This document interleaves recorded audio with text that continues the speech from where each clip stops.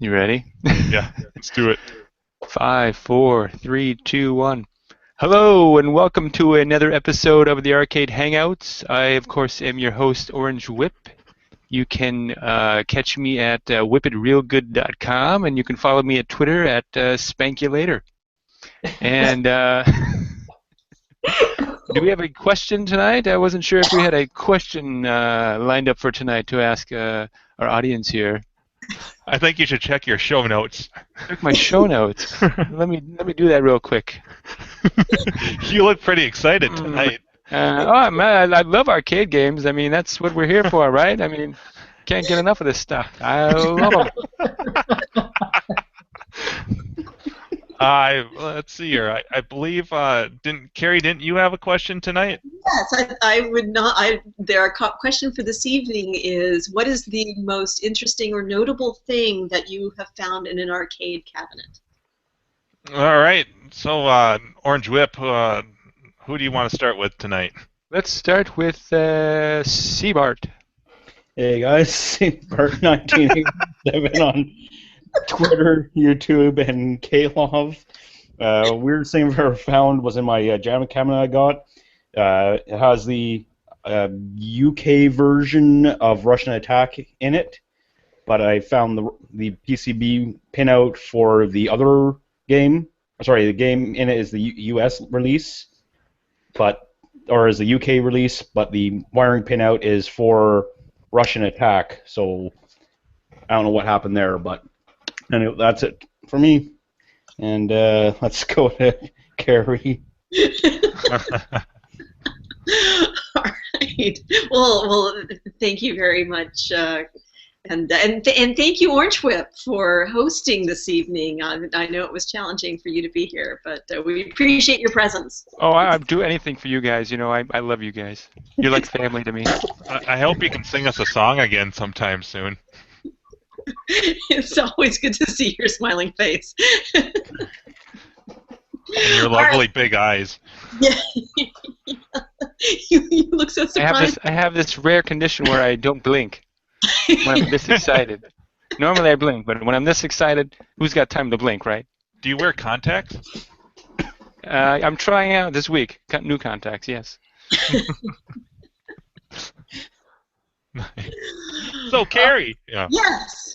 So last week, I think, or was it last week or the week before? We talked. It must have been last week. We all talked about several people of our little group acquired some flavor of pole position. And I and my particular, so I started to take apart my pole position, and why is that already sounding dirty? But it's really not. Sure it is. Yeah, that's right. Let's talk all about pole position.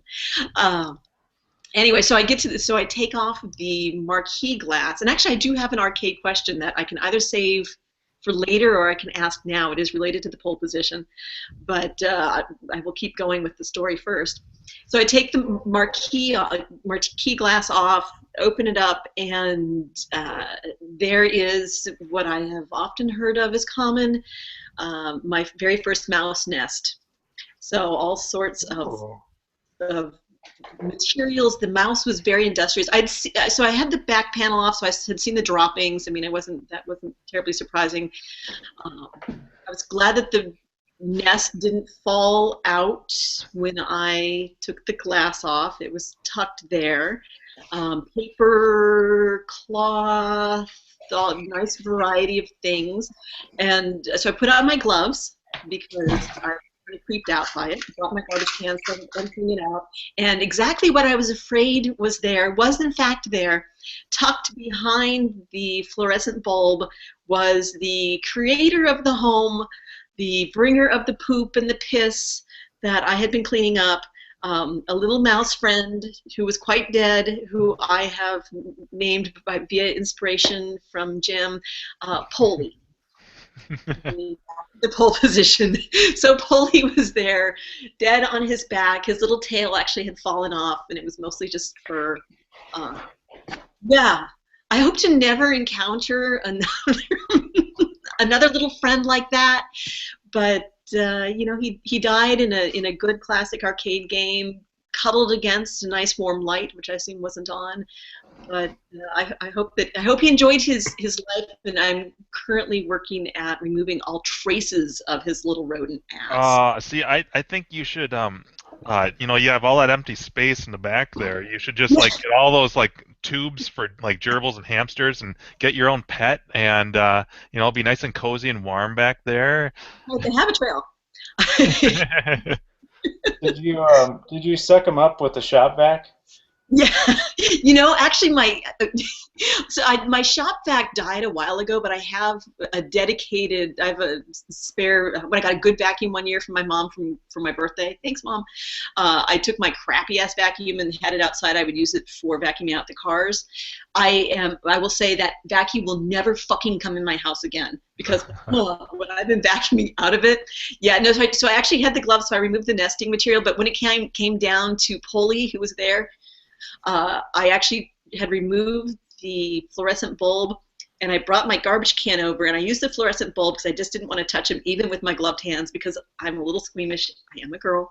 And I used the fluorescent bulb to whack him out of his little perch up there and send his little body hurtling over the control panel I'd covered with a towel and straight into the garbage can. So Wow, that's a good shot. It wasn't, you know, it's not too terribly hard. I didn't want to overshoot it because I didn't want to deal with the body. But yeah, so I did not suck him up with my shop vac, but he did. I didn't have to touch him. But it's still. That's good he came up cleanly. You know, sometimes like that top 3 or 4 layers of epidermis will stick to whatever surface it's on. So you'll just kind of pull up the back side of the mouse, but you'll leave like his silhouette like right there. Oh, nice. No, he came up clean. It might have been because he had been dead for a while. I think there was any, like, I don't know. I don't know the science of it. I hope not to learn the science of it. There's certainly some of the papers and things I've had to, you know, continue to look. And I have to figure out the best way actually to clean that. I mean, it's where the marquee is disgusting. So I took all the stuff out and I vacuumed as best I can, but what's the best way to scrub out the remaining layer of epidermis and rat shit and pit? Any thoughts? Y'all have got this. A lot of simple green maybe, and get in there with a toilet brush or something that's kind of flexible. Yeah. I don't know. You might want to seal it too with like a clear coat or something, bleach, and do the whole 9 yards. Seal it with a clear coat? If it really stinks. It doesn't stink. Honestly, I think he's been dead for so long that I mean, his fur and his tail were still recognizable, and it wasn't like totally skeletal, and I have seen that before. But I mean, like if there's like smell of like feces and urine. Yeah. So I don't think so, but on the other hand, I haven't been sticking my face up there and inhaling deeply. So. Fair enough. This is on the inside, right? Yeah. Yeah, who's gonna see it? Well, I still have to take the speaker out and clean all that, and who knows if the speaker's going to work. Oh, I did just buy a power supply for it. So the pole position, which is not working, it was very sweet. There was a club member had seen my signature at the bottom, and that said, oh, you know, hey, wanted to help me troubleshoot the pole position. Like, hey, have you tried this and that and the power supply? And I'm like, it's definitely at least the power supply. It didn't come with one. So it has all the ports and everything, but it was missing the power brick. Oh, so, boy. Yeah, yeah, right. But I just got one off of eBay today, or yesterday. So yes, it might be in my driving game soon. Anyway, I will stop talking about Polly and my pole position for now. I'll wait and ask questions later. I will kick it over to Aaron.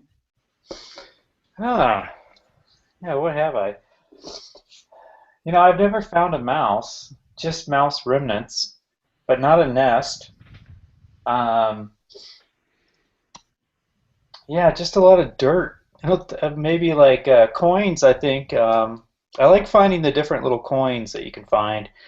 Like sometimes you'll find quarters, but then you'll also find tokens. So you kind of get an idea that, you know, the history of the machine, maybe they changed over to tokens, or I found in the Donkey Kong Jr. cabinet I restored, I found 2 different kinds of tokens from 2 different arcades, or arcade, whatever it was, outlets or wherever they were. But so it was kind of cool. I like finding the different little coins and tokens, but nothing really bad that I found in games other than just a lot of dirt, a lot of dirt, a lot of dust, little mouse droppings, but no mice. I guess I've been lucky so far. Pretty clean stuff that I picked up. Nothing really scummy or dirty. Spiders, lots of little spiders. Little,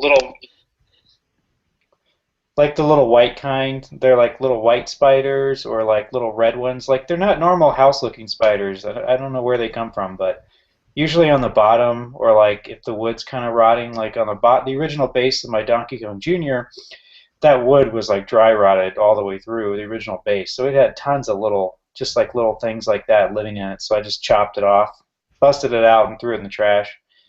And then I sprayed Raid all over the bottom, and then I sanded it with a 220 grit orbital sander. Just kind of made that nice and smooth, got rid of all those guys.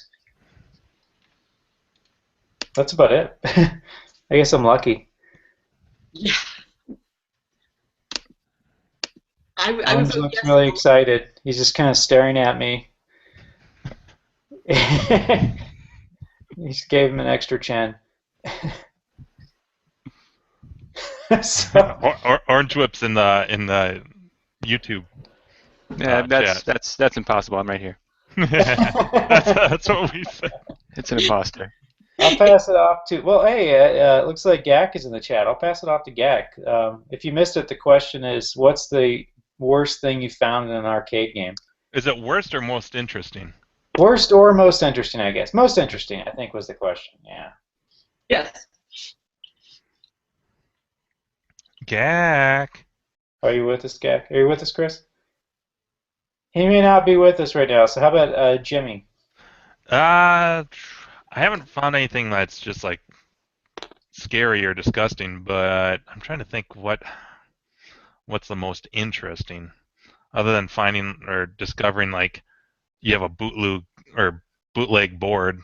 I would actually, because I don't talk about eyes enough, I would say discovering that I found when I discovered that the original eyes manual was in the bottom of my blue Rockola cabinet. Basically, because like the serial plate on it was for an eyes machine, the serial number, but I didn't know if that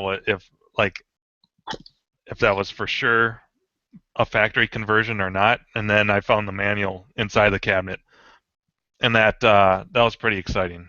So I'd say that's probably the most interesting, because I didn't know until that point that Rockola took some of their blue cabinets that were predominantly used for warp and jump bug, and basically took this jump bug cabinet and converted it in factory to an eyes. So I was pretty excited about that, to discover that.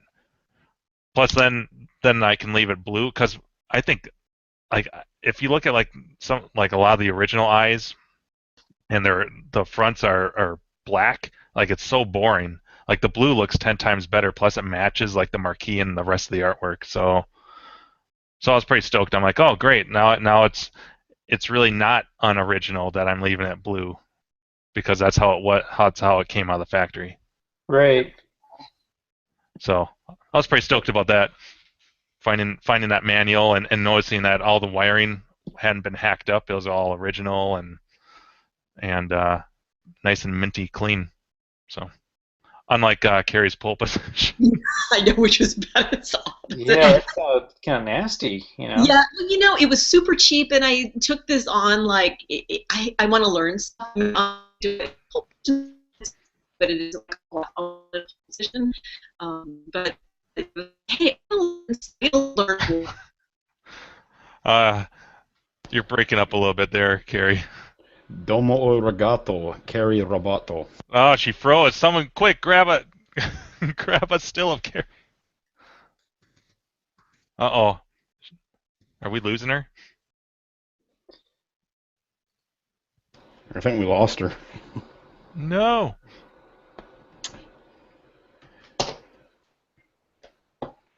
Anyone else? Is everyone else still here? Oh yeah, I'm still here. Okay. Well, I guess we lost Carrie. We'll have to come back to that. Did Adam slash? Did Orange Whip go yet? Yeah. I'm still here. I can't leave. I'm the host. Host with the most. All right, Mostest with the mostest. Mr. Adam Whip. Hey, speaking of pole position, I hear that Adam guy's got a pole position clone in the works. Did you guys hear about that? Yeah. Yeah. I don't know if he's ever going to finish that though. He's quite a looker too. Just saying. So what's the what's the status on that? Do you know, Orange? Do you know? Have you heard from Adam what the status on the pole position board is? Last I heard was hopefully getting a prototype by the end of the year, and then we'll see what happens in 2016. Oh, okay. He's feeling good about that year. So Cool. We need to get him Adam back on here, so he can talk about it again. he's a busy guy, you know. He's always he's a mover and a shaker. He's always got stuff going on. So. Oh yes, he's got lots of those government contracts, making the top secret spy equipment still. Yeah. Yep. Yeah, that's all I got. So what's the most interesting or worst thing you found in your cabinet or a cabinet? Boy, let me think. Nothing really interesting. Nothing. Pretty much the same that you guys have been talking about. Tokens and stuff that people have left behind. Trying to think if there's anything unique or interesting, but I don't think so. Boring. No. I know. I'm sorry. And you have such an exciting look on your face. Like this question is really stimulating. I guess I should have thought about it before I, made the executive decision to have this be our question for this evening. Well, maybe let's ask Adam. Let's turn it over to Adam. Can you put Adam on? And, sure. Let me see if I can find him here. There he is. Oh, hey, Adam. Hey. What's up, guys? I had a hard time getting through. Orange Whip kept booting me, Yeah, I mean, that's a pretty big room you got there. I mean, it went from like tons of arcade games to your workbench. That's quite the room. Yeah, it's I do everything in here. I'm glad that you and Orange Whip play them, and I'm glad you two don't have any problems sharing the mic and camera.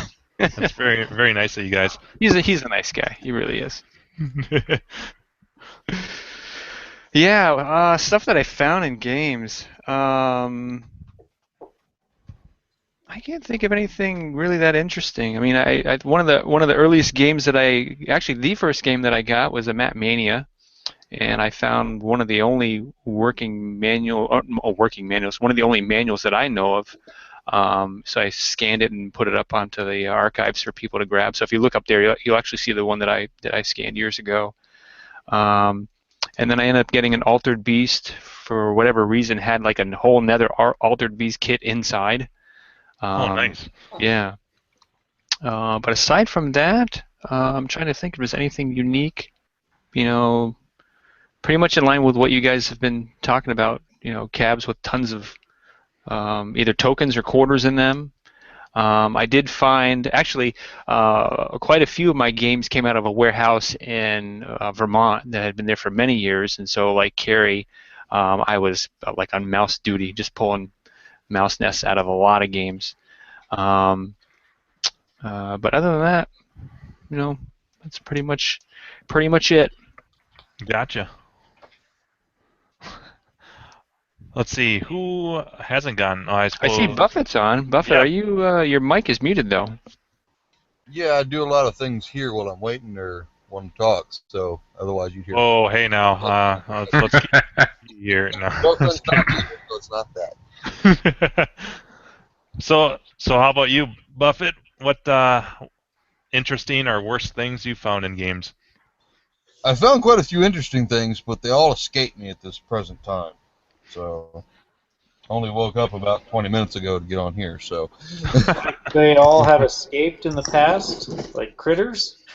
Well, I've found quite a few. So, yeah, some of them escaped, and I've seen the remains, and some of them, you know, were still there and whatnot. But I've seen a lot of interesting things. Like I said, I just can't remember them. Some of them were just little pieces of paper or, like, tags of some vintage. I've seen a couple different types of just kids' toys and stuff. I don't think I've ever found any of the adult toys like in some of the threads, but I found a lot of other odd toys. No special joysticks. Oh, no special joystick. Unfortunately, no. Not that I can remember anyway. But I've seen some interesting things, just cannot remember what they were at this present time. Right on. Sorry to bust your bubble on that, but I just cannot remember. All right, Carrie, you win. But I win by losing, really. I thought for sure that this was like your normal rite of passage. Like, everybody finds dead vermin in their arcade machines. But Well, I've had plenty of games that smell like rat piss, but you actually found the little friend. I've never found the culprit. Yeah.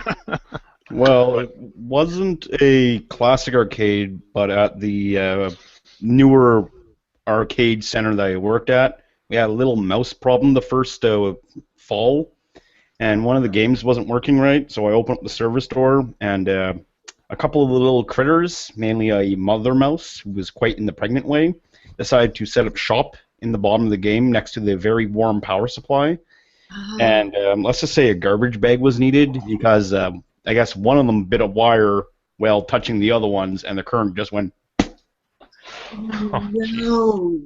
Yeah. Talk to whatever game this is. It's the lights are flickering and some of it's not working. I go over and say, okay. Oh, what the hell? Oh shit! I interrupted a manager's meeting to grab a garbage can. It's like, what are you doing with the garbage can? It's like, vermin extraction.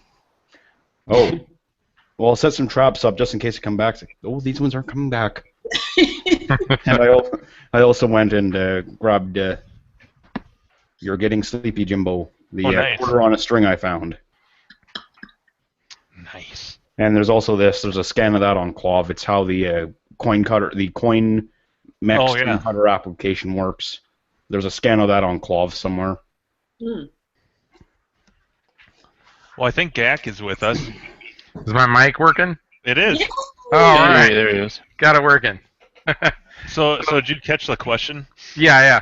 So, well, probably the coolest thing I found, I think I maybe have talked about this before, my Wacko had basically a brand new, still sealed manual inside it, and then underneath the coin box on the floor inside there was a plastic bag with a couple, they actually had brand new leg levelers that they never installed, and then there was a thing for like holding your quarters.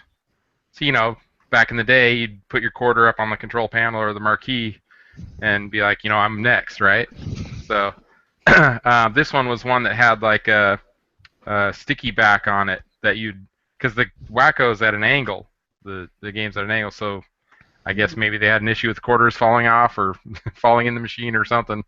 So you would stick it, level, parallel to the ground, so you could, put your quarters in that. So that was kind of a neat thing. The weird stuff maybe was like kids' toys. Like somebody probably left the machine open, and the kid just thought it was a toy box. They're just throwing toys in there. I try not to snoop inside the machine too much if I'm getting a good deal. I just kind of want to load it up and get out of there. Right. Especially at some of the sketchier places, You just kind of like quickly give them your cash, load it up, and get out of there. Oh, yeah. So. Oh, that's funny. Yeah, that's pretty much it for me. Other than a bunch of tokens or quarters or whatever. I have seen a few times, probably at least twice, the fix they try to do when the fuse is popping or whatever. They get the tin foil. Oh, yeah. Nice. They wrap the fuse in tin foil to keep it from popping or whatever. I'm like, My yeah. Marble Madness, the biggest fuse. What's that? Like the 25 amp one? I can't remember.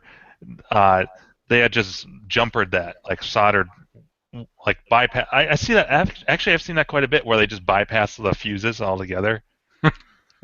Just directly solder wires to the ends. It's like, thanks, guys. Where my house fires start.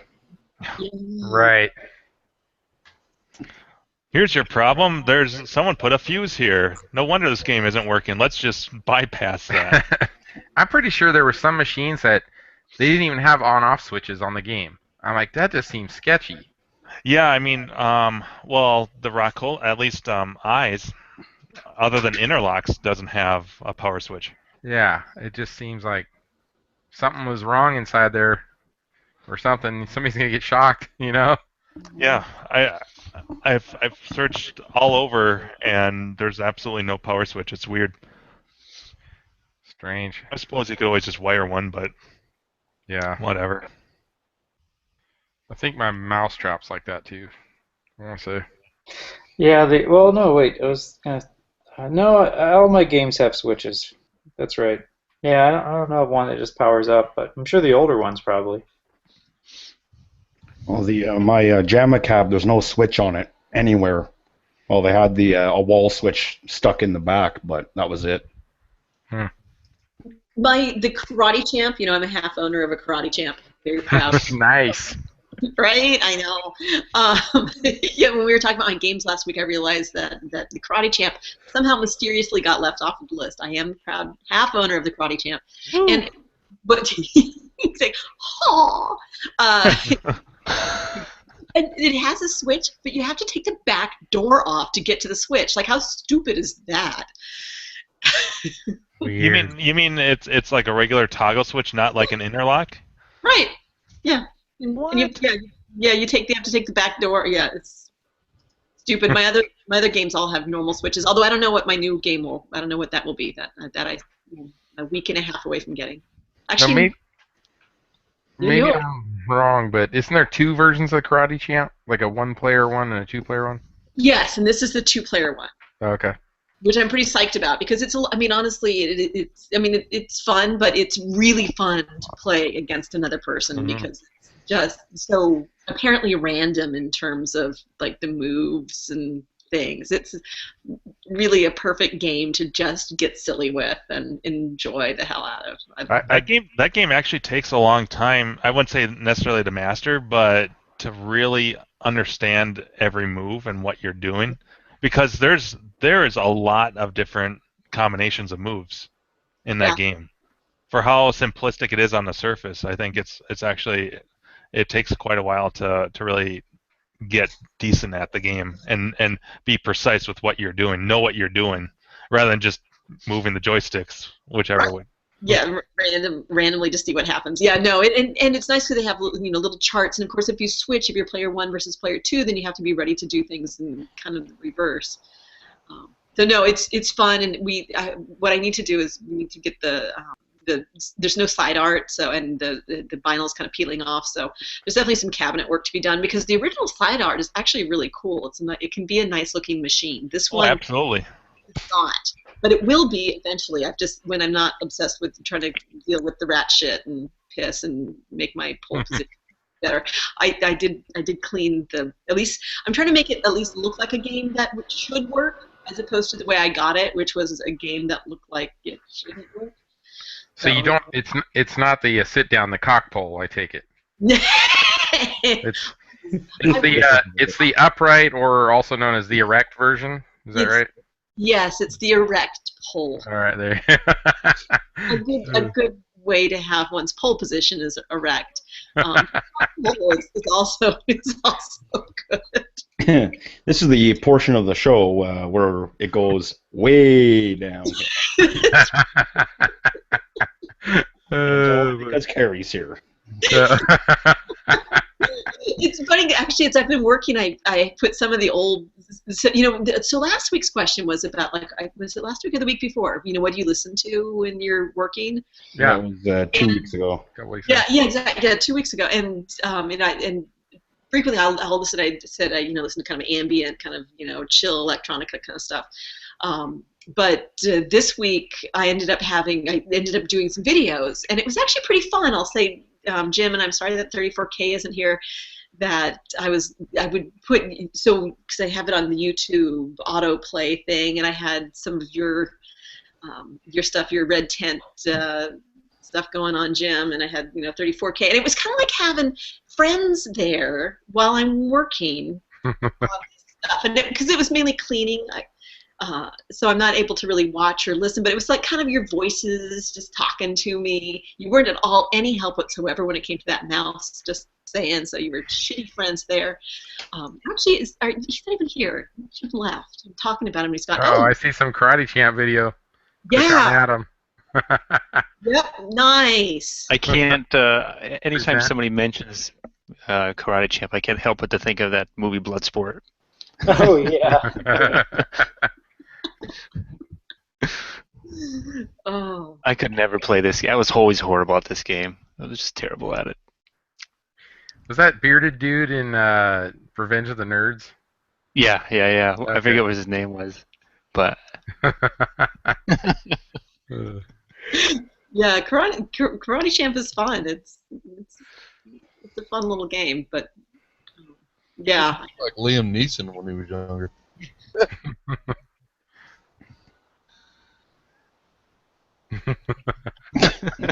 Just sitting here watching him. Yay! He took him out. I like it when there's one part where like the bull goes to attack and you have to try to like jump over the bull or hit the bull or something to do with bull. Yeah, It's been a long time since I played. Don't really remember. they're fun little challenges in between the various rounds. No, Karate Champ is Classic. Mm-hmm. It is classic. Part of the well-rounded arcade.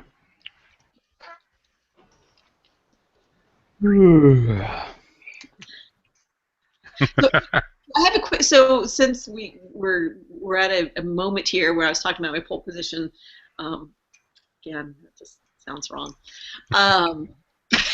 Only to you every time. That's why I can't find a name for that stupid multi-game, because any way you spin it, it sounds, multi-pole, multi-position. So I don't know what to call it. I was telling them in both that I was listening to your videos as well as some of good old Bitbar's videos while I was doing my work this weekend on trying to clean up my pole position. And like having friends there keeping me company. Yeah. You were of absolutely no help whatsoever when it came to removing Sorry. But so I do have an arcade-related question since I have you all here. So I am one screw away. Whoa now! Hey now. Yeah, what's going Yeah, you're on? making it weird. So many sound bites. Oh my goodness. You have missed so much over the past couple weeks. There's so many ways to What finish happened that to this sentence. show? Carrie, How many? I'm gonna let this one slide. I'm not gonna finish that sentence for you. It just does. It's too easy. It wouldn't feel right. She's definitely another brown paint That's kind your of girl. That's your free pass. That's your free pass right there. Thank you very much. Yes, and I liked whoever was coming up with I forgot who it was that came up with the very good taglines for the show last week. Oh, God. And, all that. I'm Anyway, on free play. yeah. This one Prepare for anal. Oh God. So, rephrasing the question, I have so the monitor glass. There's the bracket holding the monitor glass on, and I have removed 2 out of the 3 screws, and one of the screws is just fucking stuck in there, and it's the kind where you put the little Allen wrench in. And I mean, and there's like that thing is not budging.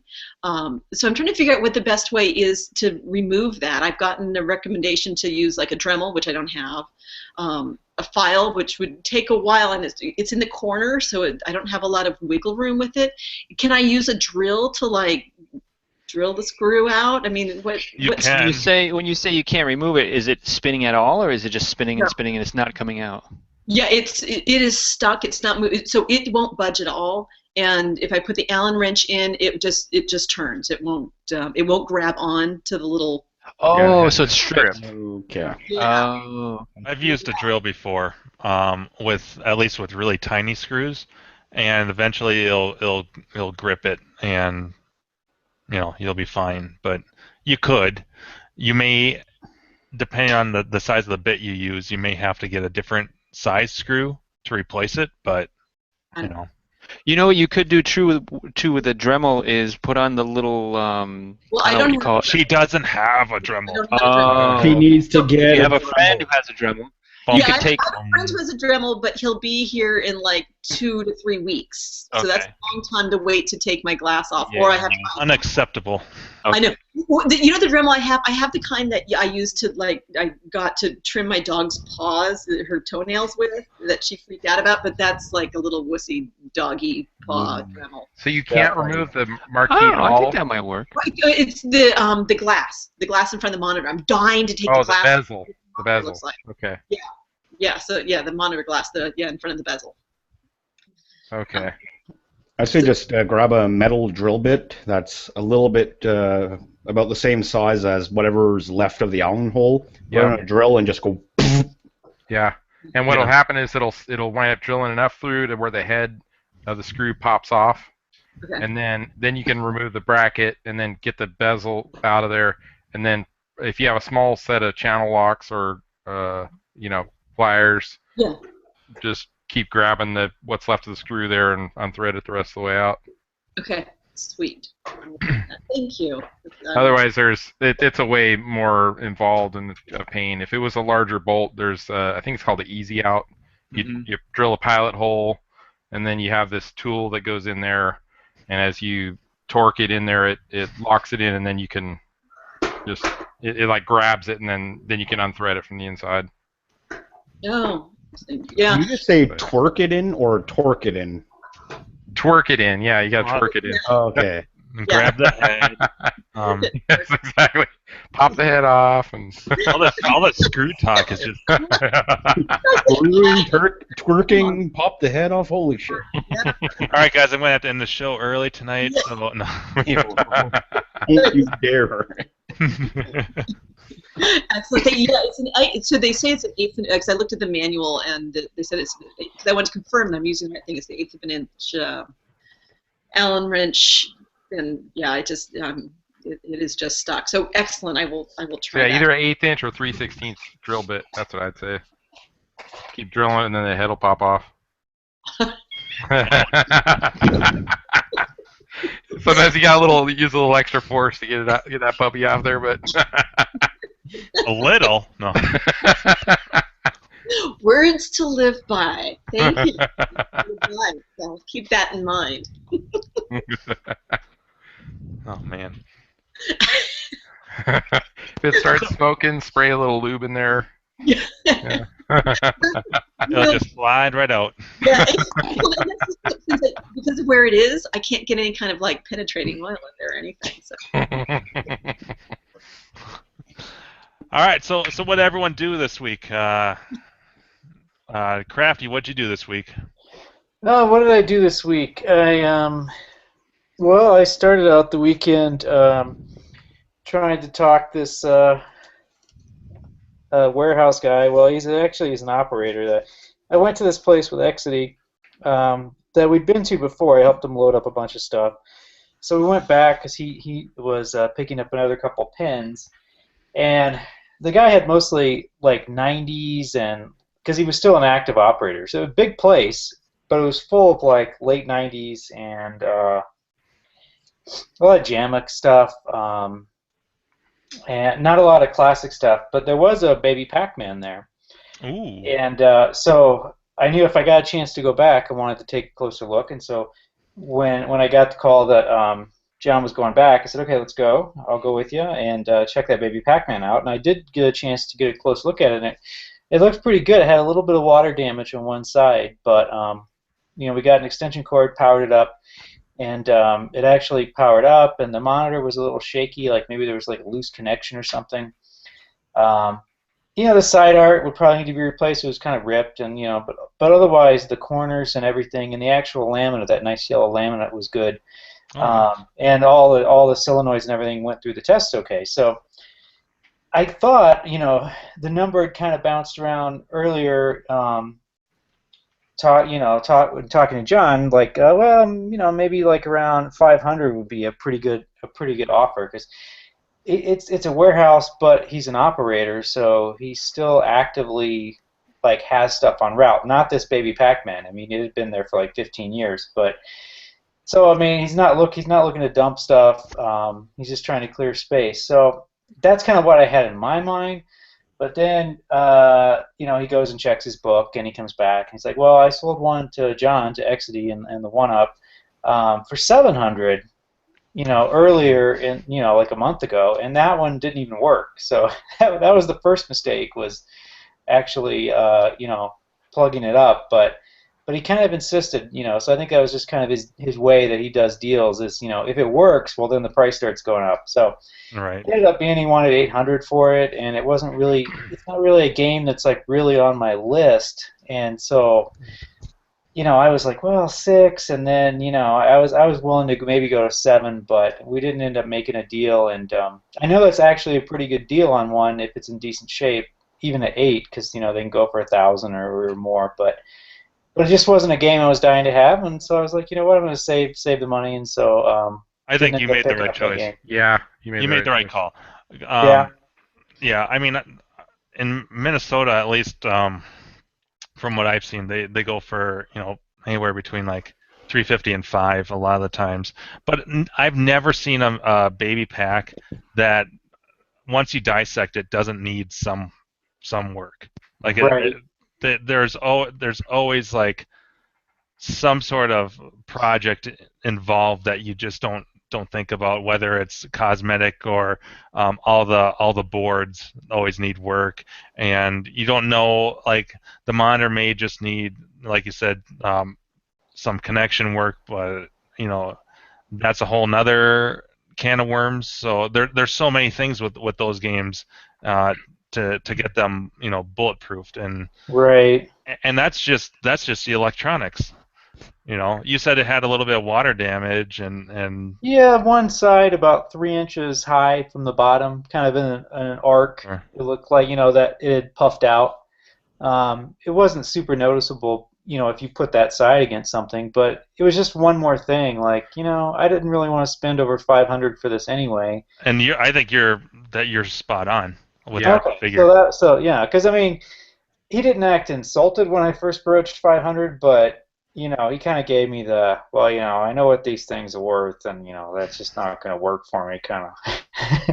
I'm pretty sure that one that John Exidy bought was probably in considerably better condition. Right. Yeah, And yeah. that affected the price. Yeah, that's the thing that was kind of messed up, is that there were 2 there, and they picked the best looking one, I think. And so, yeah, it worked, but it also was cosmetically probably in much better shape. Yeah. So I mean, it didn't. There were problems with that one, is what I meant to say. It wasn't fully working. This one was fully working, but cosmetically, it wasn't in, I think, as good a shape. So. Yeah. So yeah, I just didn't get the vibe that I wanted to drop money on it. And if it was a game like, oh, this is my grail, maybe that would have been different. But and then when I drove away, John was like, well, would you think about offering him something else? I'm like, yeah, I think 550 now instead of what he wanted. Nice. Right. That's a sign of an experienced collector. It's like the further we got away from that place, the price kept on dropping in my head. It's like, I didn't want to give him 7. You're thinking more clearly. Yeah. Yeah, you get into that moment, and you're like, it's a game, and this could be exciting, but you step away from it, for an hour or 2 later, and you're like, oh, thank God I didn't, put down the money and end up taking that home for that price, because I think I would have regretted it. Yeah. It can be a total money pit, especially if it's not been owned by a collector for the last couple of years or something, Yeah. Because there's so many, like Jim said, so many things can go wrong. I think I got kind of lucky on mine that not the previous owner I got it from, the owner before him had done lots of work with it, lots of restoration, and I think one of the common things I heard that goes bad, which can be pricey, is the Vidiot board. Oh, right. I guess it's some kind of interface circuit board that goes between the pinball and the video screen or something like that. Okay. From what I heard, a lot of people recommend you just quit messing around and get the repro. Somebody reproduced it. So go straight and it's like a couple $100, like $200, $250, something like that. Yeah, I think there's someone out there that repairs those too, and that's I want to say like $100, $200 or something like that. Because didn't John send all of his boards out for his old baby pack, and he had all those repaired, and that wasn't cheap. That was like $300 or something. Yeah. Yeah, because he got that for like $50. He got it from me. Oh, he did, huh? That's how we met. Really? Yeah, it's the first time we ever met. So he got it from you for 50 or what? $50, yeah. Wow. I just wanted it gone. I ended up getting it for nothing. I just wanted it. I had so many projects in the garage at the time. I'm like, I need this out of here. So do it on Craigslist for $50, and like within an hour he showed up. So right. Cool. Yeah, that was before his video camera days. He didn't have a video camera in hand in your face or anything. No, he didn't. He wasn't. He didn't have a. I don't know if he just showed up without a camera. He's like, "Hey guys, it's just me here." What do you mean, guys? Who are you? Are you filming this? He's totally talking to you in the third person about himself. Like, tell the viewers about this machine. You're like, what viewers? But, today, we're picking up a baby pack. Who's we? When we were driving up there, I did say something like, because I was talking about, checking out the baby pack, and I was like, well, that'd be kind of fun to work on, like a video pinball. And John said something to the effect, "Yeah, it's about as fun as getting kicked in the balls." So I should have taken that warning to heart, I think. I love getting kicked in the balls. I can't wait to get this game. Oh man, I should really get that. I just love nut shots. Oh. So the hate 6 months. the basement comment there reminded me of. Did you guys see that thread recently? I think it was Atari Scott started it. Something about you think our hobby's strange? I show people this video. Oh my god, that's hilarious, man. I couldn't watch it. It's not available in Canada. Oh. There's a collector scene of clothing washers, like old school clothes washers, and this guy in his basement, he's got like 25 clothes washers, from like the 1930s through the 60s or something like that. And there's like 3,000 plus people on a forum of collectors that he has this forum he's had for like 30 years or something crazy. I'm like, what a bunch of kooks! Wait, those are just like us, right? Well, the guys that are watching the spin cycle on that one machine, they're all crowded around it, and they're just watching it. There you go. I mean, it's like there you go. Smiles, Yeah. They brought their laundry. So, but the question is, you bring your own dirty laundry. Oh, okay. Yeah, some of them brought their fucking dirty laundry like thousands of miles so that they could wash it. Check it out. It's the basement. They're having laundry parties. Yeah. Like, hey let's guys, all get together, we're in the laundry basement. Let's have a few beers, wash some clothes. It's gonna be great. You got to be kidding me. But my mother cannot see this video, then she'll know that men can do laundry. So does this mean they have like nostalgia? They're like, man, I remember when I was a kid and I used to go into the laundromat and wash my clothes. Right. It was such a crazy experience. Like the lights were dim. Look at the plumbing. Every single one is hooked up. Yes, the people are making comments about that. Like, man, the plumbing involved to get 25 washers in the basement. That's a lot of shutoffs and a lot of But if you really think about it, it hits on a lot of similar levels of arcade collecting. Oh, I mean, totally. there's the electronics Except and for the the enjoyment. cosmetics and the mechanical parts, the Yeah. restoration, the history and art, if you want to call it art. You know, the Yeah. different designs they've done with controls and all that. But yeah, can you just sit there and watch it though? Like at least an arcade game is a interaction playing thing. Yeah. And Oh my god, dude, look, they've even got like the little like the old like sale signs and stuff. Yes. Oh my god. Yeah, I'm inspired to make a free play mod for Washing Machine now. Perfect. Where's the high score save kit though? That's Do you have to coin them up, or is it free? Is it free wash? I mean, what's going on here? Does it have a track mode? That's important. Oh, look at that! He's profit. going nuts. Oh my goodness! The one he called it the pounder. It was pretty funny. What's the world record on some of those? Yeah. Yes, that's right, with the RPM. Here it is. I think that's the pounder. That's the pounder. Yeah, look at that. Oh gosh! And then he says something like, "And this one has the fastest spin cycle in history at 1100 RPMs." That's that one right there, I think. Oh god. Ooh, Yep, that's a rare specimen. That Yes. guy's excited. And you've got the matching set. Yep. This is. So they have like Oh wait, yeah. That's That guy's electric bill. Oh, some of those machines honestly are gorgeous. I mean, I have to say, I felt a little, I'm Look at these guys. it's washing machine porn. Wait. Hey guys, we are in the laundromat. Yeah. Today we're doing a John's washing. no. Today we're doing. Order and you get to watch. Guys just sitting there for an hour and a half. Post your lit up laundry room. Yeah. So guys, what have you done this week? Well, you know what? I've just been enjoying my washing machine. Not a woman among all of these guys. Yeah. I've just been Getting wedding rings.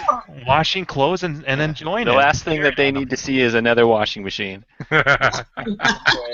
Yeah, exactly. They're talking about like the value of them.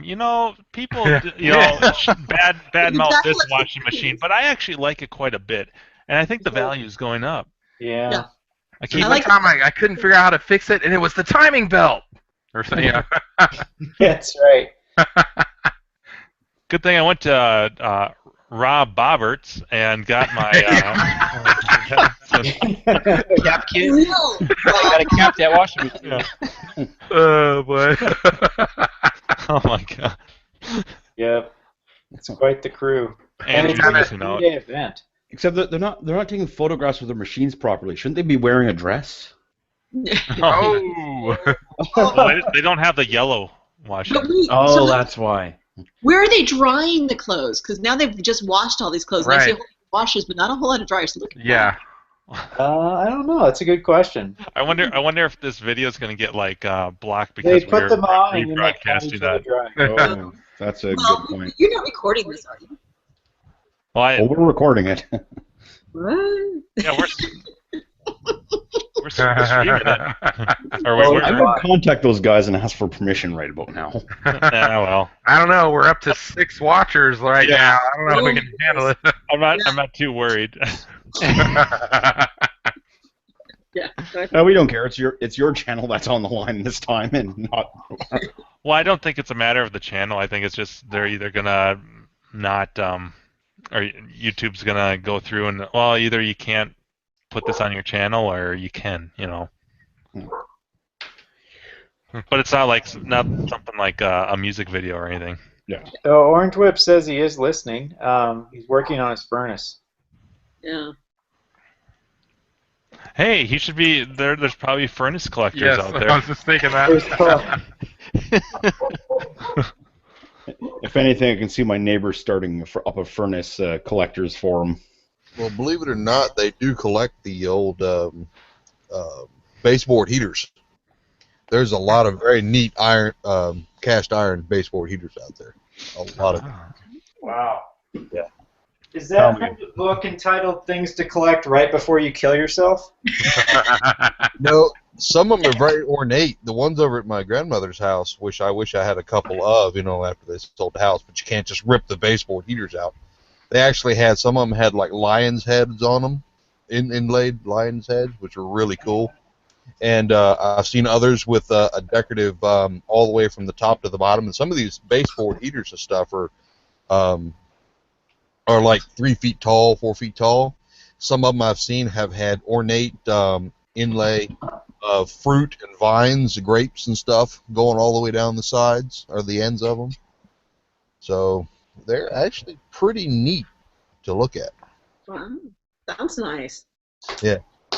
I've seen quite a few neat ones that I'd like to have, but of course, like that, you can't just rip them out of people's houses because they're being used. So, Sure you can. Just turn the power off first. power has nothing to do with it. You want to put water all over the place. Oh, those ones. Yeah, baseboard heaters. That's what they are. Yeah, they're full of water. Yep. Okay. All 'Cause right, I'm gonna mute myself here. So, in Canada, we call radiators the water-filled baseboards, and baseboard heaters in general are just like the electric ones. So that's what was confusing the hell out of me on that one. yeah, no, these are the full water deals. Yeah. Yep. That circulate the water around, throughout the entire house. Most commercial buildings, at least in Ottawa, still use radiant heat for commercial buildings, just for along the perimeters to keep the outer walls warmish. Yeah, we have it here, but ours are the small ones down at the bottom where they're basically a piece of copper pipe with a whole lot of fins on it, just like a heat sink. So as the water's pumped, hot water is pumped through, it radiates out through the fins and warms the house, which I like a lot because I hate central heating. It dries the place out so bad. So, I hate it. But I love baseboard heaters. Love it. You name it, people collect it, right? There are collectors out there of everything. Oh yeah, absolutely. I remember somebody posting I don't know if it was a picture or a link. Some guy was collecting like plastic chairs. He just had 40 different plastic chairs, talking about how the different variants were, and all. I'm like, okay, whatever floats your boat. Yeah. Gak, what did you do this week?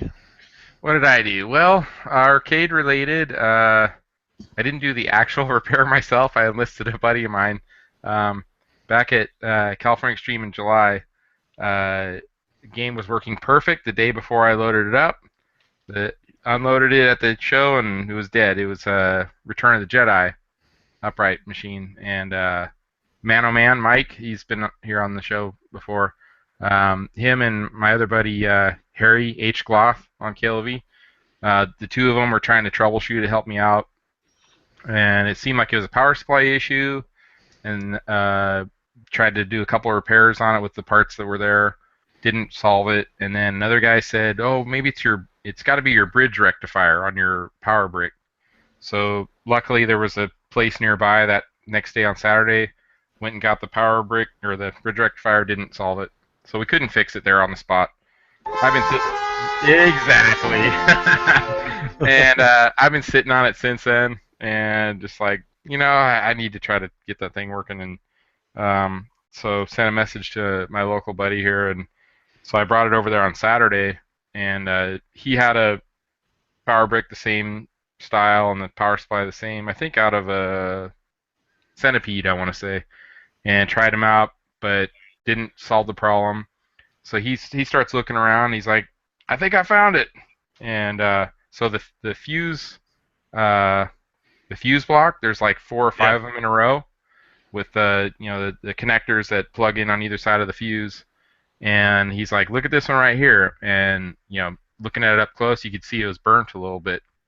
And so all he did was just put pressure on it with his thumb, and the game fired right up. And I'm like, holy shit, how did we not see this? Because there were seriously 5 different people looked at the game at California Extreme, and no one saw that.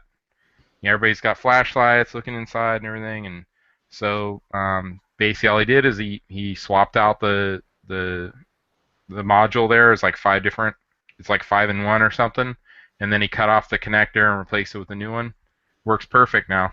I'm like, a stupid Nice. little, it's like a $5 Yeah. part, you know? It's crazy how that works, you know? I had a similar problem with my Qbert maybe 6 months ago. It kept popping the fuse, and it had already been rebuilt, new connectors everywhere and everything, and I did a little research online, and somebody said, yeah, it was the actual fuse block that was bad. So I'm like, well, I'll give that a shot. So I just got one at Radio Shack. It was like 97 cents or something. Works perfect since. Like Wow. a stupid little dollar part takes the whole machine out, you know? That's the way it goes, though. So, but yeah, that's pretty much my last week. The really only arcade stuff. Glad you got it fixed. Yeah, yeah, for sure. So, put that one back in the lineup here. I'll be picking that up from tomorrow, I think. So, Nice. cool. So, anybody else? Anything? Well, I ordered the parts I need to get the Jamacab running last week, but all the leaf switches are deteriorating, so I gotta fix that. So the monitor's good, you think? You tested that one out? I was afraid to plug this thing in. Alright. Because I don't know if you heard this, but when I got the game, every AC wire in it was running on 18 gauge lamp cord. Ooh, nice. So like and it wasn't even a fluorescent fixture in the top. It was just a bulb in like a socket, like you would find in an antique attic, like a knob and tube light bulb, plus the monitor and the power supply, and it was all run with 18 gauge, lamp cord, zip cord, depending on what country you live in. And I opened the back and go, yeah, no, this isn't getting plugged in. Chop. So Yeah. I went to the hardware store, and they won't sell single wire stranded 14 gauge cable. So I had to buy a whole bunch of what's called a cab tire, and now I just have to. I'm just going to use that, put in a fuse block, a line filter, and wire that back up, and then put some bulb holders on it so I can see the coin door lights, and worry about the cabinet restoring when I have money. So what you got a game plan to put in there?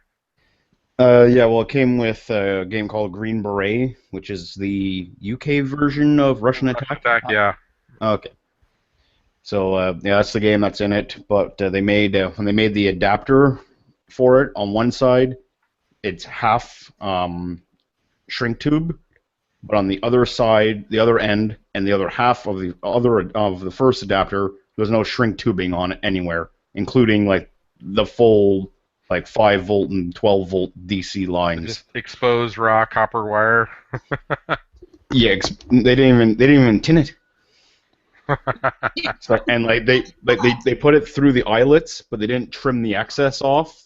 So like there's literally like millimeters between, say, the speaker out and the plus 12. There was like a millimeters between the ends because they weren't trimmed off properly or heat shrinked.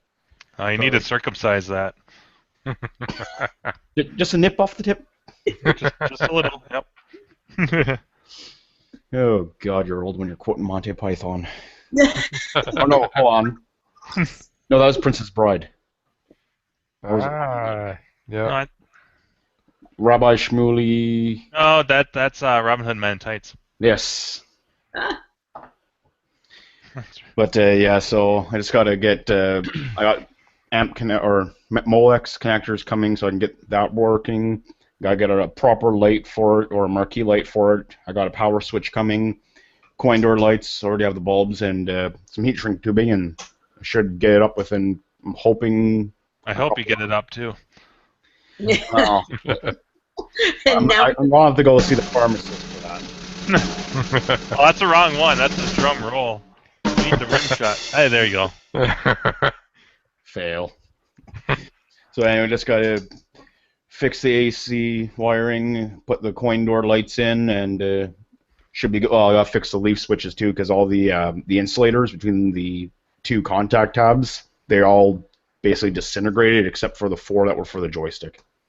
Ah. I think there's going to be some dremeling, some drilling, and some old thin shit that comes on the back of like AV towers. Is that like sheepskin? No. Nice. Oh, very nice. So I'm just going to make some new spacers because all the rest of the parts are good for the leaf switches except for the non-conductive separator spacer is just disintegrated to the point where it probably wouldn't work, and then he got shorting out, and apparently that's bad when trying to play a game. So you may have discussed this already, but that actual... I've seen this before, Adam. It's great, though. What? You sent a link? Indian Thriller. You guys have seen that, right? I don't know if I want to watch this. Didn't someone have this as a GIF on Goddamn it! Ross? It's really good, though. I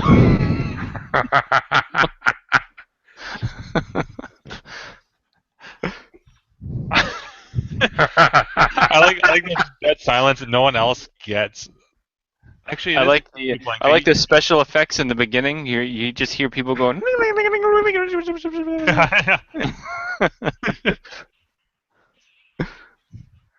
Oh my god!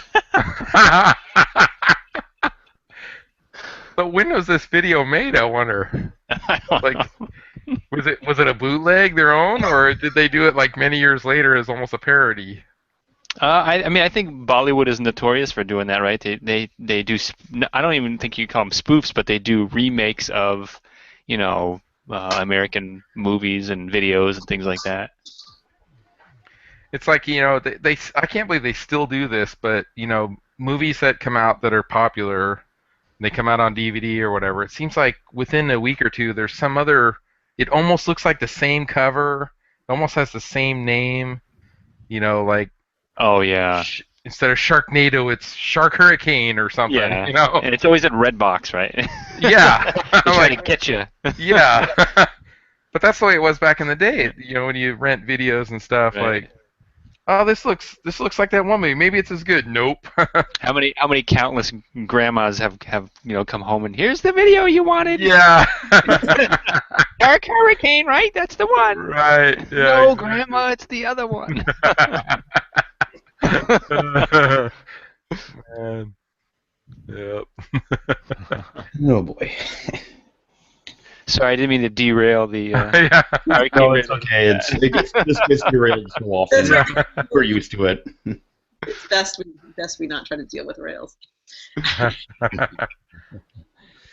So that Chris, that cabinet you have, I don't know if you even talked about this. Do you have any idea where it came from or what the story is?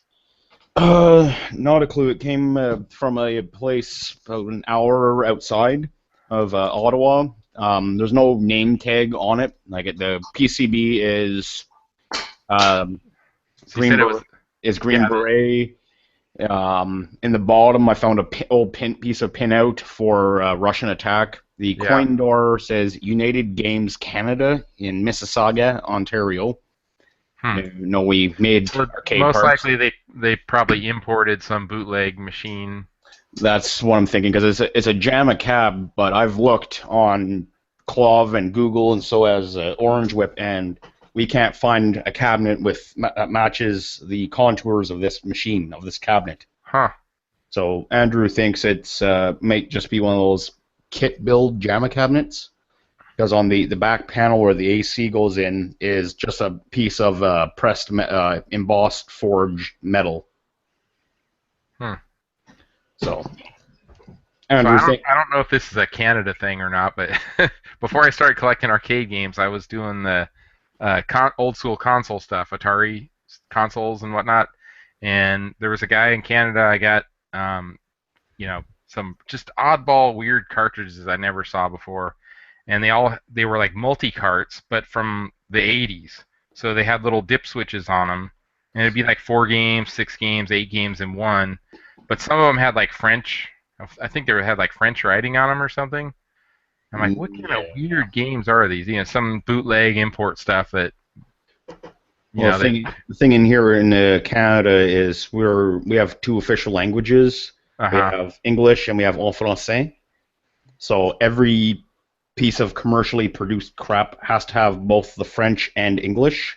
And to make matters worse, in Quebec, the French has to be like 3 font sizes bigger than the English. And it Because it's has been to proven they have worse eyesight or something, or what? their drivers, yes. But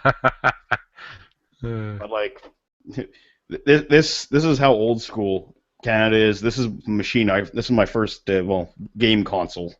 Okay. So Coleco Telstar. yep, Nice. still works, but I have to use one of the older TVs in the basement. Is it? You got to put the 3 D cell batteries in it or whatever. Well, this one has an AC in, but it does Okay. take 6 C-cell batteries. Or utilize 6 pairs de type C. Don't you know? Waiting for someone to do that one. Don't you know? Where is that from? Fargo, don't you know? No idea. You betcha. Yeah, we have a lot of stupid things, but yeah, that is. Quebec. Yeah. Yeah, sometimes there's some days that we just Ontario's people mainly from Ottawa wish that they would just put a wall around the country around Quebec and just kind of fill it with water. They have horrible drivers. Oh, interesting. That's their stereotype? Yep. Ah. And yet, if people from Ontario or New Brunswick go over there, and like in Ontario, like if you're going say 10 over the speed limit, the cop's not going to nail you. He's not even going to give you a warning. You go over there with an Ontario plate, and you go 1 kilometer over speed limit, certain sides of Quebec or police of Quebec are going to not nail your rear end with a full-blooded fine, no warning, no nothing. Nice. Yeah, they're almost as bad as Toronto, but not as bad as Toronto. So is that near Thunder Bay? No, other side of the province. Quebec is above Vermont, I believe. I thought isn't Thunder Bay near Ontario? No. Well, Thunder Bay is in Ontario, but it's above Toronto. Okay. So like Toronto is here, and Thunder Bay is slightly to the west and up a bit over the Great Lakes. I had a friend way back in the day who was from Thunder Yeah, and Bay. Quebec's like way the hells over here. They called him Crazy J from Thunder Bay. Yeah, there's some crazy people up there. There's a few little communities in Ontario where it's mandatory to have a criminal record. There's a little sub area of Ottawa called Vanier, and you pretty much have to have a criminal record to live there. Now that they've had 2 shootings there in the past month. Oh, wow. Yeah, and another one actually near my old apartment. And near Baseline Greenbank today, there was a shooting in a condo development. Like, yeah, I know that area. That's Scuzztown. There's a reason I got out of that apartment damn quick. Not that they busted a drug operation like across the hall and down one apartment from my place. Like I'm in 209 and they're in 207 selling drugs. Nice. And we wondered why the corridor always smelled like pot. Yeah, Ottawa has problems. And they're just down the street from this is my parents' house, man, but just down the street at one end, 'cause my street's a crescent off of a crescent, at one end, drug house. At the other end, another drug house. Same owner, got busted at the same time. Moral of the story, don't set up a grow-up across the street from a cop's house. That's not too bright. With a drug dog. Like the guy has a drug dog that stays with him in his backyard. And he started getting really suspicious when the dog, every time he would open the door and he'd take the dog out, the dog would immediately sit and acknowledge. And he'd have to like, get over here, it's time to go in, we're done for the day. Oh, And finally he looks out one day and sees garbage bags going out underneath the door. Talks to his supervisor, and long story short, the wife wasn't very happy when the police used their front bedroom, their master bedroom, as a spying loft. Oh yeah, good times. Yeah. Yeah, sounds like it. Mm-hmm. Yeah, they just go over in helicopters now, and whose ever roof is red like the cabinet. It's more or less you got something growing up there. Whoa. Anyway, that's it for me. Whoa. It's not Sorry. supposed to. Echo. Whoa. Yeah, that's definitely Me? Oh, I think it's you. Because every time I talk, Yeah, there her was. sound bar goes up.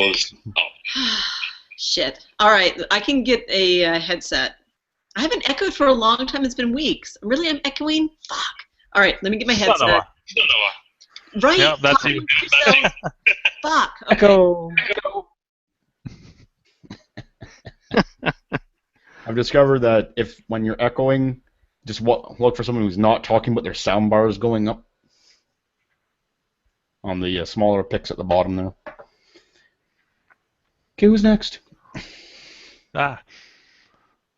Now that I'm done bashing my home area. So what's Orange Whip guy going on if he was able to listen in? He's just not near his computer? He's restoring his furnace. Oh, yes, that's right. Powder coating his furnace. Yeah. That's right. I forgot already. I guess that's kind of an important issue if he's got problems with his furnace. That's a valid reason, I guess. Well, Yeah. he's getting frost tonight, he said, so that basically means shit's going to get real cold. And we don't like freezing pipes. Yeah, not good. Mm-mm. That reminds me, I got to plug in the heat line for my bathroom, so we're going to have running water this winter. It's always nice. Oh, yeah. With the entire ceiling coming down my mom's car last winter. Yeah, that was fun.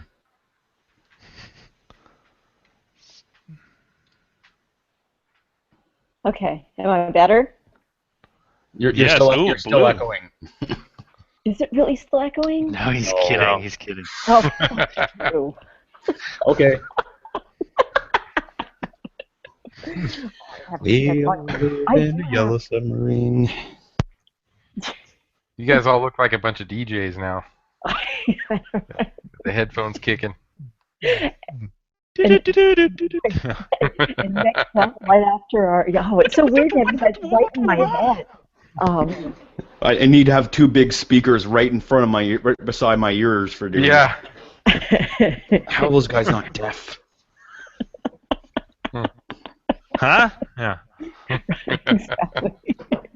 I'm trying to figure out Oh my God, an you're so easier way to play additional sounds through Google Hangouts rather than because like there's obviously the sound effects that come with Hangouts, but short of like having to run a cable from your speaker out into your mic or your line in, I'm trying to find like a simpler way to do that because it'd be great to be able to just play any sound effect. Because that would open up that opens up the doors. Yeah. I don't know. They should just allow you to import more sounds.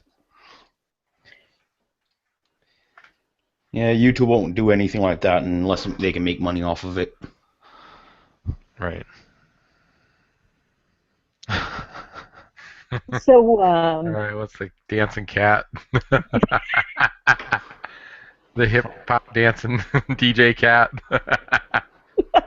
Your paws in the air like you just don't care. ooh, so intense. The intensity on that cat's face is impressive. That's one bad. I'm not finishing it. You need to. Yeah, that's enough of that. Right? What are we? Like, what kind of what kind of hangout are we?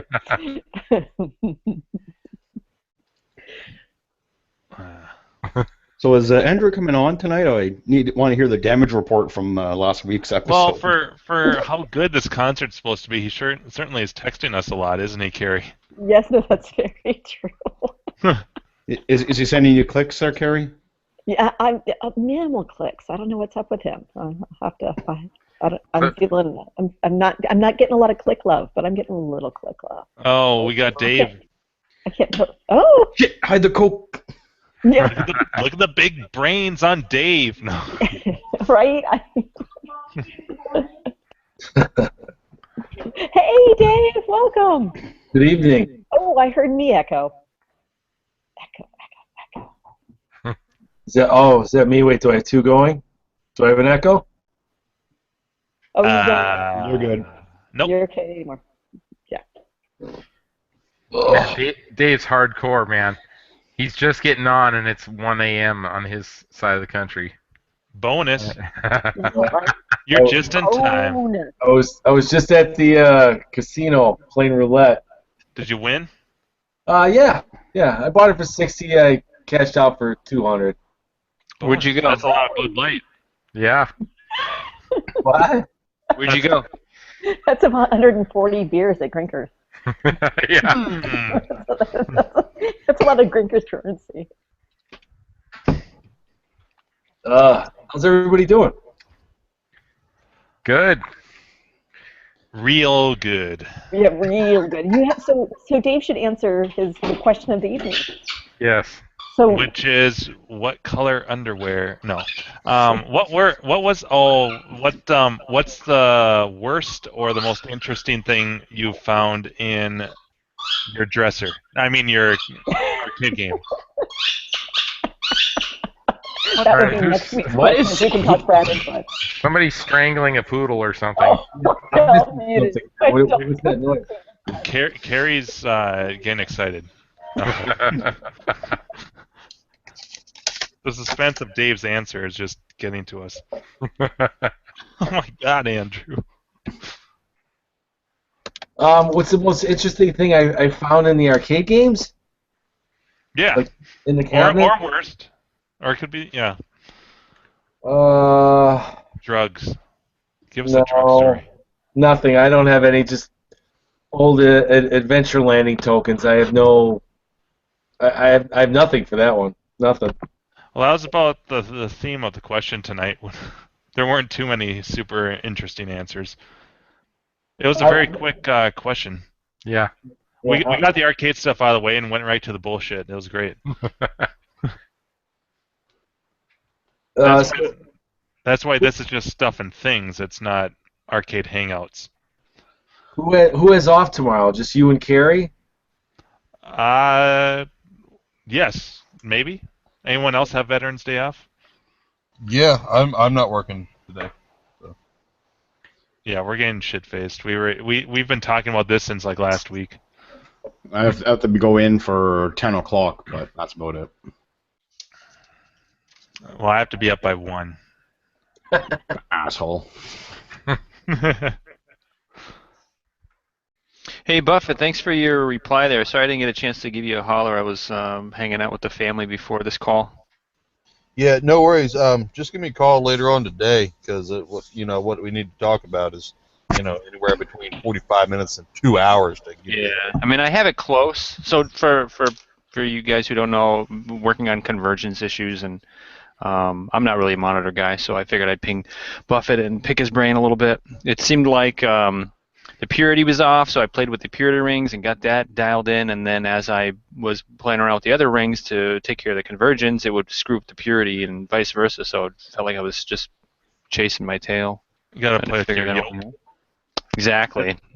Oh, I did that too. So, what did I do? So I loosened that and then was able to kind of take care of the purity issues that were induced by me messing around with the other rings, trying to get convergence. But I just could not get this thing dialed in. It's a visual displays monitor. I don't know if you guys are familiar with them, but I mean I checked them out on Clov. It's like there's so much nasty stuff about those monitors. Like there's just cheap Chinese monitors. So I mean I got it pretty close, but it's not perfect. And to be honest with you, I wonder if it's even possible to get it perfect. Well, based on what I'm seeing. Where isn't it perfect? Like right now, like is it on the outside edges? Yeah, it's on the outside edges. Okay, so your dynamic convergence is a little off, and that's going to come down to is it corners, or is it or is it like just a complete outer square? You know what it is? It's like it's mostly on the top. Okay. And then the top, and then it works its way over to the edges. But everything from the center down and all that's fine. And I feel like when so I loosen the yoke and I just kind of tweak it a little bit, trying to get that upper part, nice. And as the upper part gets nicer, I can see the bottom starts getting more and more screwed up. So it's like, I have to kind of decide, well, how perfect do I want it? Because, as I make one area better, another area starts to suffer. And if I get it dialed in really good, I notice that my lines are no longer white. They're starting to get shades of blue and green. And so I go back to my single red or single green, and I can see that the purity's all messed up. And so it's just something I'm fighting with. I think and a lot of that, especially the dynamic, the outer stuff, is all trial and error. It's it takes time. But what I found is that, and for the most part, almost all monitors, the way to go about doing it is roughly the same.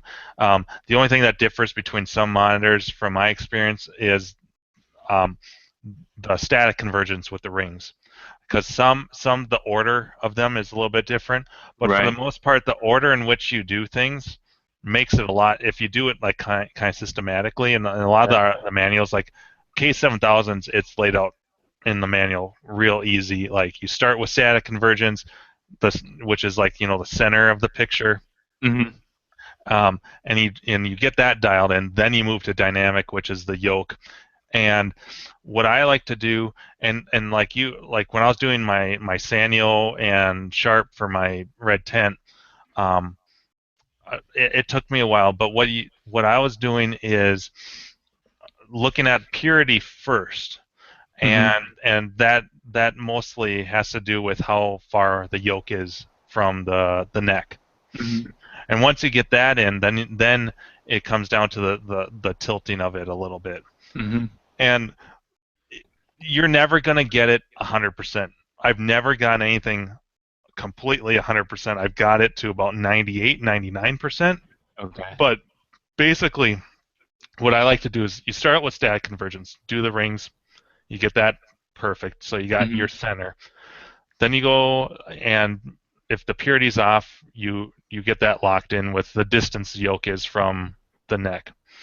Then you have to start tweaking it, and that'll be in the manual too a little bit. Like, if you move it, if you push it off to one side, they'll adjust it, on these edges, and then you tilt it up and down, and I'll do this, and I'll try to get it to where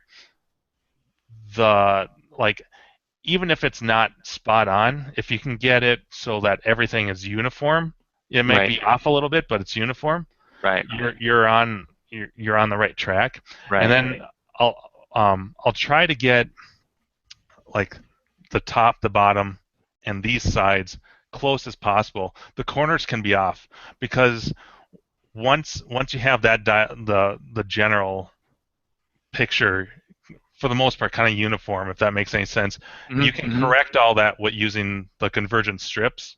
Those little, they're like a little piece of, like, I make them with like plastic, but they have adhesive on them, and they're just like a little cardboard. They almost feel like cardboard strip, and you'll see them a lot on 25-inch tubes. That's what this is. Yeah. Okay.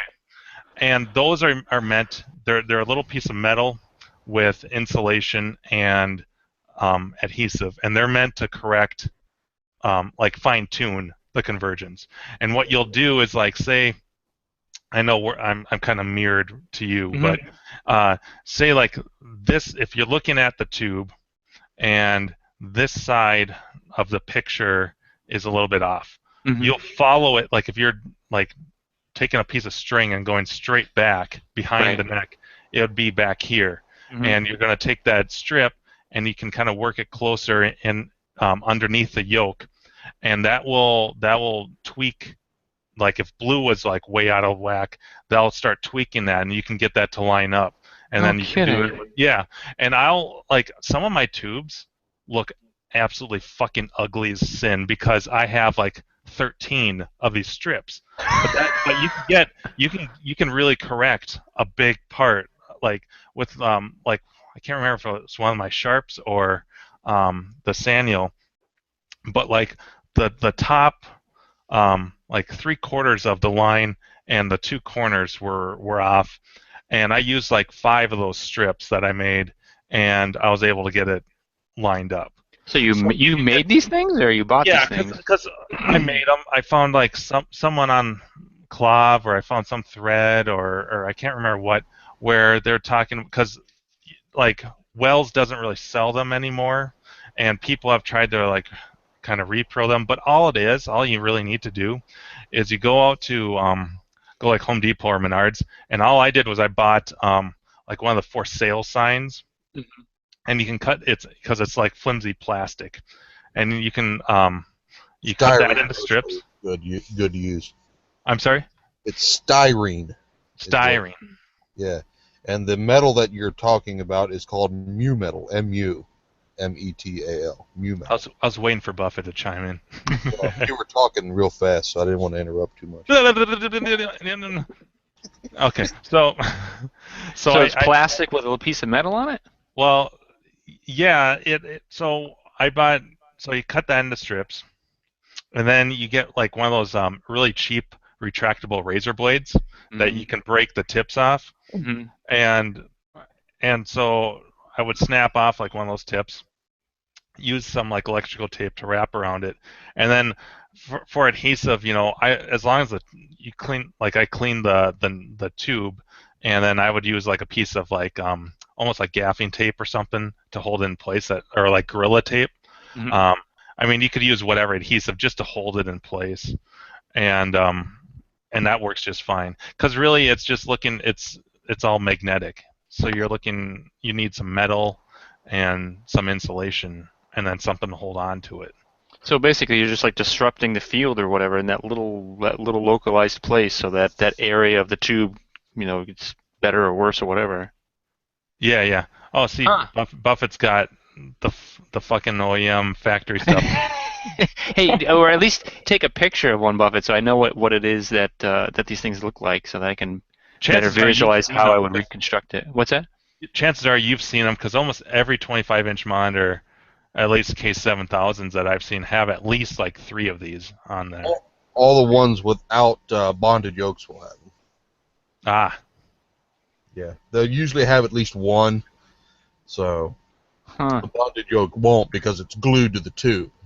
And it's the tube and the yoke are specifically and 100% designed for each other to get the correct convergence, purity, and all that stuff. It's set at the factory, and then they spooge a bunch of glue in it to right. So, yeah. Yeah, it was so frustrating because I had it like 95%. I'm like, well, I want to see if I can get it to 100, and I start tweaking a couple knobs, and it just totally messes up. I'm like, no, I'm fighting to get back to where I was, and it's just like, oh man. Yeah, you should have quit while you were ahead 95. I know. So now I have it dialed in, and it's pretty close, and I just like walked away. I mean, I was literally doing it for like 2 hours, and I was like, oh. Well, and Adam, here's the other thing. A lot of it, like, I'll take the game into account. So like eyes, for instance, I spent a long time getting that 4600 converged, and there was just one little tiny spot on the upper left side, not quite the corner, but where the red was a little bit off. But then I realized that the whole game, like the scores are in red, and most of the levels have red, so you don't even notice it being off. Right. So I'm like, well, fuck, I've got it 98%. I'm stopping here because with this game, you're not going to notice it. Yeah. So that's something to keep take into account too. Mm-hmm. Yeah, it took me a little while just to figure out the mechanics of the rings and how they work, and luckily, the Crafty's test pattern generator, you can turn off the individual guns. And so I was able to turn off green and just deal with red and blue, because I guess if you spread the rings apart, they come in pairs, and as you spread a pair apart, it plays with the individual red and blue, And so once you get that dialed in, then you just take the two rings, hold them together, and slide them, and moves it over the green. So I was fighting that for a while because I'm trying to see, the green is like in my way. I'm like, I can't see the blue and the red. And then it dawned on me, turn the gun off. So I turned the gun off, and it was perfect. I could just dial in the blue and you always line everything up with the green over the green. Yep, because the green's going. But that helped out. Yeah, it was perfect. if the game doesn't have that grid parent, having that test parent generator saves a lot of work. Well, that and the ability to turn off the individual guns, Yeah. Because it's hard as they're all getting closer together and on top of each other. It's harder. Plus, it's becoming brighter, right? Because when you put all three together, it's white, and so it's hard to see. Like, are they really on top of each other? Because you can see kind of a blue hue on one side and a red on the other side, and there's just too many colors to kind of see exactly how lined up they are. So it's funny that you figure that out on your own though, with how the rings work, because for a long time that was so and for most people it's really intimidating, but I had decided, this shit must be in the manual, and the K7000 has it laid out really nice, and it makes sense, like they have the order like you should do things, and it makes it so much simpler. I mean, the rings, the static convergence is really easy, but doing the dynamic is where I end up spending all the time, because that isn't as systematic. It's all trial and error. Right. Yeah, I mean, I could get the center dialed in within 5 minutes, but the outside edges look horrible, Yeah. And it's just trying to get all that dialed in, and then after getting that dialed in, going to like a solid red or a green screen and just seeing these massive color blotches. I'm like, Yep. Yeah. So, yeah, and like you'd think, I got it all lined up perfectly, and then all of a sudden you look at the purity and you're like, fuck. It's horrible. How often are you degaussing between all this stuff? I degaussed yesterday. So this is a game that I got for free from some guy in town who was having monitor issues. I might have mentioned this like many videos ago. He couldn't get it to sync. I looked on the remote board, and the horizontal pot was messed up. So I reseated that, and then boom, got my sync back. But the colors were horrible, and the purity and the convergence were horrible. So I brought it down here, and threw the test pattern generator on it. Went to a solid screen. And I could see that there were color issues, but it wasn't purity. It was definitely it needed a degaussing. So I went over to John's house and grabbed his degausser and just did the little swirly thing, and bam, it looked so much better. The reds and the greens and the blues were the solid was almost perfect. So then I figured I would start tackling convergence, and then that's when everything went to pot. But it actually looks pretty good now. But I think I pinged you probably like an hour and a half into it, Buffett, when I was just like, this is just going nowhere. I'm just chasing my tail over this thing. Adam, here's one of the strips I made. Oh, there you go. Okay. So it's just a piece of plastic. Just a piece of one of those signs, and then some electrical tape with a piece of the razor blade underneath here. Okay. So just goes underneath. The mu metal is actually what you need. The razor blade stuff works, but the mu metal has different properties to it. Well, but where would you buy mu metal? I never even heard of that till just now. It's on eBay. Oh, it is. Okay. Yeah, mu metal is a combination of like somewhere between 3 and like 6 different metals. So it reacts to the magnetic or the deflection and the magnetic coils, or the coils in the yoke, but it's kind of like an inert metal. It's not magnetized. You can't like magnetize it. Okay. Yeah, all it does is deflect or change the field. Yeah. It doesn't actually, affect it. Makes sense. Yeah.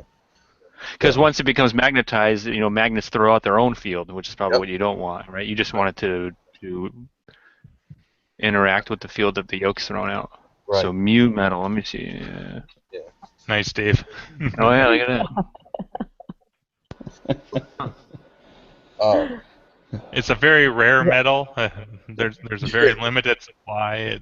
No, it's just vibranium or whatever it is. Dave asked if that was the metal that Captain America's shield is made out of, for those of you and who are viewing, the three of you who are If you flip his shield over, you'll see a ton of convergence strips lining the whole shield, right? That's right.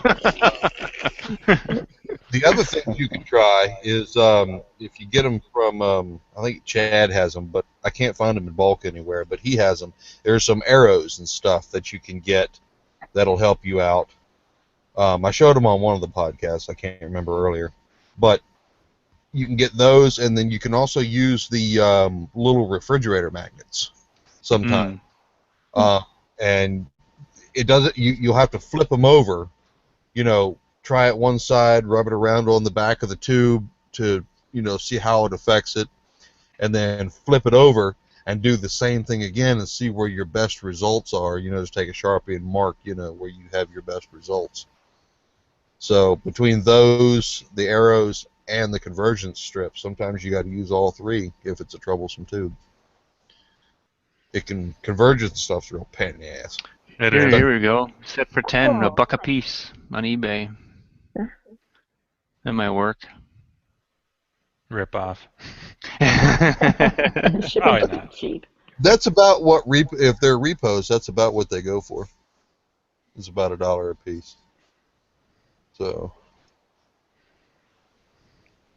Yeah, and plain, throwing the strip in the back while you're looking at the tube and stuff, it is always fun. I think I've gotten the worst is when you have to go at the bottom of the neck, right by where the chassis is. I've probably been zapped like 10 times. I got zapped the other day, just yesterday, horsing around with it. I grabbed the wife's dishing gloves. I had these yellow gloves on, I'm not gonna let that happen to me again. I know. I get I totally forget. I get all into looking so close at the tube. I forget where my hand is, and all of a sudden, fuck.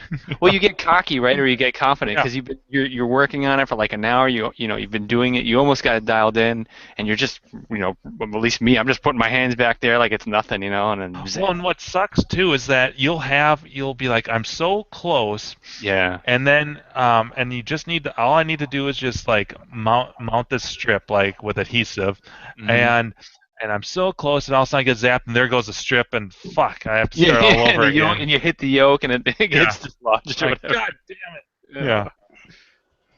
But yeah, I spend more time on that.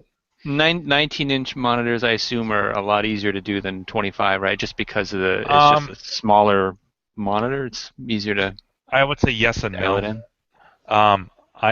One of the Sharps, of the two Sharps, actually the one that I sold, I spent way more time on converging that than the other Sharp I had. So I've done it the same amount with I've had troublesome 19s just as much as 25s. There in the T-Mech that I no longer own that I sold to a buddy of mine, there was a K7000 and there was a U5000, and I spent a shit ton of time converging the U5000. It wasn't fun, but yeah, I don't know. I would say it's pretty much split right down the middle between 19s and 25s. Most of the time, though, I would say in general, not as much time on 19s. Right. But I did spend a lot of time on that 4600 in my eyes, and then I realized that I didn't have to worry as much about it. But yeah, I mean, it's funny because I didn't really look at, I actually think that once the further I got into the hobby and realized what the convergence was, and that you start noticing it on games being off, and so it makes you want to go through all your games, and you realize, oh man, more games than you think, the convergence is a little bit off. Right. You move a game, and suddenly, oh shit, this white text where the high score is I see it, it's off a little bit, and then you get a red hue underneath it or something. Yeah, and everyone's a perfectionist, and you're like, fuck, now it's going to bother me, and so I think more games than not, the convergence is a little bit off. Yeah. People just don't, after a while, just don't think about it. But another reason to go LCD? No.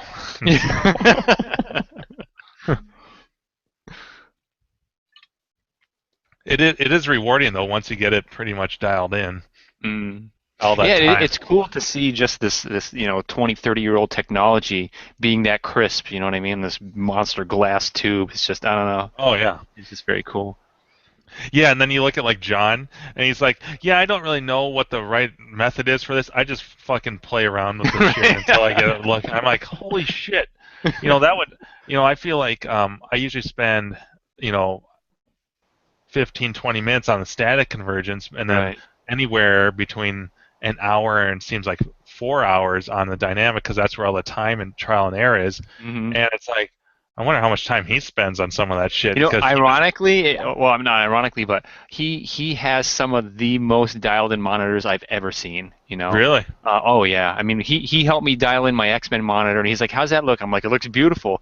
And he took one look at it. He's like, "No, that's crap." I mean, like he I don't know. He's very, very meticulous about the level, like the black level, and each individual yeah. gun, and he just, I don't know, we spent, I thought it was done in like 15, 20 minutes. It looked identical to the other monitor. It was great. I'm like, this is, beautiful compared to what it was. And we spent another hour. But when it was done, it was just like, holy crap, like just how everything was dialed in. It was so crisp. It was just amazing. Yeah. I would say that's easily monitors and adjusting monitors is easily the most time consuming thing on any of my games. Like I spend the most amount of time dialing in the monitors because ultimately that's crucial. That's what you're looking at the whole time. Right. That's true. Like I could, I spend more time on that than cosmetics. I feel like a lot of times. Mm-hmm. No wonder my games look like shit. No. But like, yeah, because it's always gonna, like most of us, it's gonna bother us if it's off, and unfortunately with a lot of these miners, especially like 4600, where there's like geometry flaws and stuff, that shit bothers the hell out of me until I get it to where I don't think it can get any better. What say you, Dave? What? Yeah, exactly. Yeah, I agree. Drink your Bud Light. What casino did you go to, Dave? Someplace local or? Yeah, Seneca Niagara. It's in Niagara Falls, New York. Okay. Yeah, my brother-in-law was in town. It's like 20 minutes from my house. Nice. Yeah, he was here for work, and I left work a little early. We played in a poker tournament at 7. He got Sweet. knocked out first, and then I was still hanging on for a while, and then played roulette. And I was there for over 2.5 hours for my $60 buy-in. Yeah. Oh, that's awesome. Yeah, I think the most I had it up to was like maybe 3.25, and then eventually I'm like, all right, I'm just gonna cash out with 200, and or I think 240 I left with. Sweet. Yeah, it was fun. It's fun. So do you do anything with your games this week? No.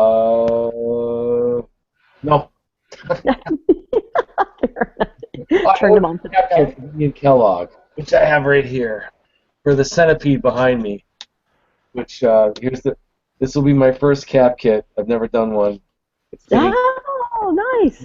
Yes. And the centipede, the colors are all off. And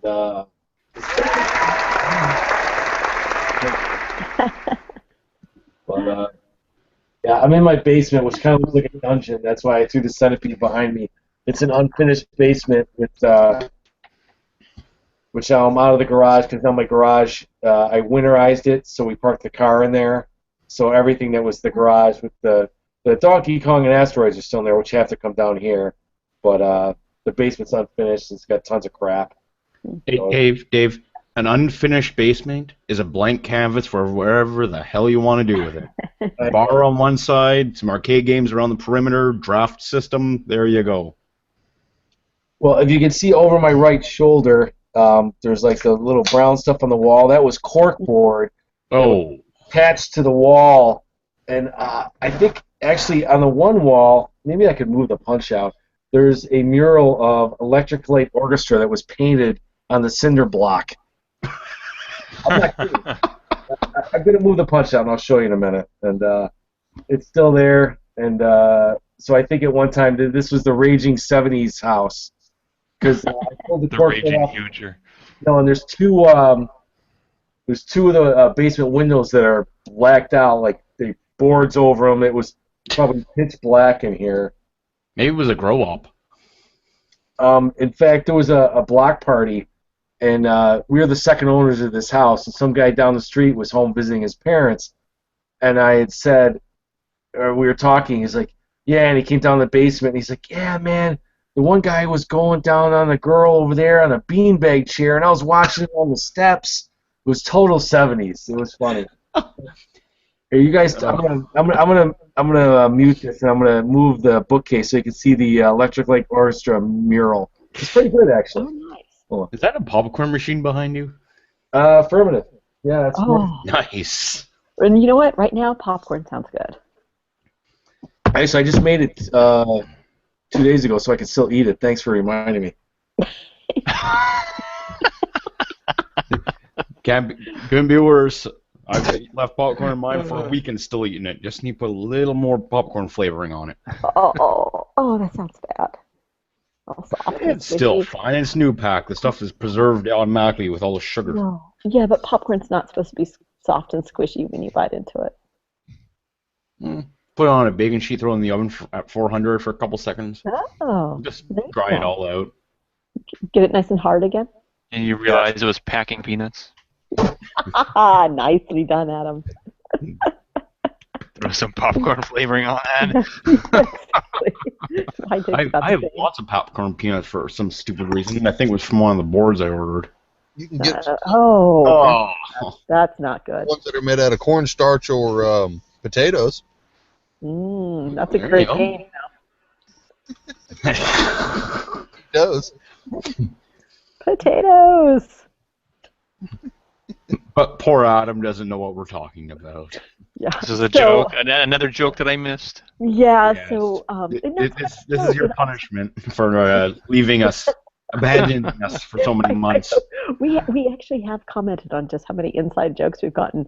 So I have made the observation that eyes, really, the main character of eyes actually looks like a potato. Because if you look at it, the main character actually has two eyes, so it's not a single eye that's attacking.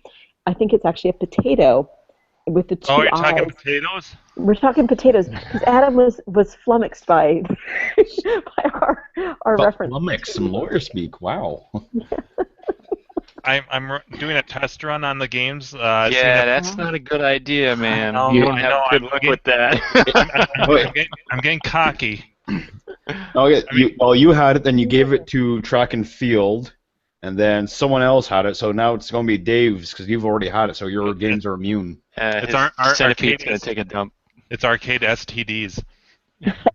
Right, that's how my It just Tempest got spreads. sick. Yeah. I touched Idaho Farmer's Tempest cocktail, brought home whatever disease it had, and gave it to my Tempest cocktail. Poor baby. Oh yeah. Well, It's that's like what a happens bad rash. when you touch Steve's cock Yeah, tail. Yep. that's right. You I send need to be more this careful. to Steve. Yeah, should I ever touch his cock again? I need to be much more careful. Well, you have a year to think about it. And it'll make his wife angry. That's right. Yeah. Yeah, I do have a while before I have a chance to touch his cock again. Oh, we're all going to hell. Oh man, I was By in the first round. That's all I can say. speaking of potatoes. I was playing potatoes. I played one game. I haven't played a lot recently, but I played one game tonight, and I can't play that game without beer. Like, I can't the way the rhythm that of hitting the fire button and just the way I play that game. I'm never when I don't have some beer and stuff and I'm not really relaxed. I always have I can't get past 3 or 4 million when I'm completely sober. But I have a few beers and it's just this is easy. I just I zone out. I'm in a zen state. It's weird. So what you're saying is beer is your muse. It is. I think getting the world record next year at Grinkers is going to be a piece of cake. Oh yeah. So so the video that you posted were you sober for that, or did you have? No, I had about 5 beers before nice. I played. That was the only game I played that day, and I had about 5 beers before I played, and no problem. But then like tonight, I was getting like I played like 2 or 3 games. I got like 3 or 4 million, and I just couldn't do a damn thing. It was right before I went, because like normally I'll play a couple games before I go to the gym, and I'm like this, I had a little caffeine in me, and you would think that I'm more alert and stuff, but I make stupid mistakes. Like I hit the button too fat. Like I don't have the same rhythm. It's like alcohol is your Ritalin. Gets you. It absolutely is. Yes, yes, it is. I might have to play a couple games later. Nice. Yeah, everyone will be gone out of here, and then Andrew will join, and it's just me playing. No, and me too. Oh, Because that's you and right. I, Yes. we don't have work tomorrow. I have lots more alcohol to drink. Actually, I need to go get myself another. I did too. I was gonna let Andrew know I'm on like beer 6 or 7 here. I haven't counted bottles yet. I'm sure my wife will tell me tomorrow the exact count. She's like, "What the fuck?" No, actually, she's used to it now. She's like, "Oh, it's Tuesday night. That's right. You've got your thing." That's cute. Oh. Sadly, I'm out of that delicious beer I was drinking. I have to go bust out something else, so I'm gonna go do that. I'll be back. Bust it out, Carrie. I'm so gonna bust it out. I'll be right back. I'm gonna let Andrew know you're gonna bust it out. That's right. He'll be on in 5 minutes. No. It looks like Orange Whip is back in the YouTube chat there. Roulette has the worst odds in the casino, besides Keno, that is. Really? I thought Roulette had good odds because you could just do red or black. Roulette is one of the biggest waste of money you can possibly do in a casino. But it's fun. It's I'm not arguing that fact. It's just one of the worst games to ever play in the. You play the inside 35-1. When you hit, you forget about the odds.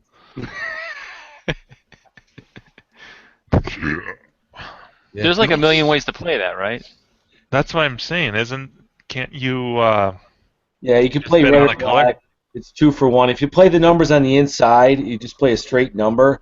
It's 35-1. So whatever you're putting down, you're gonna get 35 times your money. A couple years ago, I hit for over $2,000 because I was playing for a while, and then I got up to 300, and I decided to put $25 on each of my kid's birthday, and my daughter's birthday hit right away, so it was like $850, and I did it again a day later. It's total. It's worst odds, but it's fun. Well, Orange Whip says that Craps has the best odds. Yeah, I've heard that. Here's ELO, guys. Nice. Pretty album cover. That's on my basement wall, painted on the cinder block in the 70s. It looks like Double Dragon. No. But if you look up ELO albums, that is the album cover. I forgot the name of the album, but it's pretty good actually. It looks like it's done pretty well. Yeah.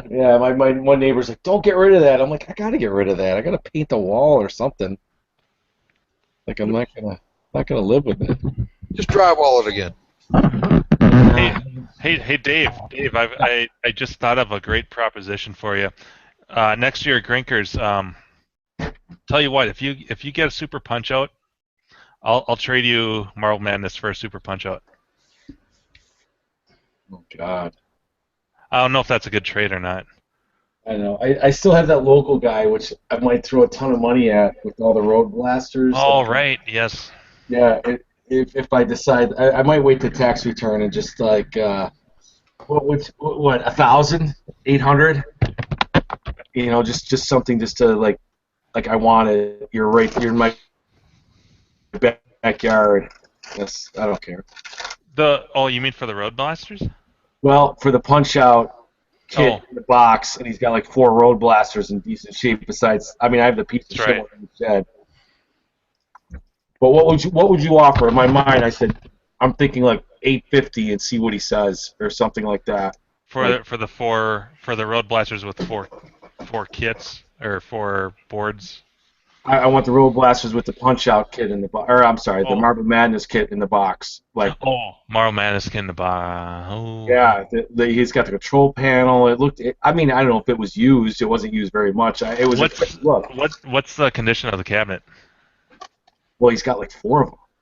I didn't really expect them. I'm like, wow, you got a lot of Road Blasters here. You know, I thought about getting a Road Blasters because I wanted a Marble Madness, and he points up at the shelf, and I'm like, are you fucking kidding me? And he pulls out the box, and I'm like, oh my god, like he had that. Does he know? Well, he must. Does he know what he has? Yeah. But I don't think he's kind of like just collecting. He's not really doing anything with them. Like he's got the hopes of like, oh, I'm gonna make this, but he's kind of like a pinball guy now. So. Okay. Well, start low. I mean, a Road Blaster's in presentable condition around these parts, $300 or $400. The Marl Madness kit, I know they're going for stupid money on Clav right now, but I don't know. I would start at like $600. Yeah. That's. We'll see, because I mean, he's not doing anything with it. I mean, maybe eventually will, but he seemed like. Well, and if he's got that many if he's got like 4 Road Blasters, and then I would start there, because really, I mean, what's he, if he's got that many and he hasn't sold any. He wanted it all in System 1 games. He's got Indiana Jones in the box, the kit. Oh, jeez. Roadrunner, like he had all these things, like in the hopes of like. Dude, pick up that Roadrunner. I'll buy it from you. I need a cabinet, but yeah. I don't think... Because honestly, I would much rather buy another System 1 cabinet than swap out kits. It's really not my thing. I would totally just find another... Because I could find another System 1 cabinet. They're not that uncommon. And they're actually pretty darn easy to work with. Like, the plywood and the restoration, it's not. They're pretty easy. It's not like a Nintendo cabinet or a plywood Nintendo cabinet, or some shit that's a nightmare. They're really solid cabinets. Was that Kalen's thread where the kids commented on Marble Madness? Yes. That was awesome. Yes, I like that. That made me smile. How's that day-old popcorn taste? I can't believe I ate the whole thing. That's good. Throw a little more flavor call on it. It's all good. Yeah. I need to play more Marble Madness. God, I suck at that game. I wish they had I have the same stuff for my machine. Flavor call. The revision on my board's different than the one at Grinkers. I noticed when I played Grinkers, it was different. Oh. I think the revision on my board's more difficult than Grinkers, because every level other than the first level is 55 seconds that you get if you max out or whatever, and Grinkers it's at 60. So, but I don't know if the difficulty's different or how that works, but yeah. It's a great game, though. I wish they had like a dozen levels for it, or Big fan of the game. Big fan. Like I said, that's why 2001, when I got my first computer, I wanted MAME just so I could play Marble Madness, because it was something that was so unique that I hadn't played since the 80s that I absolutely loved. Dude, the music on that second stage is like some of the best arcade music of all time. Oh, it's greatest. Love it. Sorry for grossing out. Yeah. I eat popcorn like I've never eaten before. Gross. I'll try and do it off camera. All right, Adam, you gotta be a regular on this show again. Yeah, turn your mic on too. I was saying it's hard because I get up what is it? Like 5:40 my time. Oh. So yeah. if I hang out here till what it's like 2 in the morning now, then it's like 3 hours of sleep or whatever. So I mean I could hang out for an hour or so, but that probably would be it. Well, yeah. Out of the Adam, I That's have better than hung nothing. up. I've That's fine, stopped yeah. the hangout, Yeah, and I've gone straight to work. Yeah, that's crazy. I can't do that. No. Well, yeah, I don't know. Come on for a little while. It doesn't matter. Yeah. Or you know, we could always like maybe consider like starting the show earlier. I don't know. Well, it's better to Yeah. come early than not come at all. Right, you are, Carrie. With Kind them of by said it Craig. better myself. Yeah. Aren't you See, glad Adam, you this added is me what to you've the been show? missing. I know, huh? I've been a valuable addition. Adam, you should have seen our Halloween episode. We had all kinds of shenanigans going on. You guys want to dress up? I had my baby mask on for a good while. You guys do Creeping everyone cosplay out. and Oh yeah, it was good. 34 came as the Jolly Green Giant. I just read the chat, Jimbo. I'm gonna jam out with my clam out. Yeah, so that when the only time I've been to WeFest, do all of you know what WeFest is? I assume, or it's a huge country music concert thing that happens every summer out in Detroit Lakes, or wait, yeah, no, not Detroit Lakes. I'm trying to think. Anyways, it's in Minnesota, or is it Wisconsin? I can't remember. I've only been there once. Out in the Midwest, and there's all kinds of country music bands, and I'm not a fan of country music at all. But I went because I just wanted to go for the party. I was like 22. You know, I just want to go and get drunk and see some boobs. You know. So, anyways, we're on this bus that's taking us to the concert from the campground, and someone said like time to rock out with our cocks out. Some random girl perks up. She's like, "Well, you boys can rock out with your cocks out, but I'm gonna jam out with my clam out." And we're like, "What?" We were like not expecting that at all. I'm like, I've never even heard of that. I'm like, who is this? Yeah. But so that's where that came from. Totally, like everyone just completely shit faced there. In fact, I was so wasted. I don't remember music. I don't remember the concert at all. Like I remember like one artist, but Country though, right? So not a Yeah. huge loss. no. I mean, it was all about Mardi Gras beads and drinking and a party. I couldn't do it nowadays. There's no way I could survive that. Something you have to do, I guess, when you're early 20s. all right, fellas. I need to sign off. Good night, Adam. So good seeing you guys all again. Yep. See, Adam. Say bye to Orange Whip too. For Yeah, us. I will. He's right over here. He's already passed out. But he He sleeps with his eyes open, doesn't he? That's right. And his mouth open. That's right. Oh, nice. All right, dude. Next week. All right, I'll leave you with that thought. Yeah. See you All right, guys. we'll see you next week. Yep. Bye. Later, dude.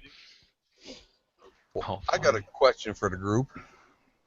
We'll Yeah. post a link down here in the comments. I just picked up one of these. It's not a very big picture, but I need a full lock set for it.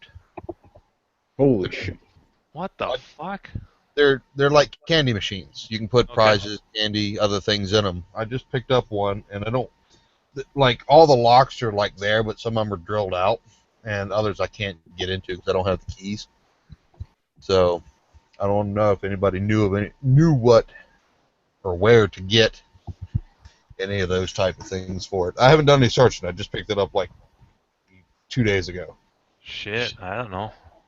So I don't want to say hap controls, but I just didn't know if they were specific, to it, or they were, So they're not standard barrel locks? Well, they're barrel locks, but I don't know if they're standard size and stuff like that, because sometimes those manufacturers will, make all their own stuff. Or they'll be just different.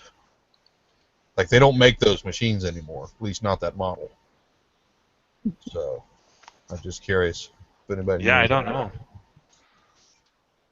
So, I need to clean it up and whatnot, but it's all there. I only have one side. I don't have a dual unit. It's just one side, but I do have the clamps to clamp it together. Where are you going to put it? Don't know.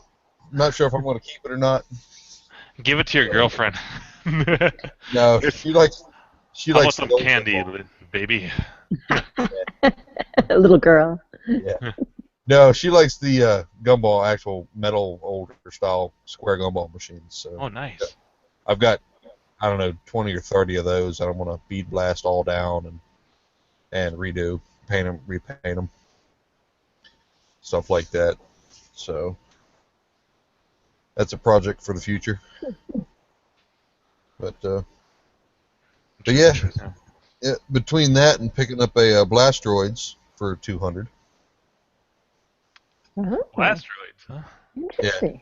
I've seen one of those at what's the name of the place around here? Chatterbox, which is like this. It must just be a Minnesota chain, but it's this kind of laid back. I want to say kind of coffee house, but they have like old school consoles. So they have like old school Nintendo and Atari and a couple of arcade games and board games and stuff. And then of course they serve alcohol and whatnot. But they had the one I was at last time had a Blasteroids. So, but what do you think of that game? Do you like it? Well, it's my opinion. It's better than Asteroids and Asteroids Deluxe due to the fact that I can't use my fingers independently. For all the buttons, I get confused. Oh, sure. Which one to push at what time because I can't keep track of them.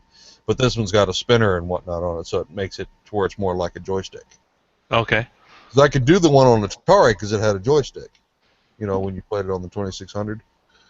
So I could do Asteroids on that, but not without a joystick. So the sound supposedly doesn't work, and on the right side, that it's really odd. But the two side pieces that go on the control panel, they like bolt on, and I'm missing the right hand side. So I'm gonna have to get one of them cut out and drilled so I can bolt it back on. And then try to find, somebody to repo the artwork for me so I can stick the sticker on the side of it. But I haven't got it home yet, so I haven't had a chance to play with anything or get it cleaned up or look to see what's going on with it. So. Gotcha. Still $200 though. Yeah. I mean, if it's just sound, that's not a big deal. Shouldn't be, hopefully. Yeah, hopefully not. But yeah, I've been looking for one for a long time. Everybody else wanted. 300, 400, 500 for it. And I'm like, I'm not paying that for a Blasteroids. It's not that rare of a game. It's just not. It's uncommon, but it's not a rare game by any means. Right. So I just kept watching, and well, this one popped up the other day, same place as that Tomy machine. So I'll be hopefully bringing that home within the next month when I get rid. Yep. So maybe it'll make an appearance at MagFest this year. Maybe it won't. I don't know. I know the spinners are pretty stiff, so I don't know if they've just got a lot of soda or something spilled down in them, or it's just dust and dirt and grime, or what it is. I don't know. So I'll have to clean it all up. Sure. Sweet. I miss buying games. Yeah, I've had to lay off lately just because lack of money, but I still pick up the good deals when I find them. So that's the way that's going. Right on. Yep. So that's basically most of my news for lately. Fixed a couple chassis here the other day. Any challenges? The U2000 was kind of odd. Come to find out, the vertical IC had been replaced on it. And instead of using heatsink grease, he used silicone. Ah. Well, you know what the difference between heatsink grease and silicone is, right? Basically, what the main difference is. Okay, what is it? Conductivity, isn't it? Well, that's one of the biggest things, but the other is heatsink grease is designed to pull heat and thermally bond. Well, silicone is an insulator and heat resistant. Yeah, so it doesn't really help at all. No, so basically the chip failed because in essence it cooked itself to death because it wasn't dissipating any of the heat. Right. So it wasn't too hard of a repair as far as that goes. There was a couple of things wrong. Just once you discovered it, yeah. Well, yeah, just do some diagnostics on it, and whatnot. And to measure like the pins and stuff, it's a pain in the ass to measure from the top. So I ended up just standing the chassis up on its side so the IC was sticking straight up in the air, and I was able to just probe the pins from the bottom to get my voltage measurements. So just to make sure everything was coming to it. And, well, it was, so the next logical step was to replace the IC. So. Nice. Yeah, and then I repaired a U5000 that had some work done in the past done to it. So I fixed that all up, and then it wouldn't fire, and I found a resistor bad. So for all the stories and horror stories I've heard about U5000s, I feel blessed that the one that I got in cap that's in the T-Mech my buddy has didn't have a damn issue. Like everything's worked perfectly. Knock on wood since I got it. Yeah, they are some of the biggest POS chassis that Wells ever made.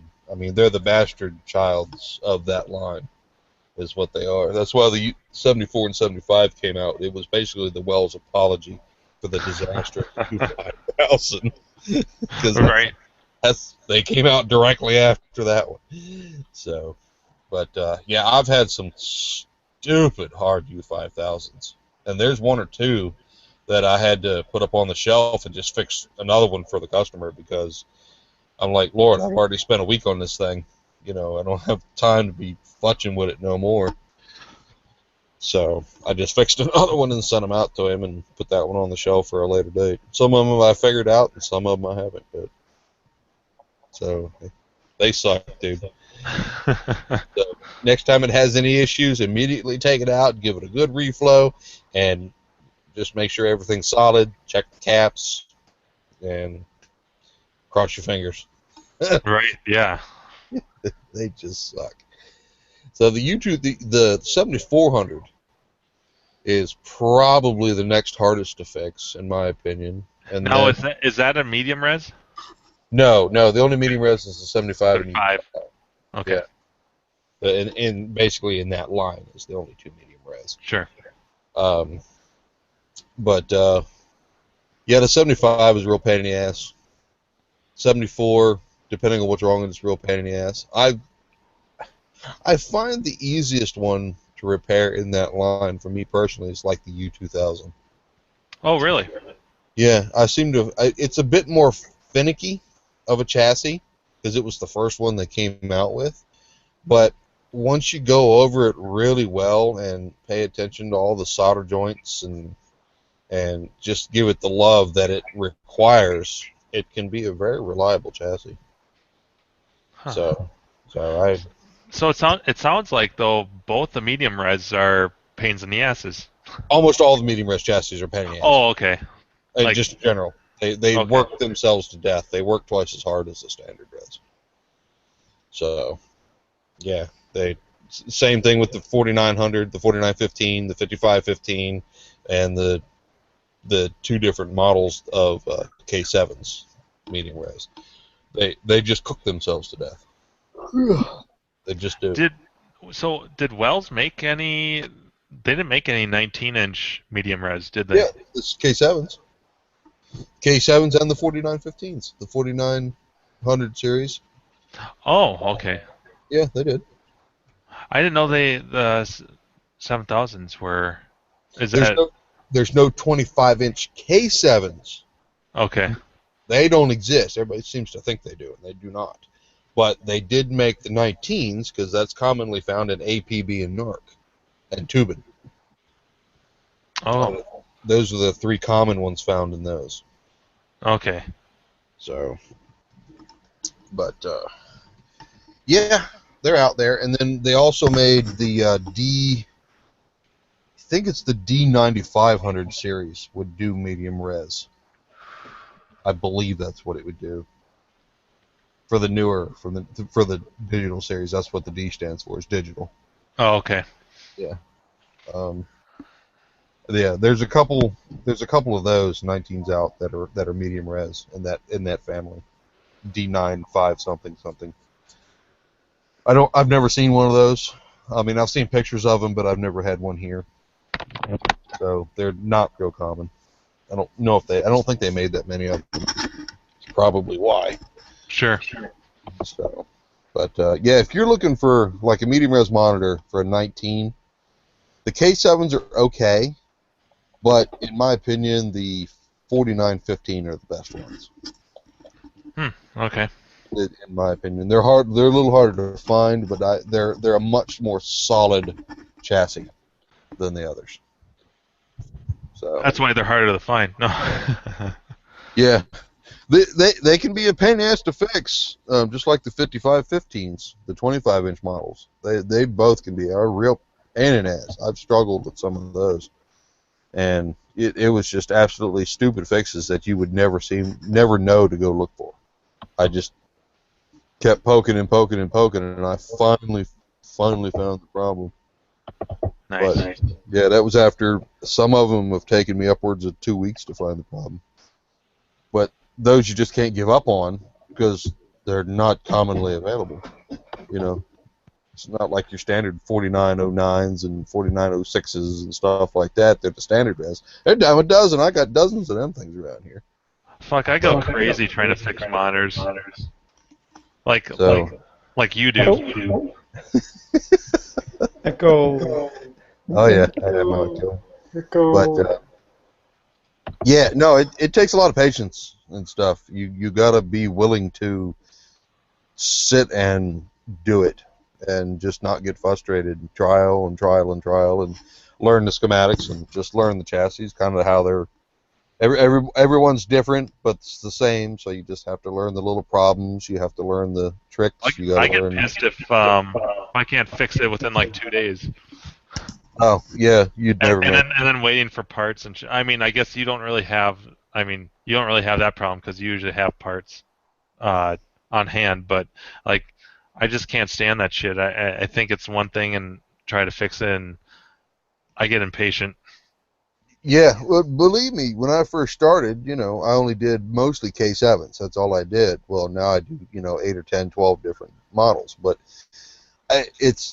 parts is not necessarily a problem for me too much anymore. I'm still adding to my collection, but there again, it's taken me 8, 9 years to get where I'm at as far as parts go. So, yes, I've had to wait on parts in the past.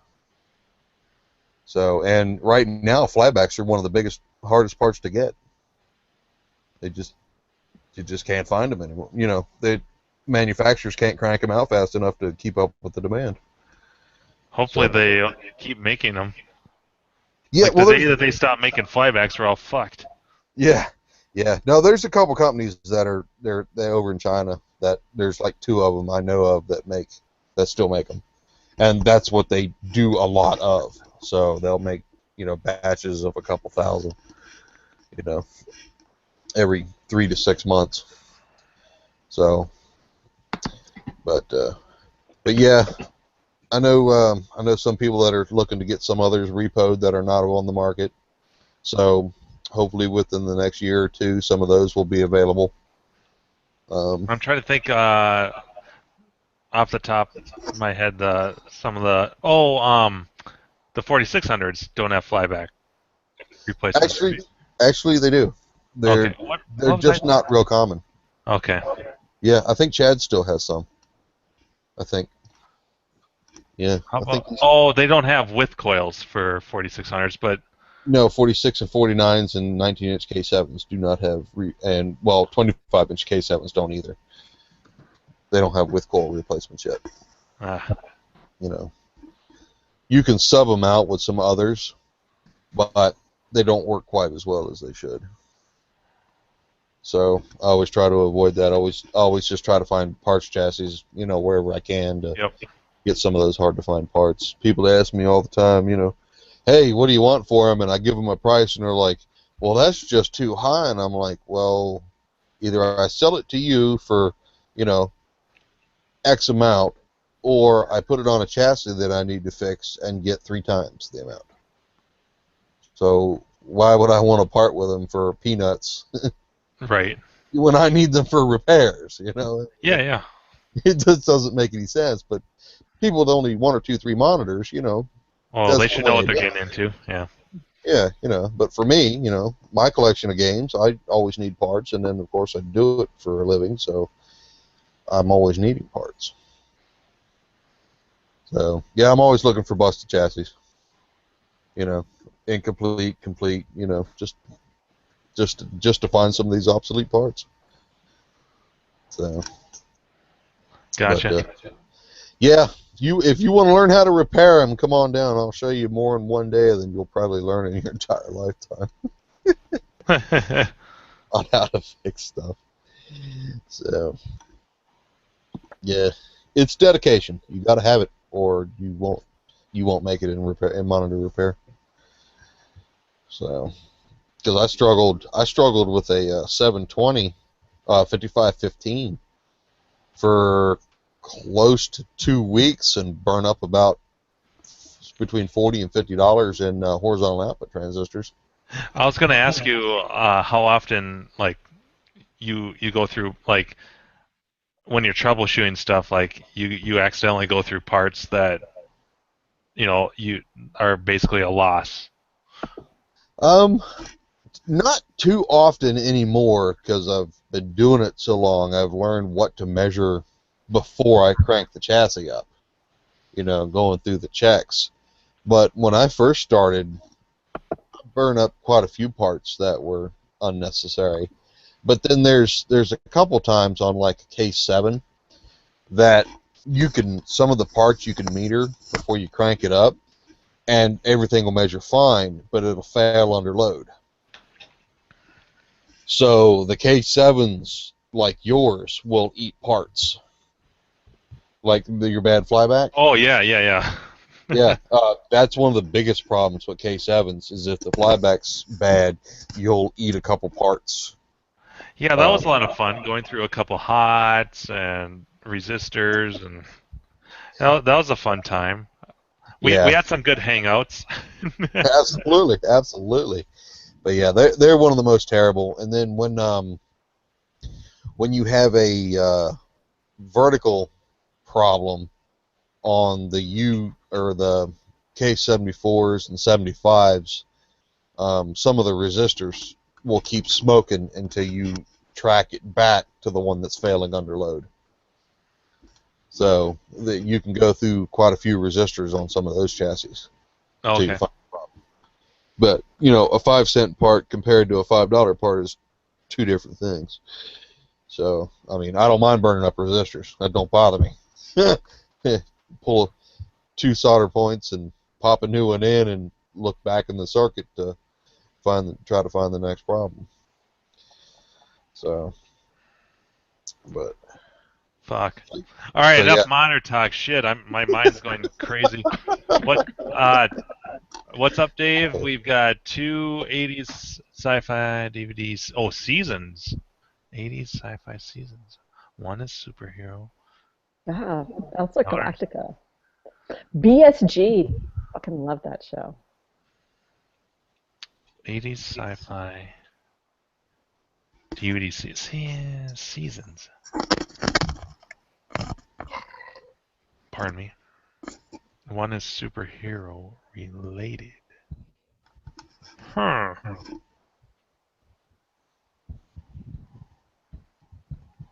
Is outer space. Played series.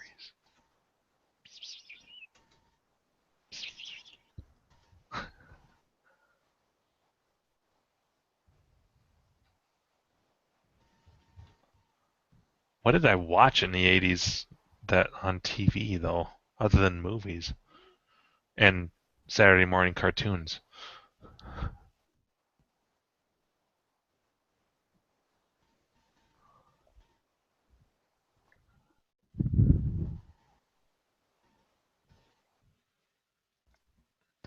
Wow, way to kill the crowd, Dave. No. Yeah, I know. And We're all like our silently YouTube audience, thinking. all three of them.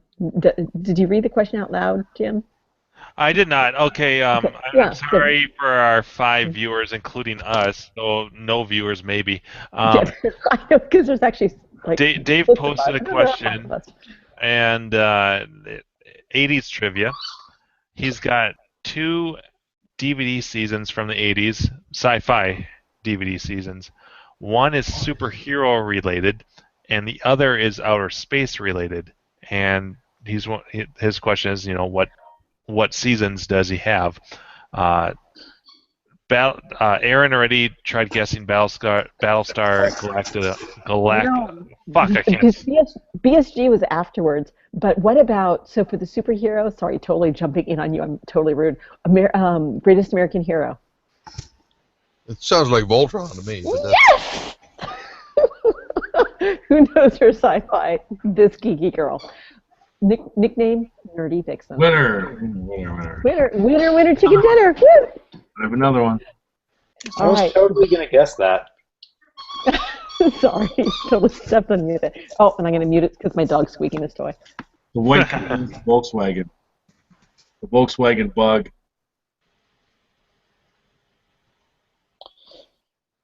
The original Battlestar was 78, 79, so that wouldn't have been 80s. Damn it. Herbie, maybe? No, the white car was Greatest American Hero. Future. Clue 2, it's the future. Buck Rogers. No, that was 79, 81. Oh, what? Yes. You win. Oh, Aaron Gray. Love Aaron Gray. Love Aaron Gray. That was too late. Aaron Gray was like my childhood crush when I was like 7. me was Princess Ergala. And then when she got relived on Matt Houston. Oh, God. I gotta put these away and see what else I got. So, can I ask an arcade-related question, or should I wait till some other better time? You can ask an arcade question.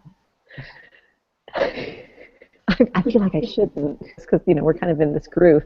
And I didn't really get the floor for what I did with my games this week, but you know that being the newbie of the group here, actually, I'm taking this. God, I hate having these earphone things in. Can you wait? Hold on. Let me try it without this. Crazy. Okay. Am I still echoing?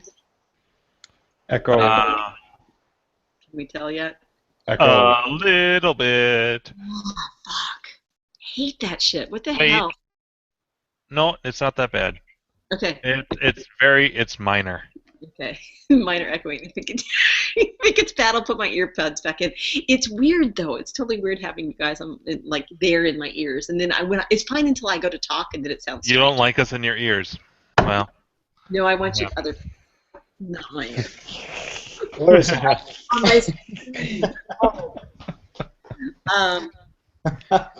I love how she said it. I guess I wouldn't want 5 dudes in my ears either. Not a play. This is not. There's like really nothing hot about that, honestly. Seriously. So I did a handful of arcade-related things this week. Not all pole position related, but my questions all stem from my pole position because, again, I'm the newbie of the group. I didn't get a chance to introduce myself as such, but all the 5 people who are actually watching us know that because it's all us. So on my pole position, I'm having, and I feel totally stupid, and I searched Clav, and I'm like, I must be the only human being ever to encounter this problem. do game board? So my game boards, my PCBs are in the kind of the metal shield, mounted metal box on the side, which I took off, but I can't get them out. And I'm like, is there something I'm not pressing, pushing? I go to pull them, and they're just fucking stuck. And all I can think of is to soak them and see if I can loosen things up, because I feel like the PCBs are just stuck in there on the tracks because of all the the mouse shit and the mouse pee and all that, and 30 years of not being pulled out. Am I missing something? Do game boards get stuck in there? I don't want to like yank so hard that I fuck something up, but I can't I can't pull my damn boards out to look at them. I wonder if are there any like a screw or anything that's holding them in a bracket? Is it in a metal bracket, or is it just? And I can actually go grab it. I mean, I'm so I don't see anything. I've taken I looked at the manual. And they only talk about it if it's an EMI shield, but it's not a shield. I mean, it's in the box, and it talks about the 8. Like, if your boards are in an EMI shield, then press the 8, turn the 8 locking tabs into the unlock position or something like that. But I don't have those. I just have this metal box with my damn PCBs in it, and when I pull on them, they won't come out. And I don't want to fuck something up on my game, but. It's like, how hard do I push? Do I try soaking? I see nothing. And I feel like an idiot because I can't pull my fucking boards out. I'm like, what the hell's wrong with me? Am I like... Yeah, I'm not familiar with... I've never seen how those might plug into that cage, so if there's like maybe tabs on the side or anything, or there's just nothing? Okay, do you mind? Talk amongst yourselves. No, yeah, let's see a visual here. Okay, I'll be right back. Of the boards. I have no idea. I don't have a pole position, so... If you keep yanking, something will come out. Well, yank that pole.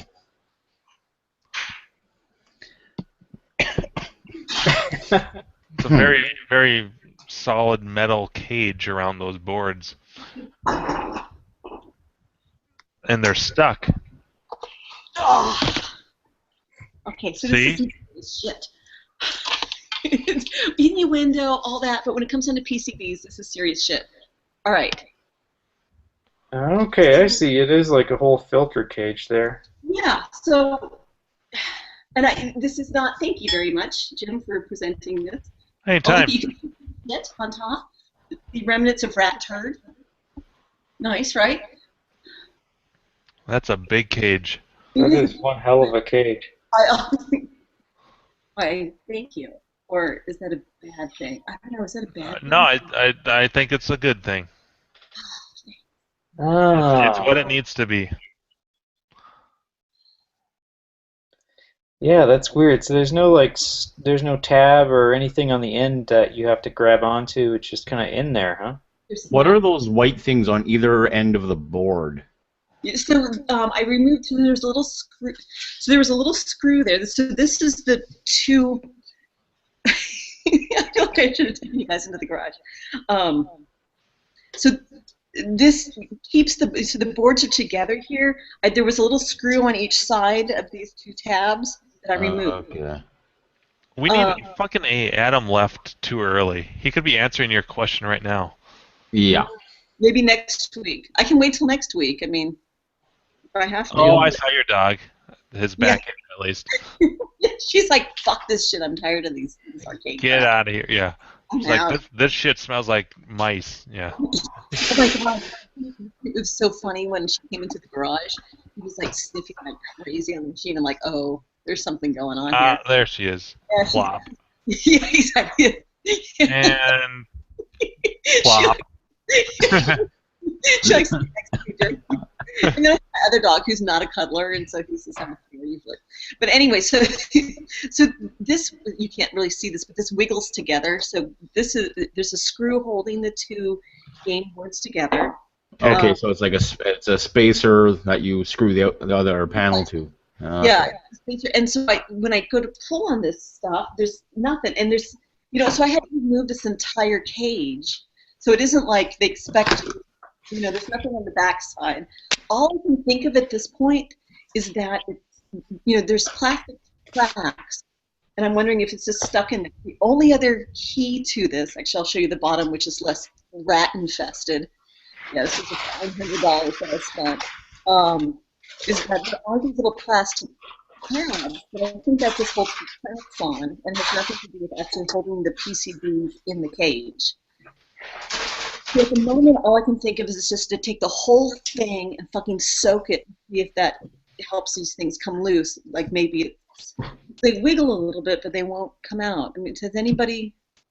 Are all the screws out from around the case? Yeah, I don't see I see nothing. Huh. I feel I feel like, oh my god, am I a complete idiot? Like I know nothing about game repair. Like I've installed an LV2000. I've done shit, but I can't get my game boards out. Do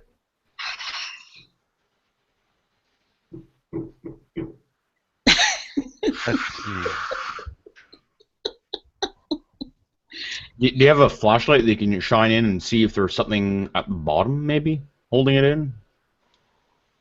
Like shine a flashlight in from the side through one of the vent holes?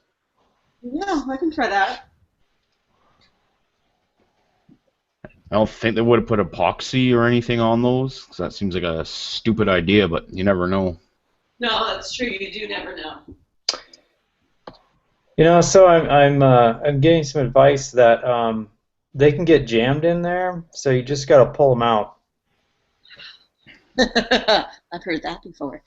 I see what you did there. It doesn't sound like there's really any trick to it. You just need to actually put a little force behind it and just pull them straight out. Oh,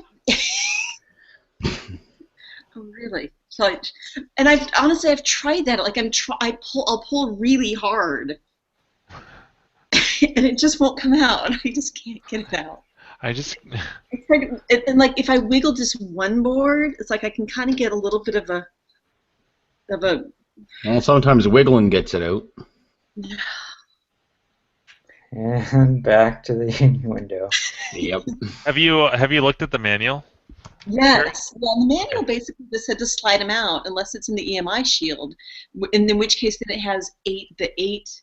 Yeah, the eight fasteners. Right, 8 fasteners to turn into the unlock position. But But in looking at the diagram, I don't think that this has the EMI shield. I mean, the 8 fasteners are still right here. So yeah, no, the shield's missing. It's just the filter cage. Yeah, exactly. Oh, that's what it's called. Ah.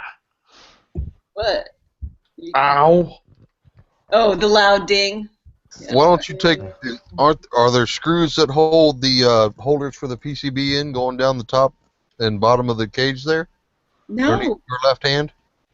Nope. The only thing I have are these little the only thing I see are these little plastic tabs, which seem I couldn't see them very well. Look like the screws. Yeah.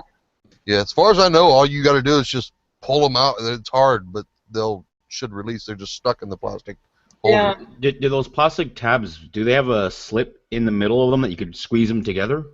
They do, and I've tried that. I've tried pinching them together. I've tried like torquing them a little bit with the screwdriver. I've taken my pinch nose pliers, and I've tried, and they're on the top and the bottom. The rat shit. Oh, nice. Yeah. Yeah, I got it. Did I say this will be a project I'll learn something? I'm gonna learn a lot of stuff. This is $100 worth of learning a whole lot, but it was cheap, and I'm having fun, right? So Fine. if you grab those boards from the center instead of from the end like that, Okay. or grab one of grab them both and just Grab them both.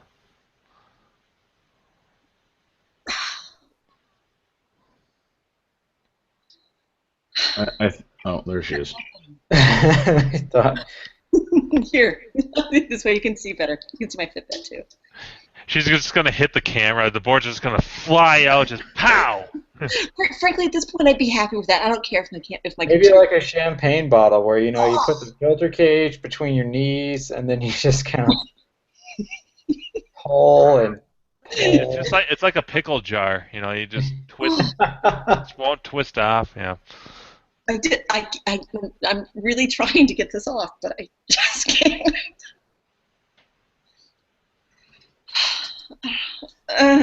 So close. So close and yet so far. Can you see if those like plastic tabs somehow connect somehow to the board itself? It doesn't look like it. I see nothing. Yeah, I think Yeah, those they're just spacers according I to the think those are manual. are there like rails? There's like rails that it's in. So Yes, exactly. yeah, There's like plastic rails that it's in. right. Yeah, that's what I'm hearing is that there's plastic rails that the boards are in and they get stuck. Um, so it just takes some force. As long as you're pulling laterally, the board's not going to flex in a weird way. So you can put some force on it. Do you think it would help if I soaked it in something for a while? I mean, is there Well, something? maybe like if you put it on the floor flat with the boards facing up towards you, and just kind of like anchored it with your legs and just pulled, because you're kind of at an odd angle when you're doing it on your lap. Kind of like that. Yeah, like yeah. Now just like pull. Oh, You they're can in do there. it. They're in there. Totally. Dave says this is very exciting. This is like if somebody has actually some sort of question or they want to talk about something, you can do that. And I'll just do this in the background. It's riveting, I'll tell you that. Andrew, I'm sure, is really like, if only he knew what he was missing this week. Carrie sticks her boards between her legs and tries to pull them out. Like, Grunting helps. oh, what the fuck? Oh. Sorry. This is fun. I don't know how to turn that volume down. Turning down the volume more. So, Crafty, how did you get Retro Made Arcade in trouble? How do they get who and what? Well, Retro Made Arcade is on our YouTube right now, and he says that you got him in trouble. Oh, that's Sam. That's YO on Clog. It's because I posted that picture of that giant sinkhole that opened in Wyoming, and I said these are the kinds of things that happen in Wyoming, and that's just a running joke with me and Sam and Andrew, because he's from he spent some time in Wyoming and he didn't enjoy it, and so we drove to Grinkers. We had to go through Wyoming, and it was not enjoyable. So we always make jokes about it, and someone else on Cloud got in his thread and called him a douche for making fun of Wyoming. Wyoming, isn't that the one that's completely flat? That orange that Andrew was complaining about. Yeah, we always complain about it. It's depressing. It's flat. It's at least part of it is. The southern end of it. This southern end, the southwest corner is pretty desolate. You go further north. I'm sure there's some nice stuff up there with the Tetons and Jackson Hole and that good stuff. But it's kind of like the prairies in Canada. You can watch your dog run away for about 3 weeks. Yeah, Dave, that is yeah. You talked to him at Grinkers. Yeah, I didn't talk to anyone at Grinkers. Yeah, but no, I was talking to Dave. Oh. Fix It Felix Sam, that's him. Yeah, YO. Maybe a pair of pliers. God, but what do I hold? I mean, I don't want to fuck up my boards, but I can't get them out. How? Where is that coming from? Sorry, it's my iMessage. Let me tell Andy now. Oh, Andy. No. Yeah, I can't turn down the volume of that. And Hey, maybe he can remove those boards for you. He's got the manly, muscly grip. He's like 3,000 miles away. Oh, come on. He's a good friend. He'd be there in a heartbeat. Not so much. It's a short flight away.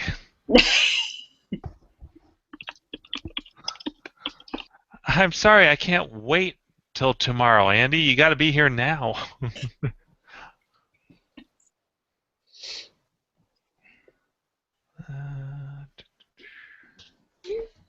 fuck, what time? Oh, pizza places are closed already? No.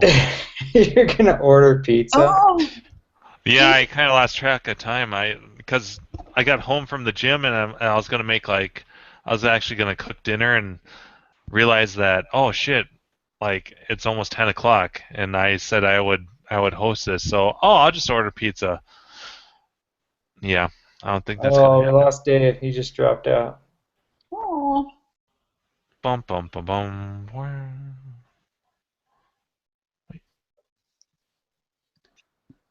Let's He'll be pause back. and wait for him to find the sound effect. He'll be back. So here's what you do: you tie some cord to one end of the PCB and the other end of your car. And Nice. Just like a loose tooth. Make it quick. yeah, He used a doorknob once. Hurt like hell. my God. I go to the dentist. Yeah, I Get think my I've gum always sewn up. gone to the dentist for that kind of. Here, Jesus. bite down on this strip of leather. Yay, Dave's back. But hey, this is the Hey, first time we've right. had actual arcade repair happening on the show live, right? I mean, at least as far as I've been involved. There's a lot of pulling going on right now. I don't see any pulling. I just see cleavage. Nice, good to know. Well, I mean, Nothing wrong not, with that. not, Here we go. You can see my face. Now you just spoiled it. Dad burn you. Damn Thanks, it, Jimbo. well, let's be fair. This is why we shirt can't that have she's wearing. Jim. If she's advertising, it means she wants you to look at it. That's the way that works. There's no double standards when it comes to women. No, I'm sorry. No, you go put it on. You go to advertise it. Carrie, I have to. I don't know if you're paying attention to the YouTube people, but Mr. Whip says to stand up, put the cage between your feet and thighs, 2 hands, one board, and pull up. Give it a good yank. 2 hands, 1 board. That was a great little video. That little. That was. I don't know about you, but that was a long video. All right. Seriously? Yep, do it. All right. You gotta show those boards who's boss. I'm changing the view now that you guys have made me aware of where the camera is. I did not think about that. Just wait, in 2 seconds, she's gonna mute her camera entirely. Right. You're just gonna hear ugh. Can you see the boards? I'll give you the drama. I just don't want you to get a crazy shot of me. No, but this is not helping. Wow, you're really in there. Yeah, and the boards are really stuck too. I feel, and I would think that honestly, I've spent so much time looking at, what do I see that could be holding this in, and I just don't see anything. And the manual, it basically has you slide them out carefully. Fuck you and your carefully. There's some dead mice in there that are just holding them in place. Yes. Just fused between all the solder points. Pull these relatives. Oh my god. I just don't know what the hell to do with this thing. Try holding it upside down and shaking it. And we'll have you know that I shook out some nutshells and paper. So yeah, it actually looks pretty good in here. I can see a couple of where the connector is. I can see where you can probably see so well. There's I can't little singed connections. So definitely where the edge connector was. There's a couple of little issues, but it's not too bad. And when I look in here, it doesn't look too bad. I just can't get the fucking thing out. Happens to the best of us. Pack it up, send it to me. I'll get your boards out. You pay for shipping, and I'll send it back. Yeah. Hey, I would take him up on that. I might take you up on that. Thank you. Here.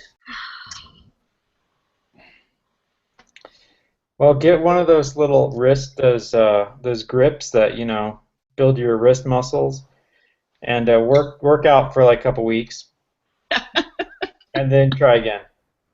Oh my god. I mean, most of us guys don't have to, buy an exercise tool like that, but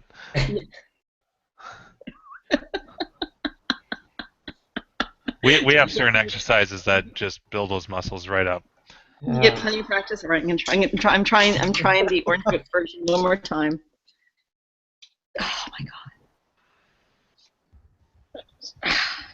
god. She looks at her screen to make sure her boobs aren't showing. Yeah, I am now. You said boob. That's like that word makes me laugh every time. It's like a cartoon word. It is like a cartoon word. I mean, because it has the multiple meanings too. Because there's like the. Yeah, you're such a boob. Exactly. Oh. Dave. I loved her in the manual. They're like, slide it up carefully. Like, oh my god, really? Seriously? Oh. Maybe back in the day, before the heat and everything got to it and welded them in there, that's probably... Before the mouse decided to go in there, like... Oh my god, I found your exact same problem. Oh, did you? No way! Because apparently, from what I'm hearing, it's it happens. But are you clov searching? Well, no, this is RGVAC, but it won't load. Damn it! I'm sure it says the same thing. Pull really hard, like when Winnie Pooh was stuck in the honey tree.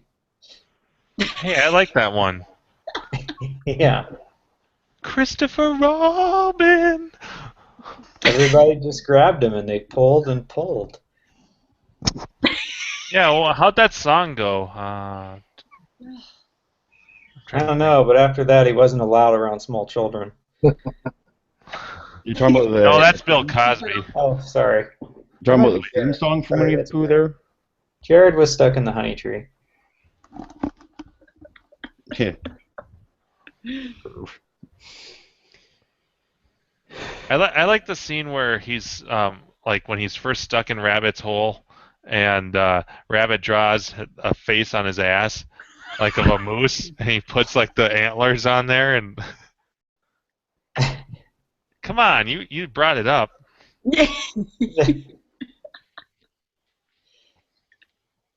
There was that one, and then what were the other two shorts that were part of that? There was like the blustery day with where it rained and the wind, like all the leaves came down and stuff. I don't know why I have found this picture, but I'm looking at the thread about how to pull this stuff out. Something else entirely. You gotta watch that search. To pull it out. Yeah. Well, she's changing a tire with no attire, so it's a very bizarre squatting view. That's not very good. All right, here's the. Oh wait, I should just present this. Yeah.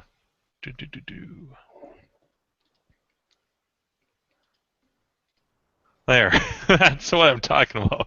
Where Rabbit draws like a face on his ass. Oh my god.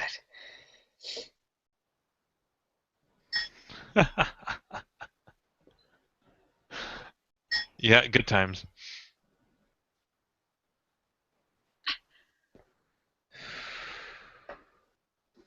I'm sure there's all kinds of innuendos with those, sadly, too.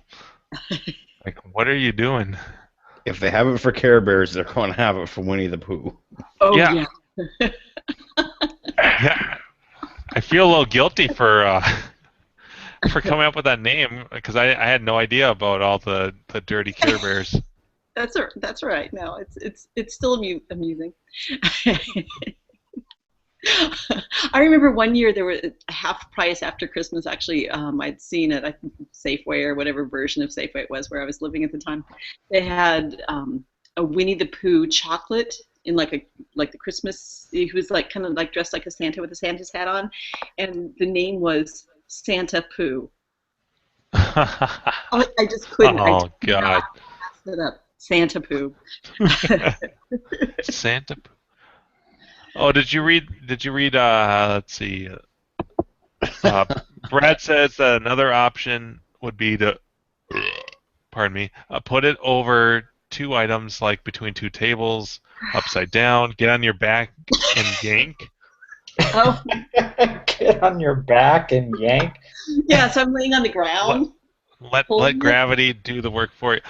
If the problem is the cage keeps sliding up, put a couple screwdrivers into the holes and stand on the ends of the screwdrivers. Brad, can you post a picture of this? Right. Can you reenact this and then post a picture of it? And if you do, I'm sure Adam will get the still image of that.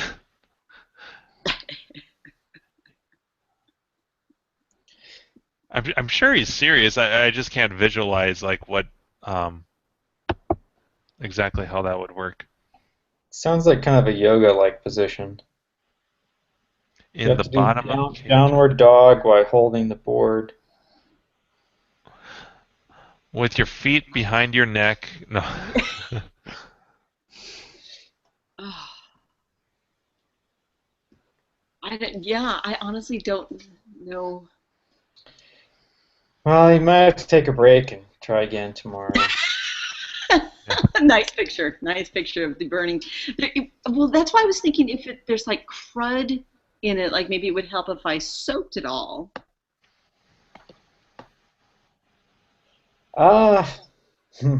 So, I don't know if you want to like submerge those boards just quite yet. okay. Yeah, because it's at least 2016 before Adam's done with his PCB. Yeah. And it's like they'll wiggle a little bit on the edges, but I feel like I'm missing something, but I just don't know how I can be. Because there's I don't think there's anything in there that other than those plastic rails. It sounds like so. I mean, I guess worst case scenario, I try to poke all the little plastic thingies out and. Oh. Is there a piece of foam at the end, in the very back? Oh.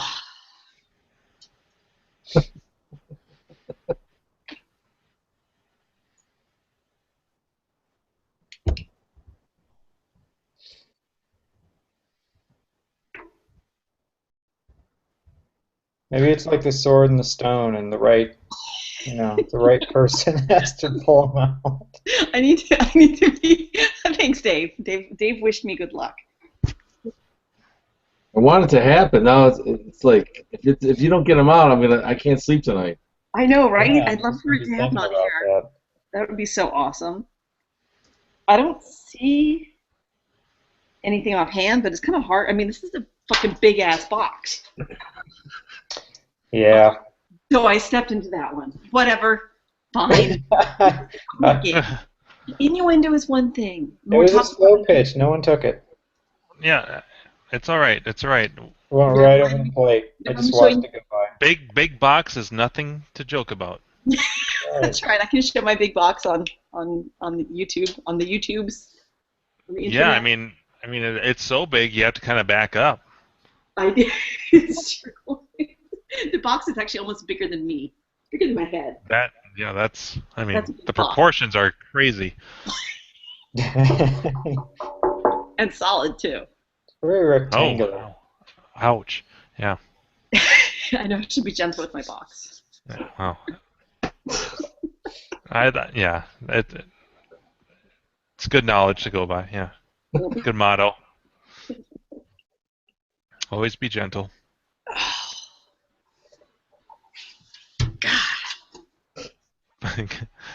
Put a stick of butter in the microwave. 30 seconds on high. Slowly pour down plastic kites. Yeah.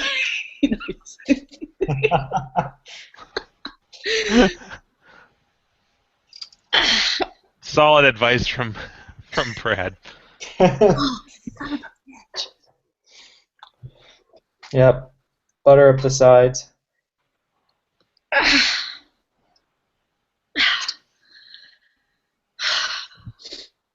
This is It's like watching paint dry, things that were probably. stuck in my box outsiders. Box hangout.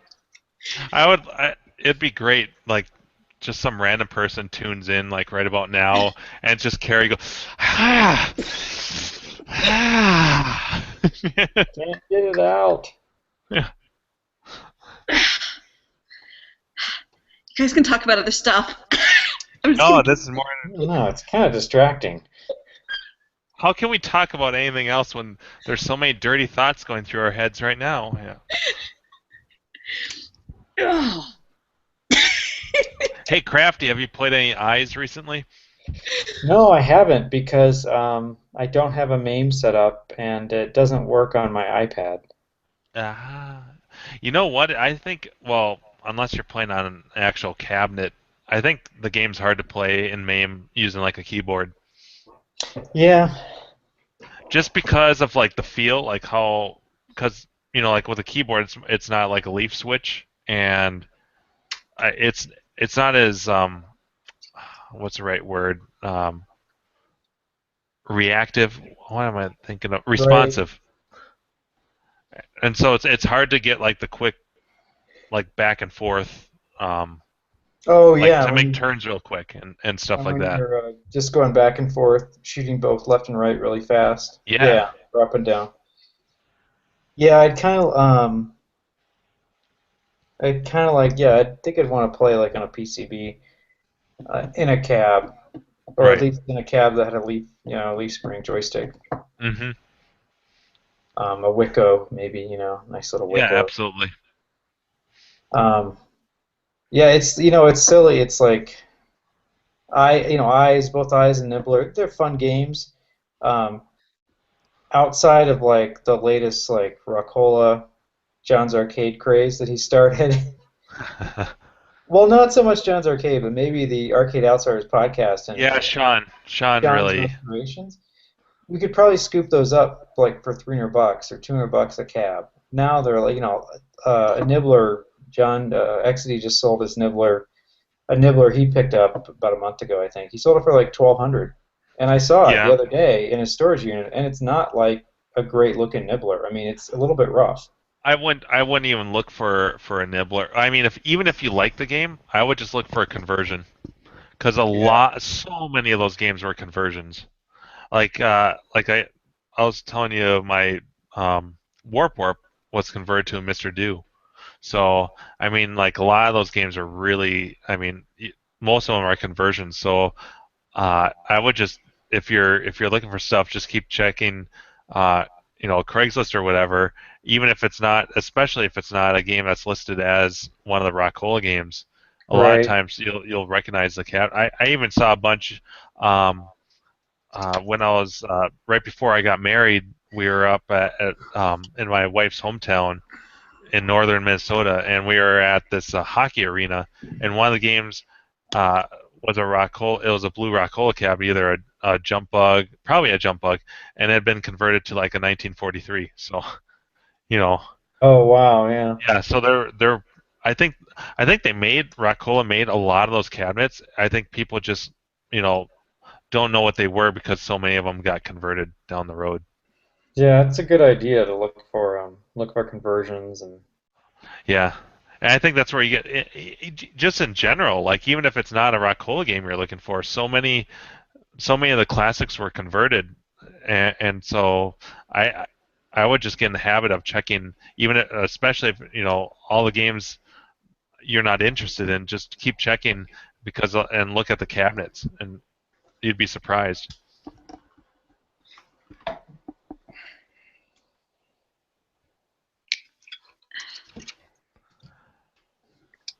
Hey, Dave, you been on the grass at all tonight? We haven't had any commentary for a while. No. I beat at the casino a bunch. Okay. Oh, okay. All right. Here's a little trivia. You guys tell me what show this is.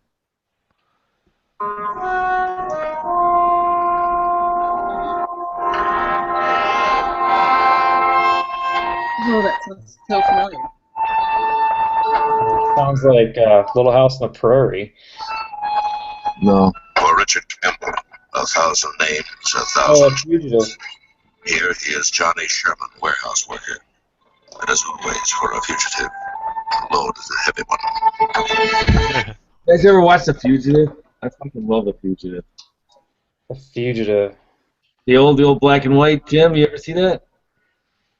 I don't think I have. Oh, it's fucking great.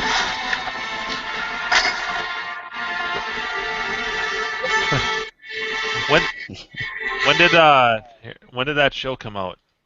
That was in the 60s. That was like one of the most watched episodes because I forget how many seasons it ran, but like the final season, him catching the one-armed man was like, it was like the big deal. And it was on reruns before the Harrison Ford thing came out, and I was watching it like reruns. In fact, I have the season 1 on DVD. Later, Chris. Night, guys. Sorry, Chris is out. So Yeah, gotta get up early and make sure. yeah, and get up and make sure. Bye. Make sure I cut myself off, right? That was like a Steve from Albany thing, you know. I gotta. Bye. Okay, bye. I love Steve from Albany. Stevie. Hey, Yeah, well. did you guys happen to hear the? How's that sound? What do you mean? I'm betting you. Hold on. 28.66. Did you hear the one? Well, hold on. I'll play it. So now Here it we looks go. like a fucking spade shovel because I flattened it. Exactly. And you don't care. You're not going to be mad at me. No, I would not be mad at you. Okay. Okay. Dave from Buffalo said I have a gay brother, and that song reminds me of him. Dave, that sounds about right. Thank you, Dave. How dare you, Dave? Remember the shoe story, Dave? I do. Dave, John was doing the robot to that song. What do you mean? He was, wasn't he? Did you do the thing where you... Did you guys? What episode was that? That must be late 70s, mid 70s. That's 81. And, Okay. they were playing "Show Me" by the Cover Girls, and I actually spoke to my gay brother today, and I was laughing because Joe actually PM'd me asking. Someone must have asked him about it, and he goes, "Was I hammered, or like where did that? Did this actually happen? Where someone said we played a song and your gay brother reminded?" And I'm like, "Yeah." So I had a look. It was "Show Me" by the Cover Girls. So I talked to my brother today, and I go, because I told him about the podcast, and I said, this song reminded me of my gay brother. I go, did you play that song? Like, is that? He goes, I used to call. He goes, no, I 100% did, and I would call the radio station, wait an hour on hold to request it, and there's still like LPs in my parents' garage around the corner, and I went there looking for it. He goes, oh no, I had it on album for sure, but I don't know if it was there. I go, no, it wasn't, and he laughed about it, but. Because I actually asked him about it today. That's what made me think about it.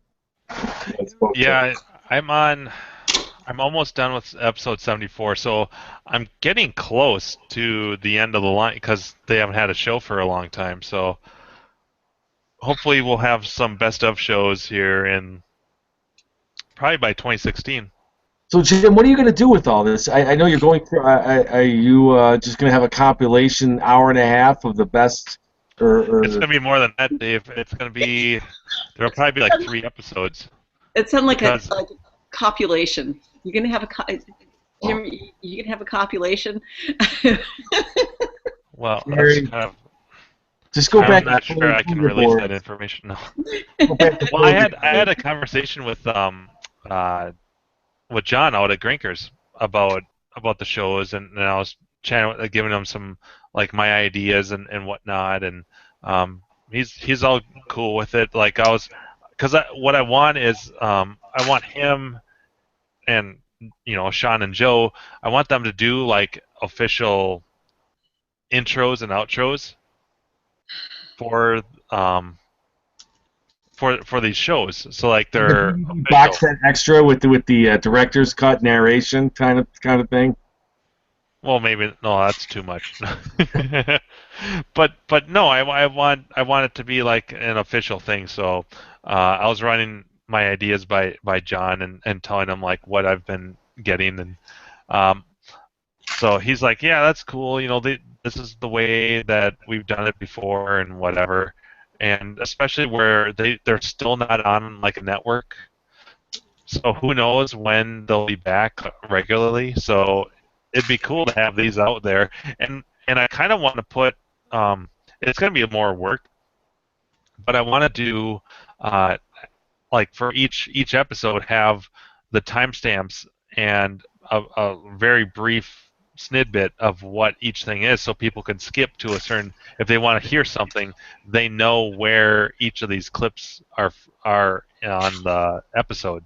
So like 10 minutes in, they can listen to Heart-Shaped Boxers, or and whatever they want to fast forward to. It's laid out in detail form. Nice.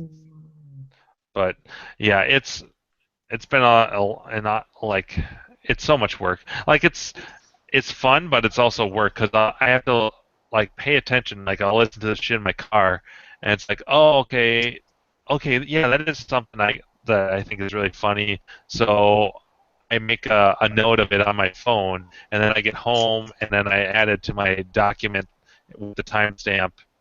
It's like that movie Knocked Up, where they were like putting the timestamps when there was breasts or ass in the movie. Did you ever see Knocked Up? Oh yeah, they were talking about doing that. They're gonna make a website about it. Yeah, and there was already a website in existence. Like, Yeah. they were watching all the movies and like writing it down. Oh, there's breasts.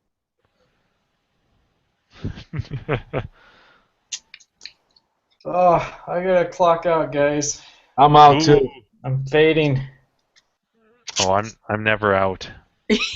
Well, you That's right, we don't have have to worry. Optimum. I'm like Rocky. I can do one more round. One more round. You and Carrie can get her pole position boards out in private. Hey now. While Buffett listens in silence. Speaking of Rocky, I'm looking forward to that movie. I've just gotten started trying to get these things out. Oh, good luck, Carrie. Carrie, are you sure it's your right and not your left? Like, Yes. maybe I'm looking at it from the because it's mirrored. Oh, yes, the selfie picture. Yeah. Yeah. So I would be right. Correct. I mean.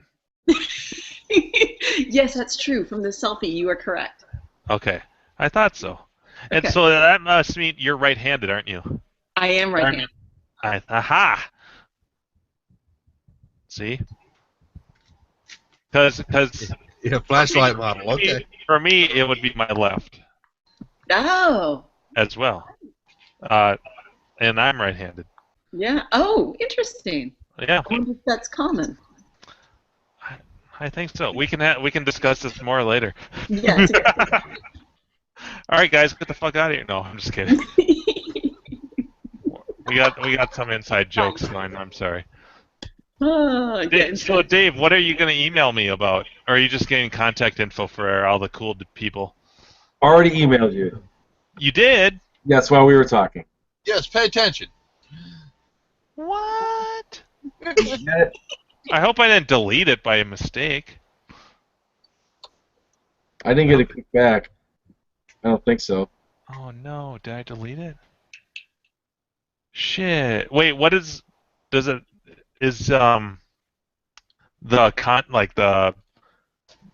name on the email, is it just Dave MacD 2001. I'm trying to think if I had I forwarded you something that was I forwarded to myself. So I'd have to retype it. fuck, can you resend it? Yeah, hell yeah. Alright, sweet. If you don't get it, let me know. I'm gonna resend it right now. I gotta program your phone number into my phone too. I like that all the cool cats on this show are kind of getting in contact with each other. That's right, Carrie. Like, Oh, God. That would be click. Gotta have the sex kitten. Everybody does. Yeah, that's right. All right, guys, I'm out. It's 3:15 a.m. here. all right, Oh. Dave. Thanks for joining us. We'd love to have you again. Back Yeah. after. I hope you'd boards. want to be had again. I want those boards out. I'm doing my best to get them out. I'm gonna keep at it. That's so funny. See you later. Take it easy. Later, Dave. See you, man. He only thinks it's funny because it's not his board stuck in a fucking cage. Yeah, that just sounds terrible. Right? My boards are stuck in a cage. Nothing stuck in the cage is a good thing. No, it feels like it's because I can wiggle the top part, like it wiggles up top, and I can kind of see it move, but it feels like it's stuck at the back. But there's nothing, there's no screws, there's nothing to hold it in place. I don't understand. Short of popping. It doesn't make any sense. Ah. And then we die. What happens if the boards don't come up? We die. Exactly. Yeah. Is that right, Aaron? That is correct. I'm finding lots of pictures of things stuck in things. Well, animals stuck in things. You know what we're missing is a good IRC chat. Oh my God! Yeah. Post all these things. Yeah, we need to. The hard part is integrating because we have the two chats. I mean, everybody knows that this isn't a big secret. We all kind of figure out how to do it so we can see both chats, but it's challenging, I will say, to both be talking to people on screen, having the chat along the side, and then a few seconds later, whatever it is that we're saying is hitting the YouTube chat. And so there's kind of a little tape delay, and so you're kind of managing potentially 3 chats. Yeah. And how, dare I say, I don't know how else to put it, but how dirty we get in the YouTube chat is probably, a judgment call. It's pretty legendary. Yeah. So maybe we cut loose in the YouTube chat. I wish there was a way to tie the two together, but at the same time, Yeah. sometimes it's funny to keep things in here. Like this is like our practice ground, and then like if we deem it safe, we'll that's true. no, I shouldn't say safe. If we deem it worthy of letting the YouTube people, because things do fail tremendously in our own chat. Oh yeah, there are things where like, no, that doesn't. Oh, that was dumb. Yeah. Exactly. And granted, for our 5 viewers, we want things to be pristine. Yeah. It's like an open mic night at the comedy club. You gotta test your material out before, you don't want people to think any less of you. No, I know there is that. I have been advised that. It's like, are they gonna boo me off stage, or is this gonna be funny? Yeah. Where the fuck's Andrew? He didn't respond. He can't possibly be that his concert's going on till. Well, what's his time difference? Like an hour? But the last time he texted me at 1:34, and so that was like not even an hour ago. I'm surprised he didn't even hop on for a second. I should just keep bombarding him with texts. You should. He probably unless oh shit, Aaron just gone. Oh. He said he was on his way out anyway. Yeah. Oh, I missed that part. Oh, look at it! Oh, look, he didn't get to see the aftermath of his picture. That's cute. And hideous, all in the same. Oh yeah, here he goes. This is his parting image. I will put it in the YouTube chat.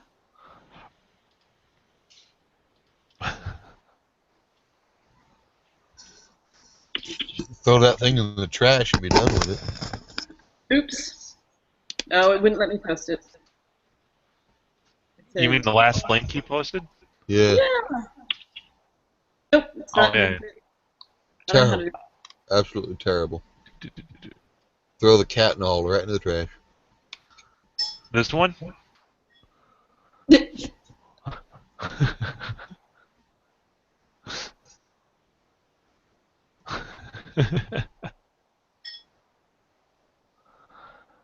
Oh, Aaron. The cow picture and the horse picture, that rocks. That's pretty funny. Actually, yeah, the horse picture's pretty good. How they even got that horse to... I don't even know. a 30-06 and a saw. It's not too hard. Oh, that's true. That's because that horse is dead. Yeah, pretty much.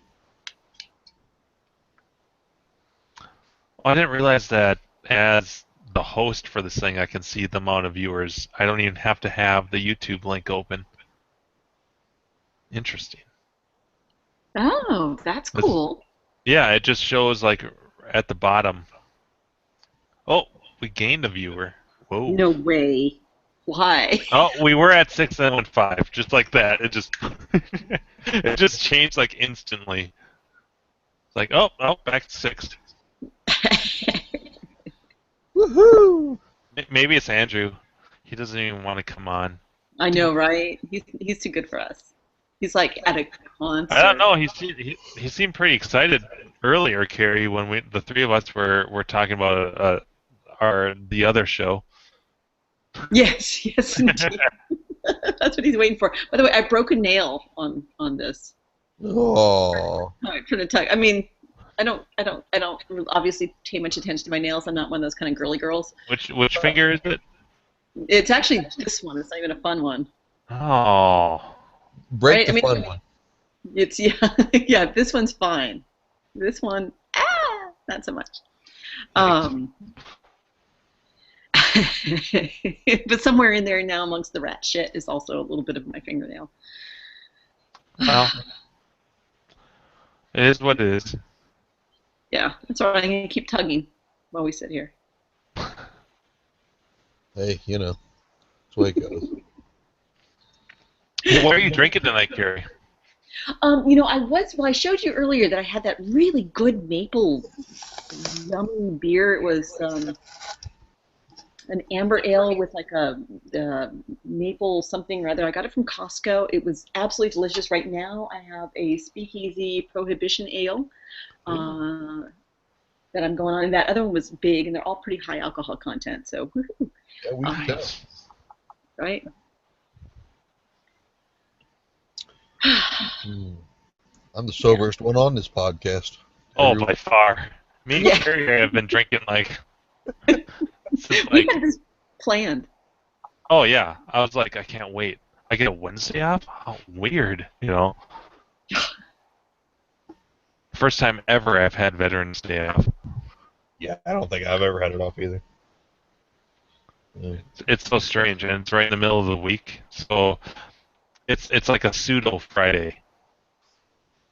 It is, and it's kind of nice because it busts up the whole, you work a couple days. Although, honestly, it's so hellacious and awful at my office lately, today especially, that I was riding in an elevator with someone. I said, it's just a damn shame when there's a holiday and you think, God, I wish I could put this holiday off till next week because I don't have time for it. Like, that's just not cool. When you work for the government, that's not the way it's supposed to be. Gotcha. I've been a government worker lately, not a government employee. Definitely a worker. Wait, what's the difference? Hey. Sits back and puts her feet up. I would put my feet up. I feel like I've just been flying by the seat of my pants. It's just been like, oh, okay, you have to observe this court or observe this court. And I still don't have all the software and hardware for my job that I need to do the things that I need to do. So it's been pretty interesting, but like the days just fly by. Just So are you still in more training mode? Oh yeah. Okay. Yeah, it's still most of my quote unquote training's been just observing different courts and pre-trials and trials and arraignments and just kind of viewing like how things work. And granted that it'll benefit me to know how all that stuff works, but it won't be necessarily directly tied into what it's not like a necessity that I need because I'm just going to be handling the evidence, so to speak. But for me it's super interesting because I don't have a legal background, so learning how the law works essentially is pretty awesome. Like it's neat. Like today, I was in trials. It's all misdemeanors, but there was one case that they had a really good cross-examination that went back and forth, and it was all moving violations. So it was like a police officer versus this cab driver, and the defense had a really good case against the prosecution, and they ended up winning. And everything up until that point that I had seen, it had just been like, man, we win. Like it was just one-sided. Everything up until then. So it was nice to see something that was more balanced. Like there was a good argument on both sides. Yeah. But I mean, with and I'm sure I know that you're aware, but misdemeanors in general, like working on the criminal division, most of the time you're not going to see that. Like you're never going to see a really strong big trial unless it's like something like a gross misdemeanor, maybe. Mm-hmm. So I mean, up until this point, it's always been pleas and bargains and stuff that ends really quick.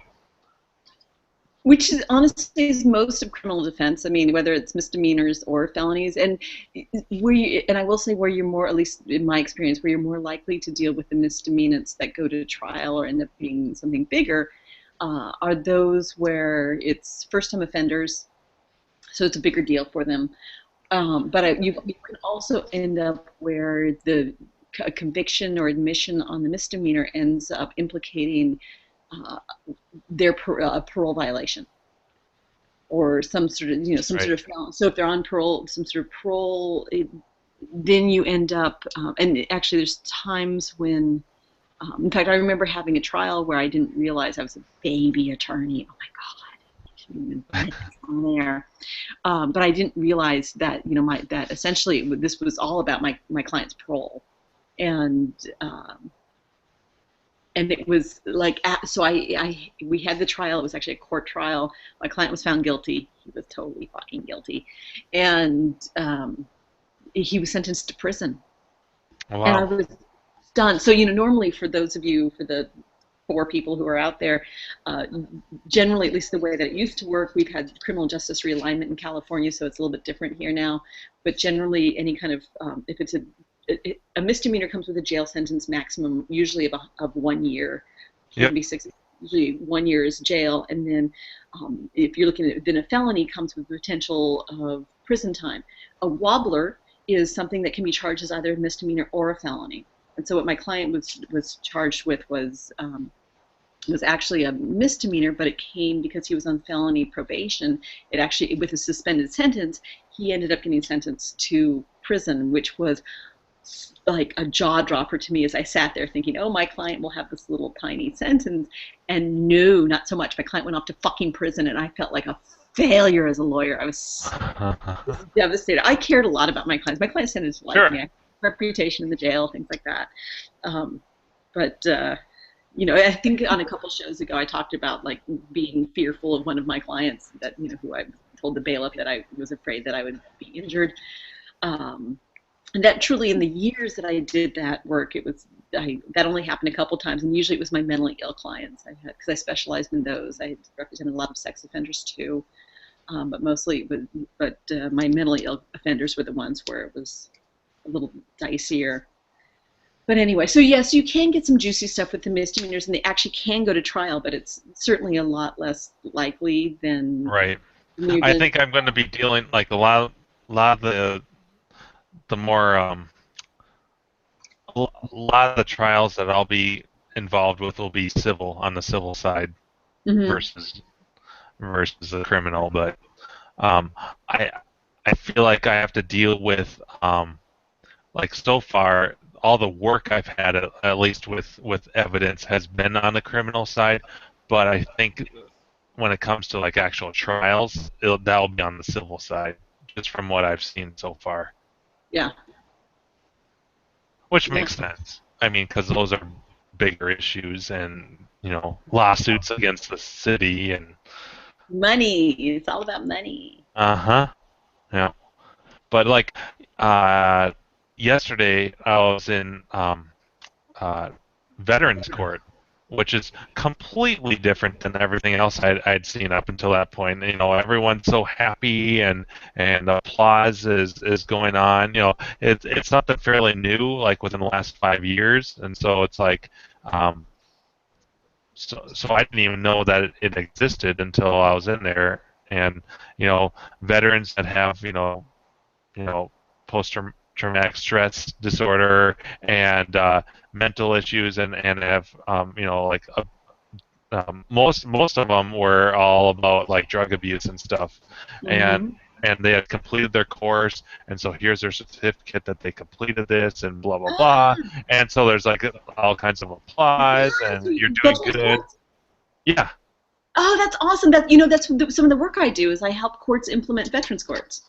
Yeah. So it's pretty cool. Like it was completely different than everything else. There was such a positive energy in there, and they're like the best. They're like the best defendants, or like people out there. They have such good, like, they come up and they have their arms behind their back and they're in like good posture, and they're addressing everyone in the court so respectful. Like they're disciplined, right?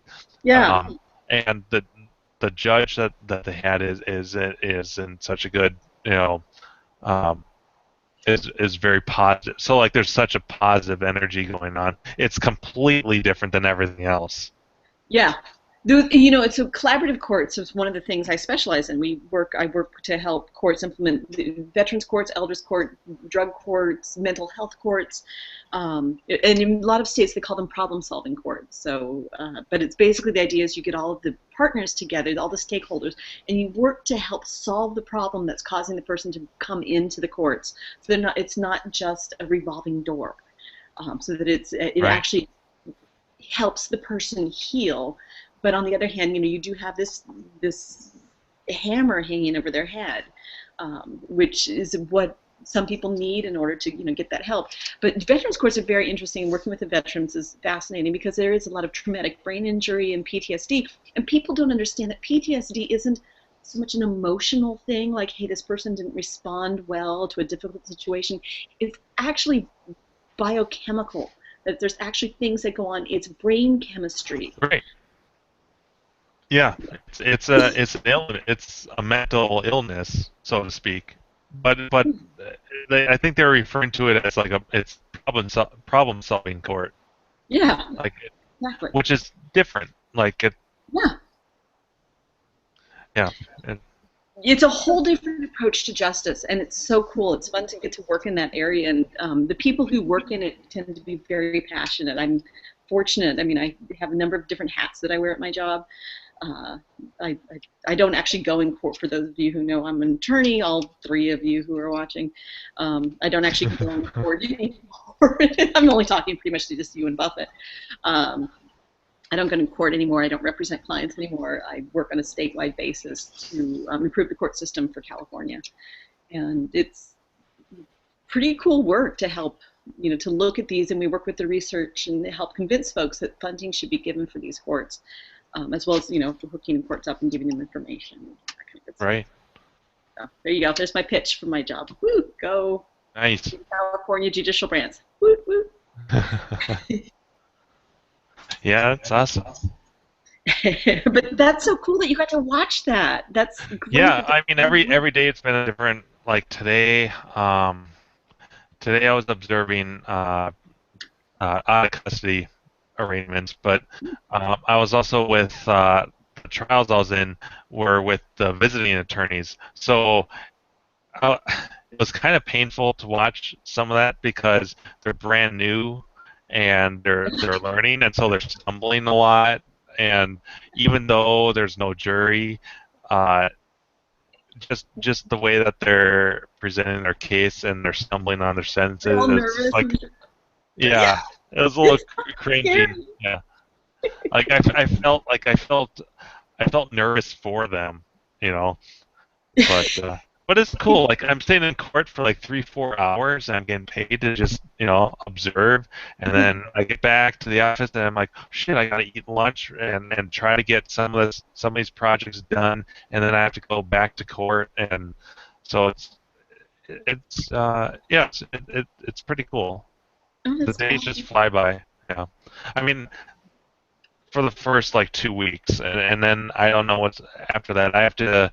Um, I have some more video projects coming up where, like training stuff. They have this year-end video that's really important to them that I'll be doing, which is mostly just kind of uh, kind of just for their own sake. Like, here's just statistics for like what we accomplished, and then it's like interviewing a lot of the employees in the city attorney's office and like what they like about being there. So it's just kind of like a positive, like a hey, this is us and we're having fun video, but they put a lot of a lot of priority on that. Yeah.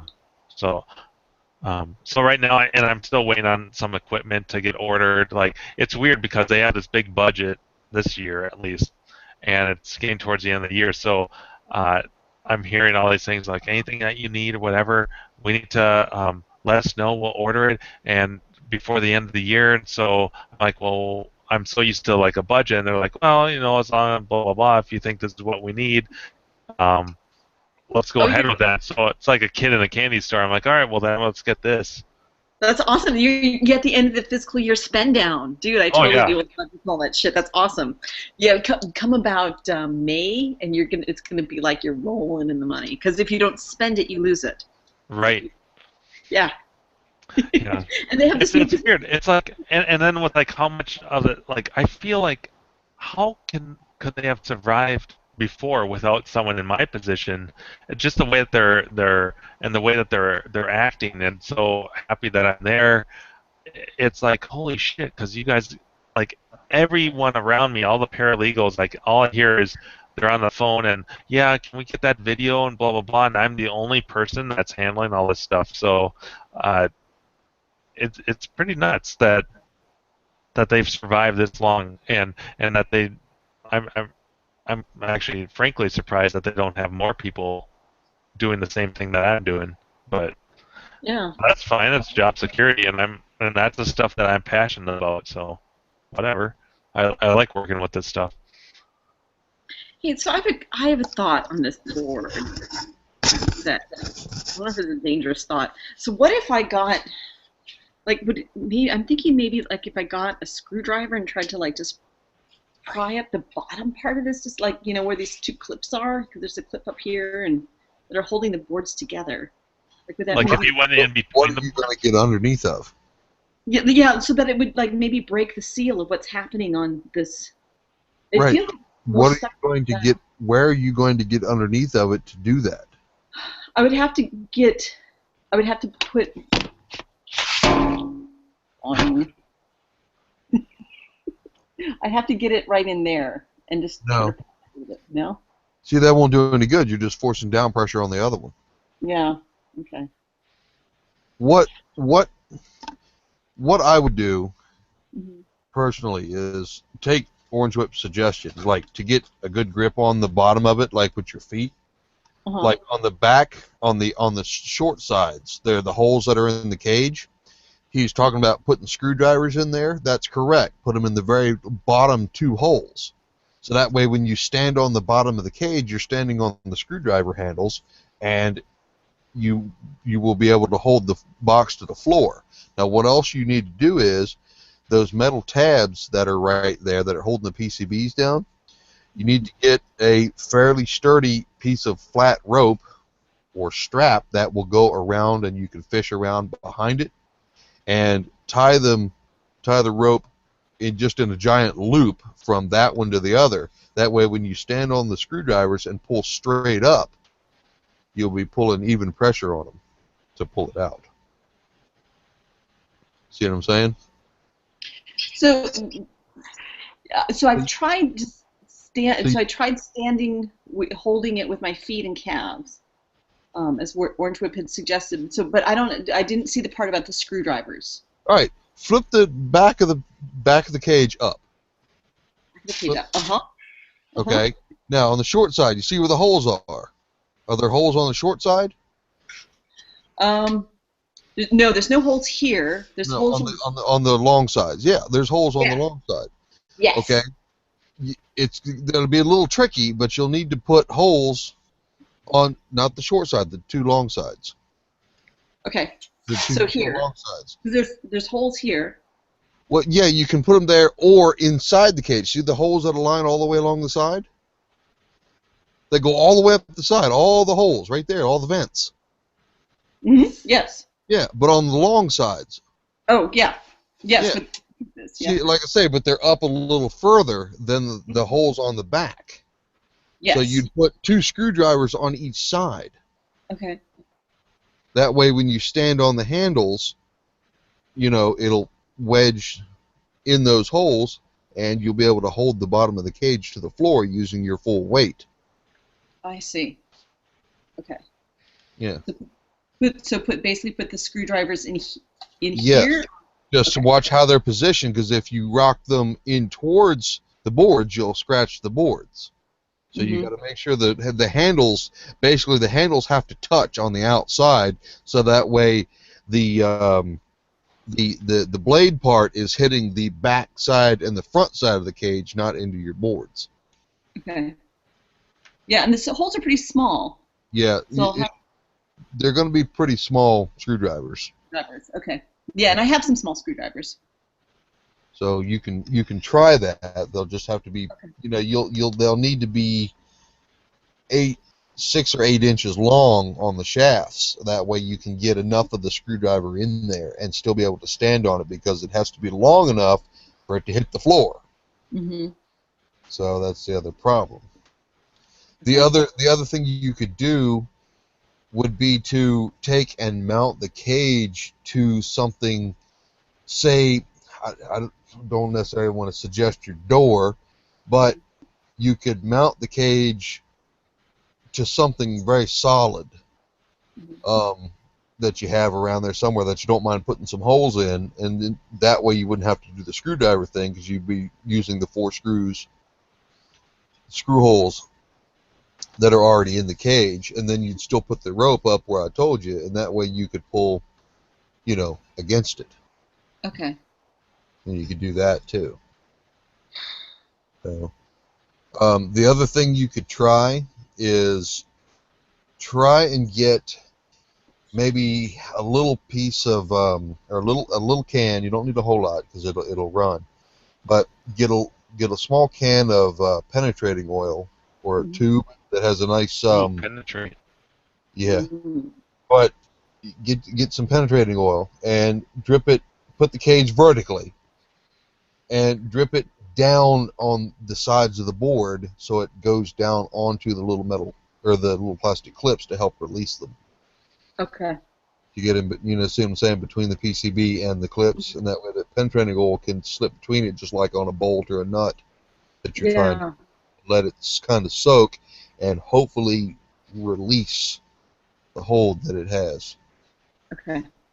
That's another way you could do it. I would do that last, just because it can make it messy, and the oil will stay on the PCBs for a good while if it soaks into the sides of them till it eventually dries up.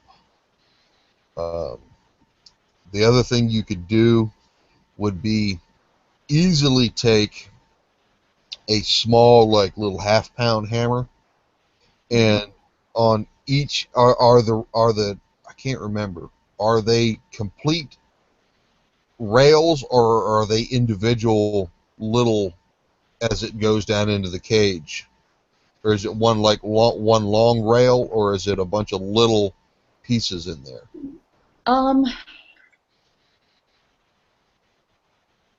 As far as I can tell, I mean, it has lots of tabs for the plastic parts of the Right. Are they all individual? Is it not one long rail?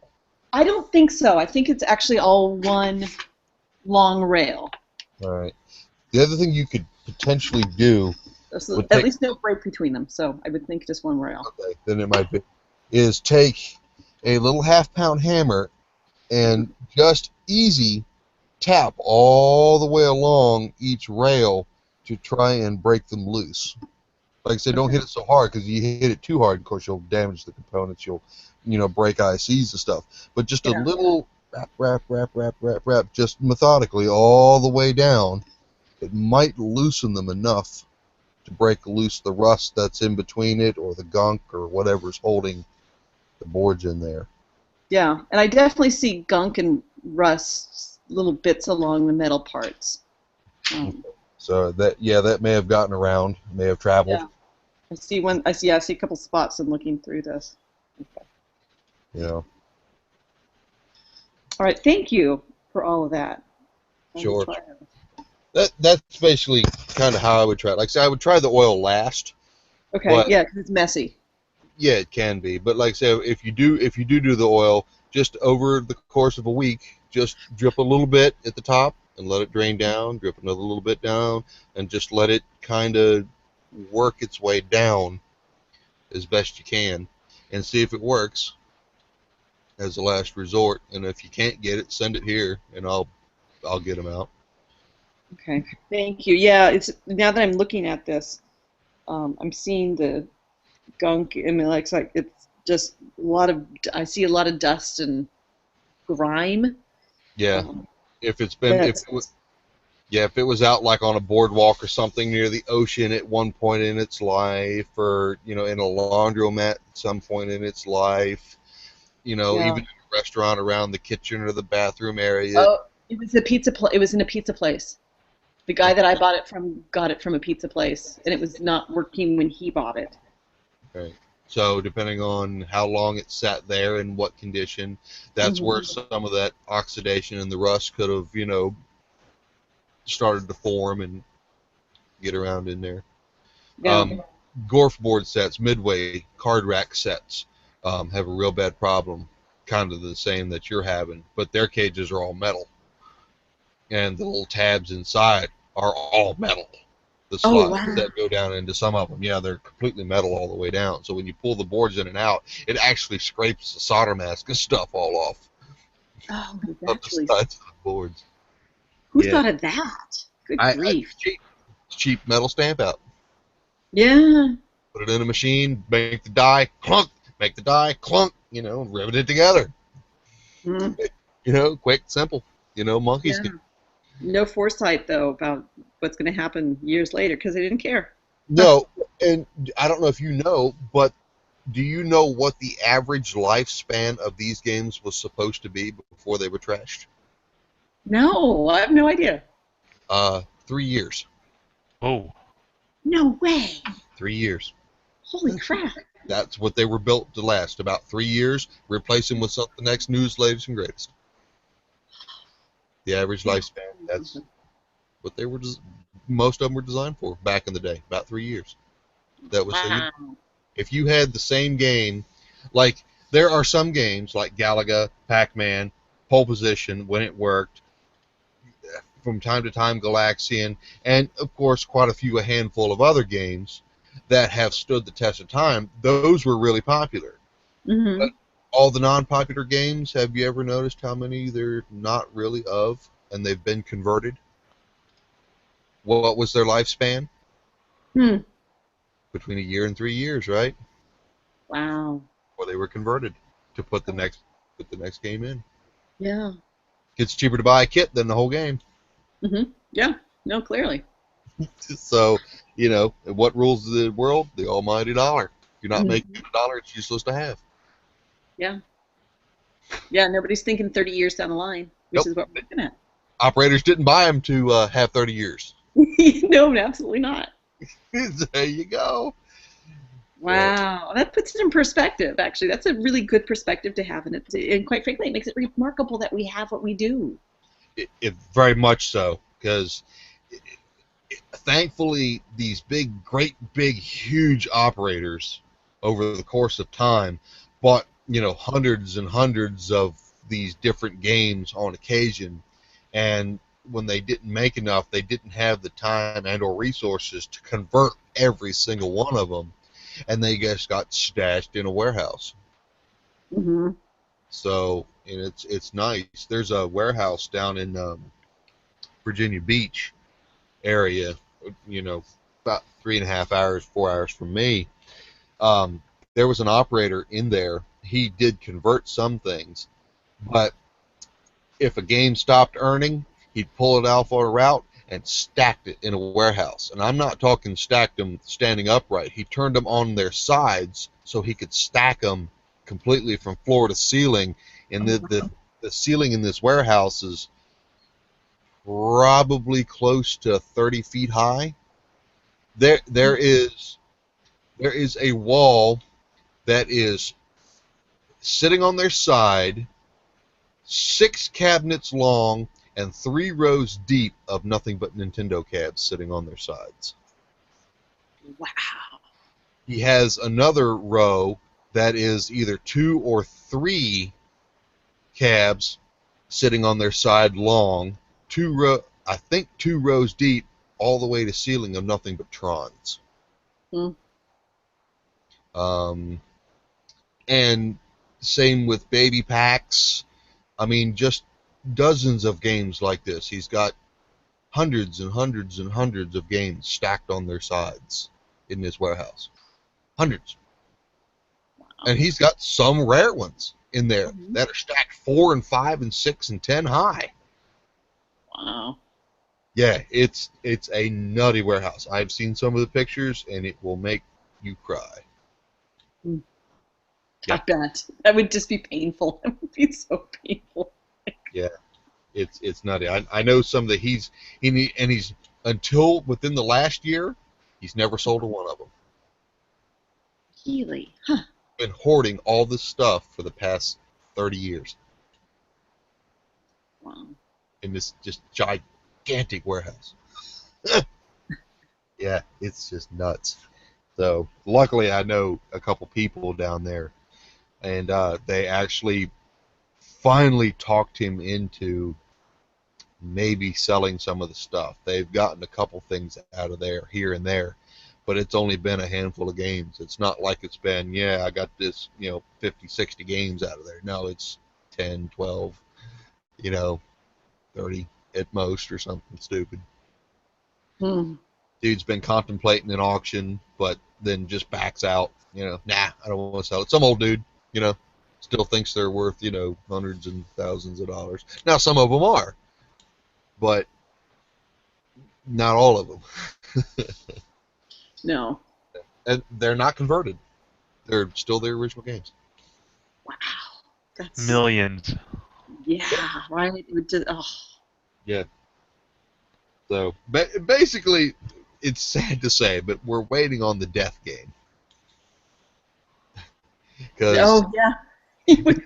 That's what we're waiting on for it to all start getting out into the world, is the death game. Because I don't know how much of his siblings, families, sons, daughters, brothers, sisters, I don't know how many of them are into hoarding it like he is. I don't know. Probably none of them. Yeah, who knows? Yeah, you even if you sold all those games in there at $300, $400, $500 a pop, I mean, there's a couple $100,000, maybe close to maybe $1 million worth of games just in that warehouse. It's just nuts. That's how many's in that place. And that doesn't include the hundreds of square feet of nothing but PCBs that he has sitting on the shelves. Yeah.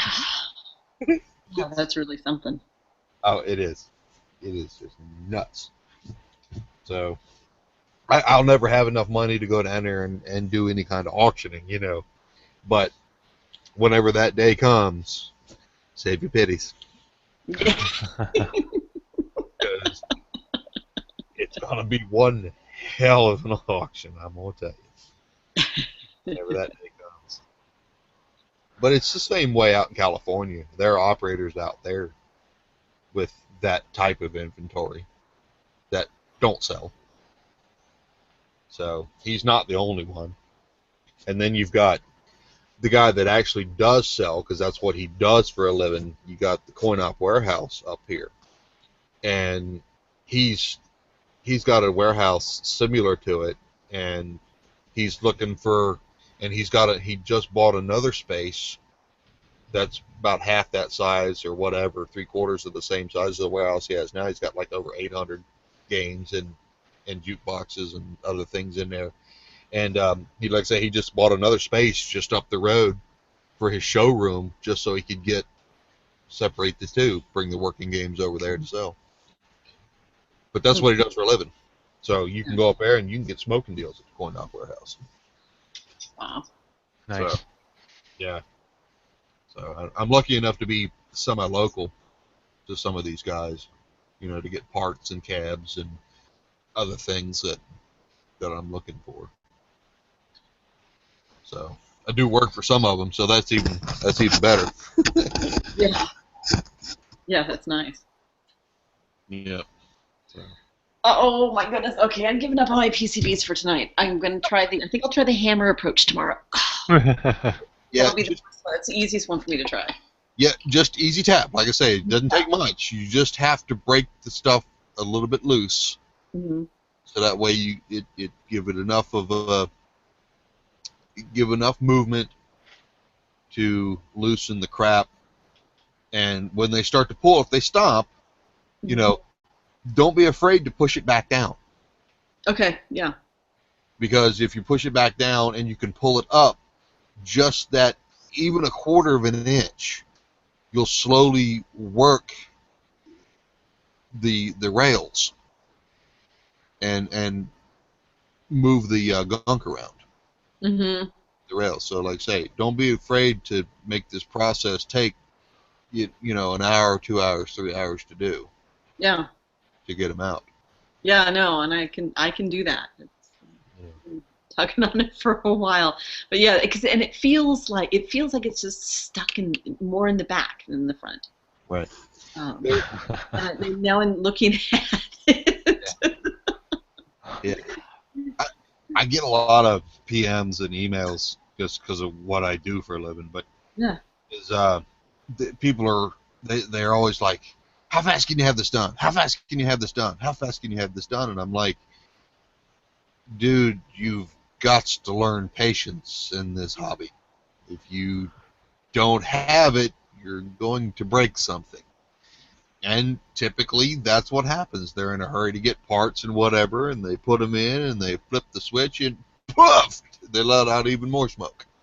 Yeah. And I'm like, well, send it in. They're like, how much is it going to cost to repair? Well, it's probably going to cost you 1.5 times now to repair, versus if you would have just sent it in the first place and waited the month or 2 months before I could get to it as the line you came up in the line.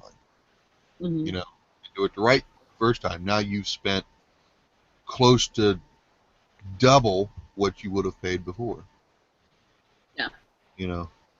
But people are in a hurry all the time in this hobby, and I've seen it backfire so many times.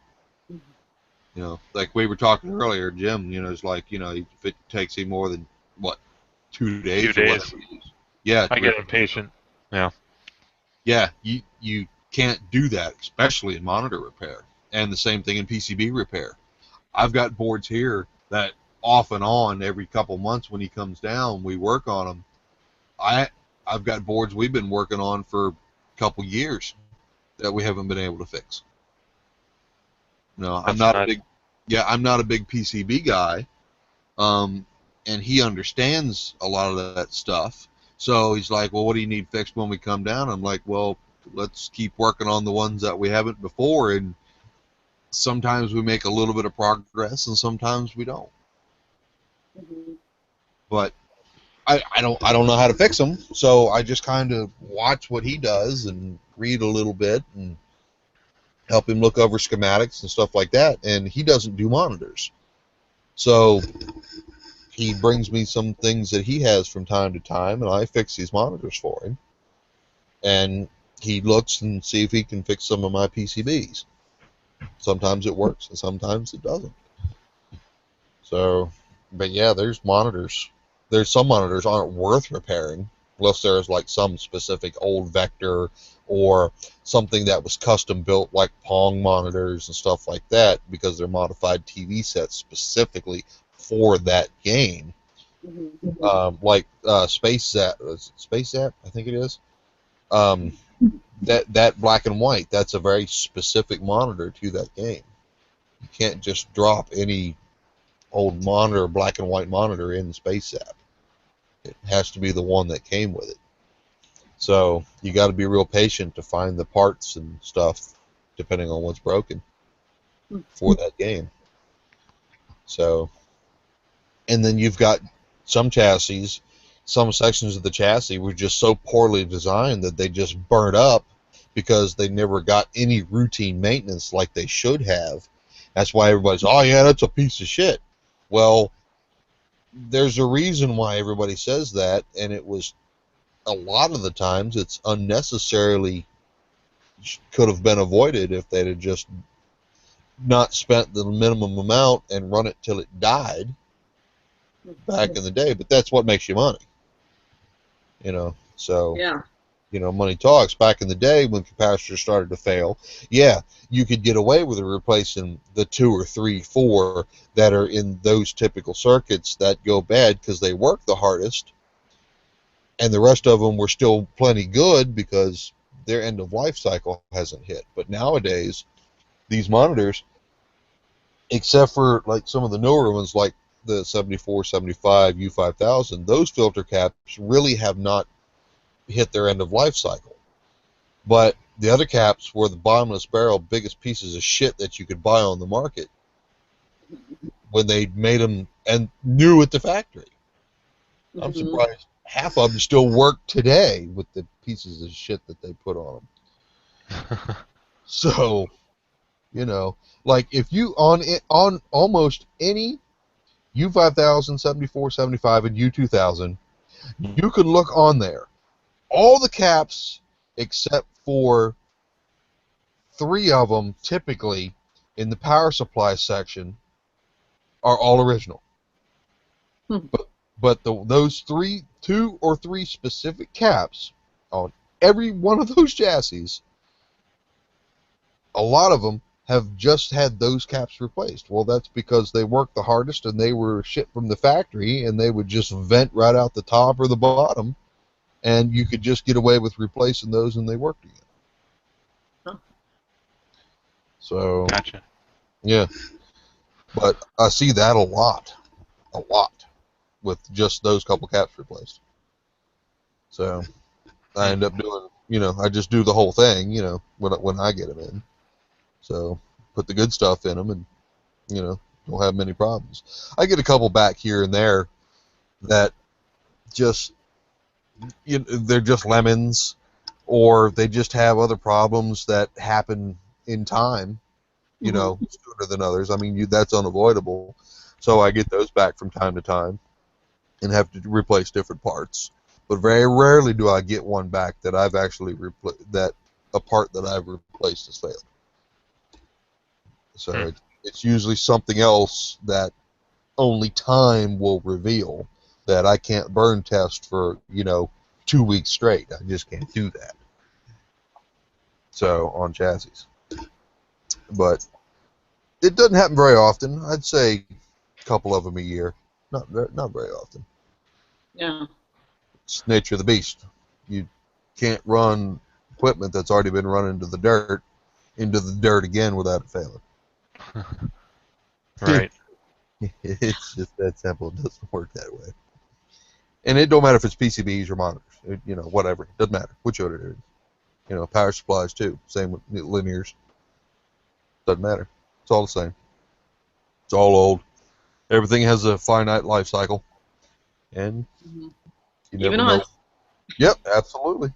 We all have a finite life cycle of some time. Well, not to get too depressing. Yeah. Yeah, right. Ending the show on a really up. Yeah.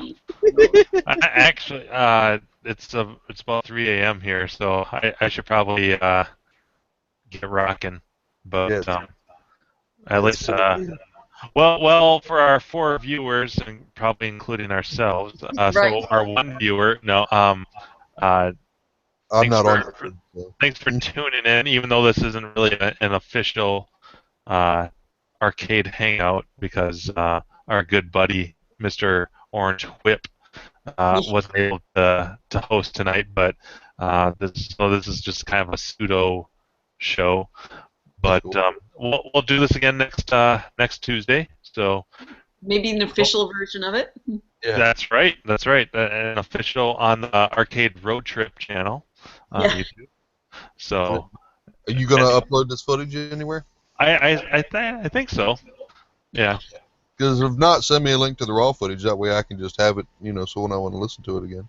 Yeah, I'll either upload it myself or I'll send it off to to Beret. So it'll get up there. So Yeah, just hopefully if he posts it on YouTube when Dave was playing those videos, hopefully YouTube won't have a cow and delete the yeah, video. I mean, for a video like that, I can't assume anything, but I wouldn't think so because it's not like an official music video or something that has like real copyright infringement stuff going on. But who knows? It's YouTube. Yeah, that's what I say. A link to the, a nice download, hosted on your site or something would be great. Yeah. All right. Sounds good. Well, I'll see you next Tuesday. All right. Yeah, I won't be off next Wednesday, so as far as I know, so I'll only be on for a short time. Well, all Next good. week. Yeah. All right. We all Have a good night. Yep. It's been fun. Yep. Yep. Later. Peace.